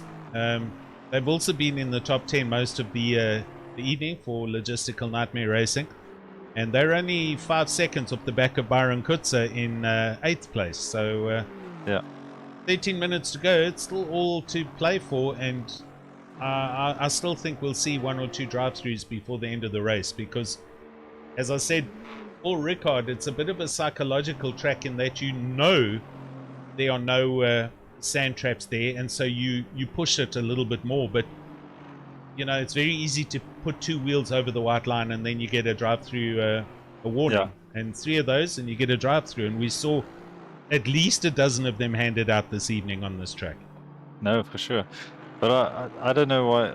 I know there's a lot of people who, when you say Paul Ricard, they are like, Paul Ricard. And I don't know why that is, because this is actually such a great track. It is. I mean, it's got the longest straight, Yeah. so it's always interesting. I mean, No, it's a good track.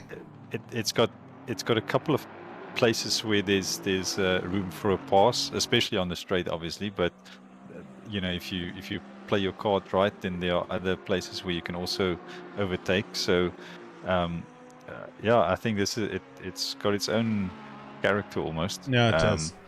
And with the with the track warnings, that's a test. How far you're going to push it. Exactly. Is it how much do you want to try your luck before you go too fast? Yes. But everyone knows where the track limits are, so it's like how much do you want to play with fire? Exactly. Are you gonna send it, or are you gonna play it safe? Yeah, it's but as you say, it is a bit of a mindset thing. There's another one. JP van go. Nieuwenhuizen, he's just landed his in 17th place. I don't recall reading his name out earlier, but it might have been for one of his teammate drivers. But yeah, exactly. I mean, Byron Kutzer getting 3 of them this evening on his own. But he's been pushing like heck because he was getting involved in incidents, falling back and then driving hard to come back up at the grid. And as you say, how you're going to play with fire. If you're going to try and drive through corners too quick and then you run too... Oh, Bernard King gets a drive through from 3rd place. No. Oh my word, look, now they're happening. Jeez, he was right there. So Ryan Ottens is 27 seconds back. This is going to be very close to see if this changes for 3rd and 4th place now. Yeah, 10 minutes to go. He was 9 seconds off the back of Jason, and so he's going to obviously come in and get that done as soon as possible. As he goes up the long Mistral straight, and he'll peel in now to obviously get this done. And then let's see where Ryan Ottens is, and that's going to be now the race for 3rd place. Yeah. Sure. Now see, now you know what commentator's curse is, Bertus. You just did this to Bernard King. I'm not even a commentator. No, you've just come on here and you've talked about burning your fingers with fire, and now Bernard King's got to drive through. Oh man. That's your fault. I'll have to buy him a beer at some point. So they're saying on the YouTubes, Jordan might get a drive through because he's pushing like really hard. Yeah. So even if Jordan gets a drive through, he'll go in and out without losing a position. That's how far ahead they are. Ronald Charles into the pits from 16th, and here we go. Bernard's in. Okay, now we have to watch out. Right, so he enters. Ryan Ottens, here he is. He's just gone through the big left, so he's in the final sector. He's got 2 corners to go on the start-finish line. I'm going to put this on Helicam, and you'll see him go past down the main straight. This is a position change.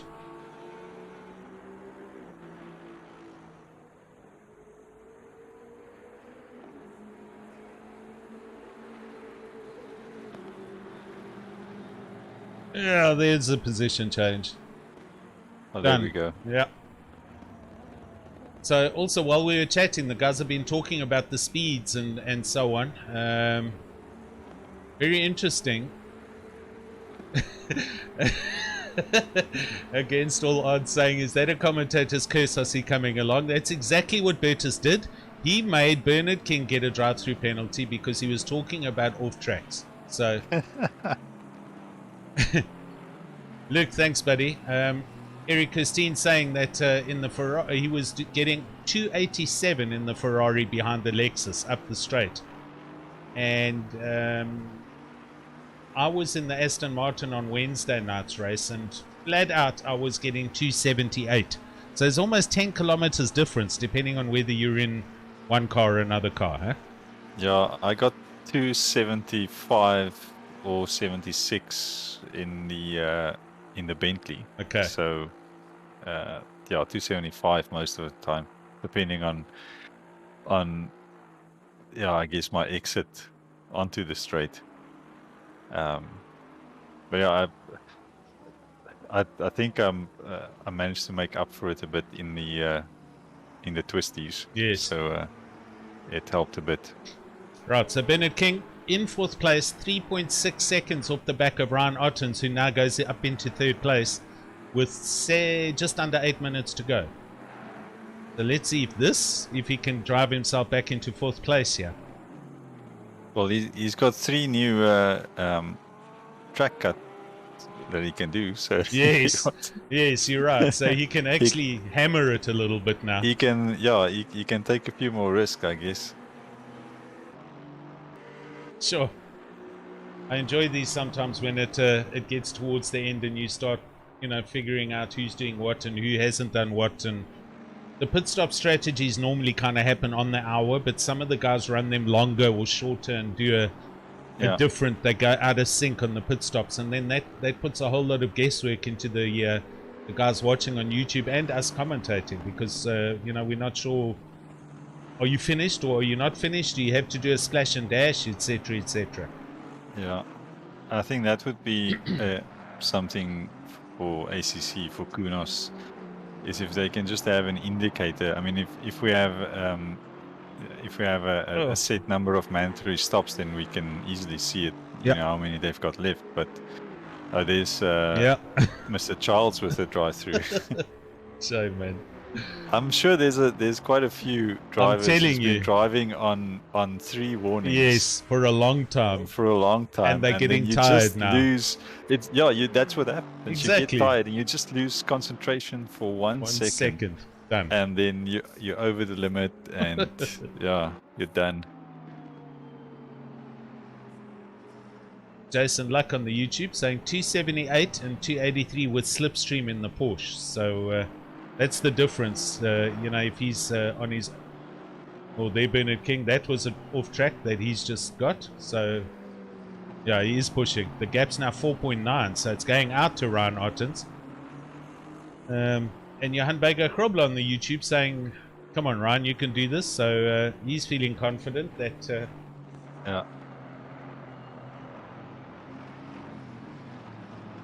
that Hybrid Academy will get this 3rd place. So 1st and 2nd on the track are 1st and 2nd in the overall standings of the championship. So that's a good result there. 3rd in the championship is PWSR, which Byron is at the moment in 8th.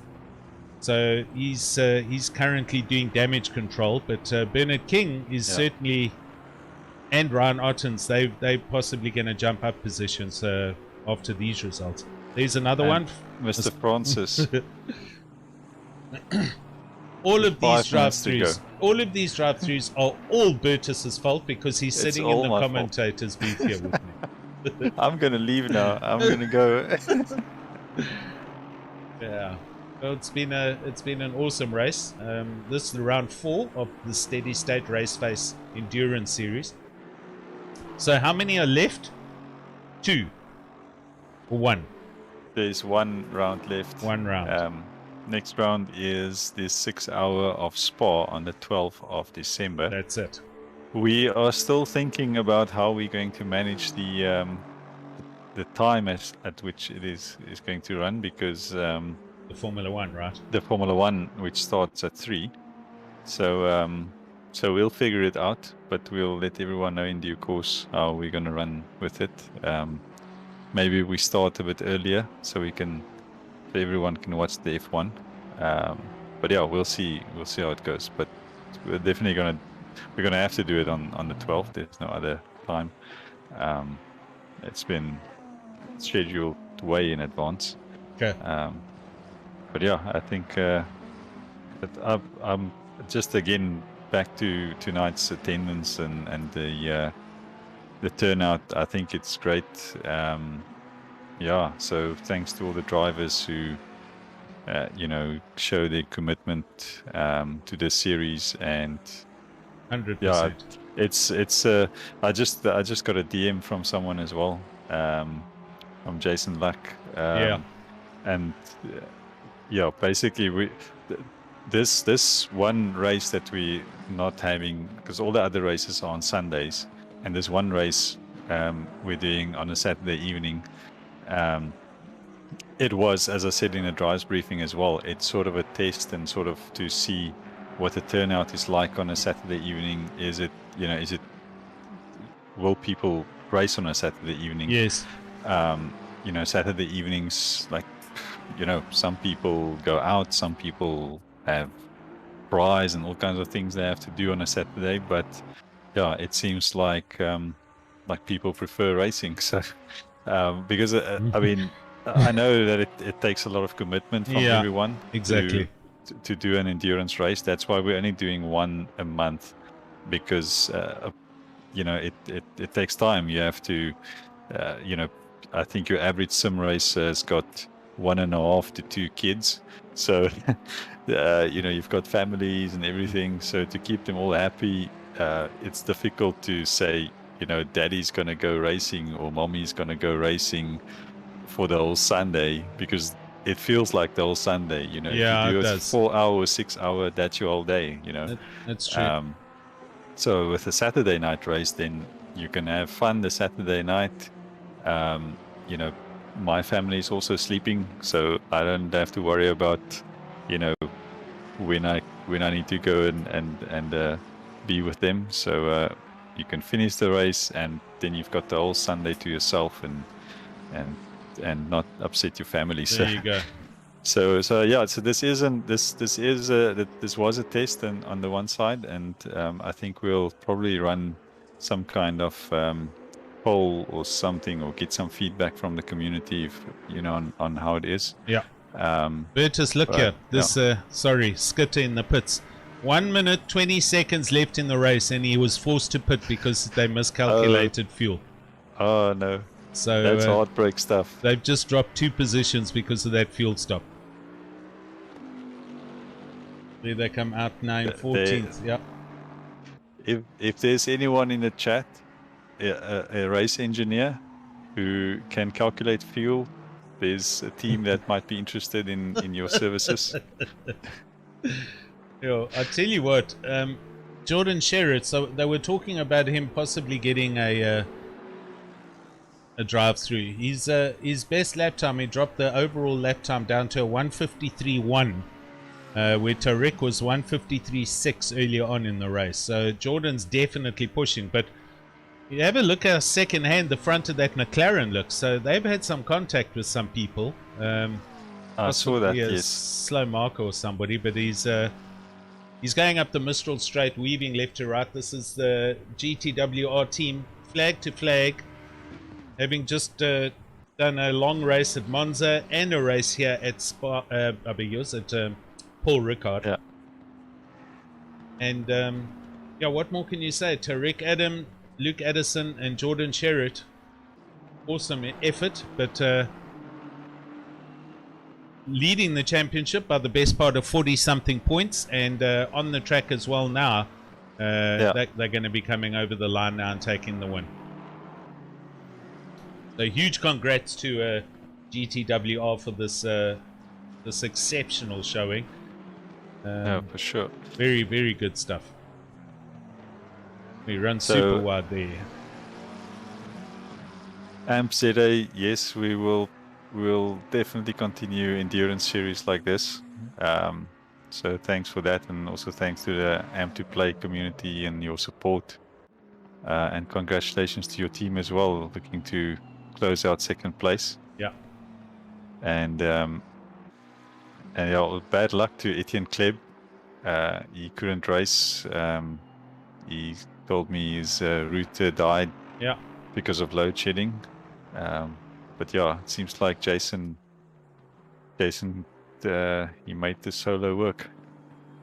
He's coming over the line now for second place. That's an awesome result from Jason.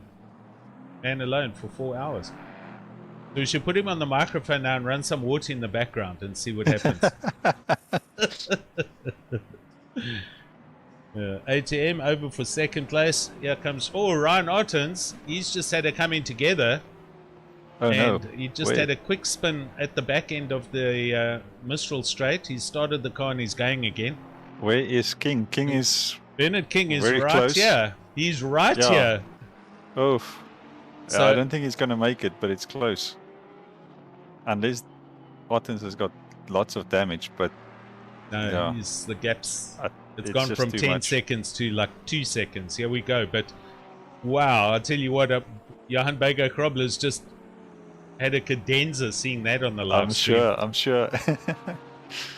Yeah, they come around the final corner, and that's Ryan Ottens in the Ferrari for third place, and well done to Hybrid Academy. Yeah. Jeez. Big spin right at the end of the race there for them. 2.6 seconds. 2.6 seconds. That's first, second, and third done and dusted, and then the rest of everyone. There we go. So, Bertus, there we go, sir. Yeah. Another good evening, another good event, another good race.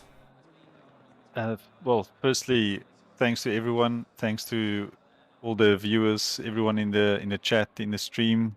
Bego says a little bit of something came out. Well, I also just want to say thanks again to everyone who turned out, and a special thanks to you, Alan, for running the show Awesome, man. solo. I mean, you're talking about Appsmeyer and King and everyone doing it solo. You also did a solo, so you deserve as much credit.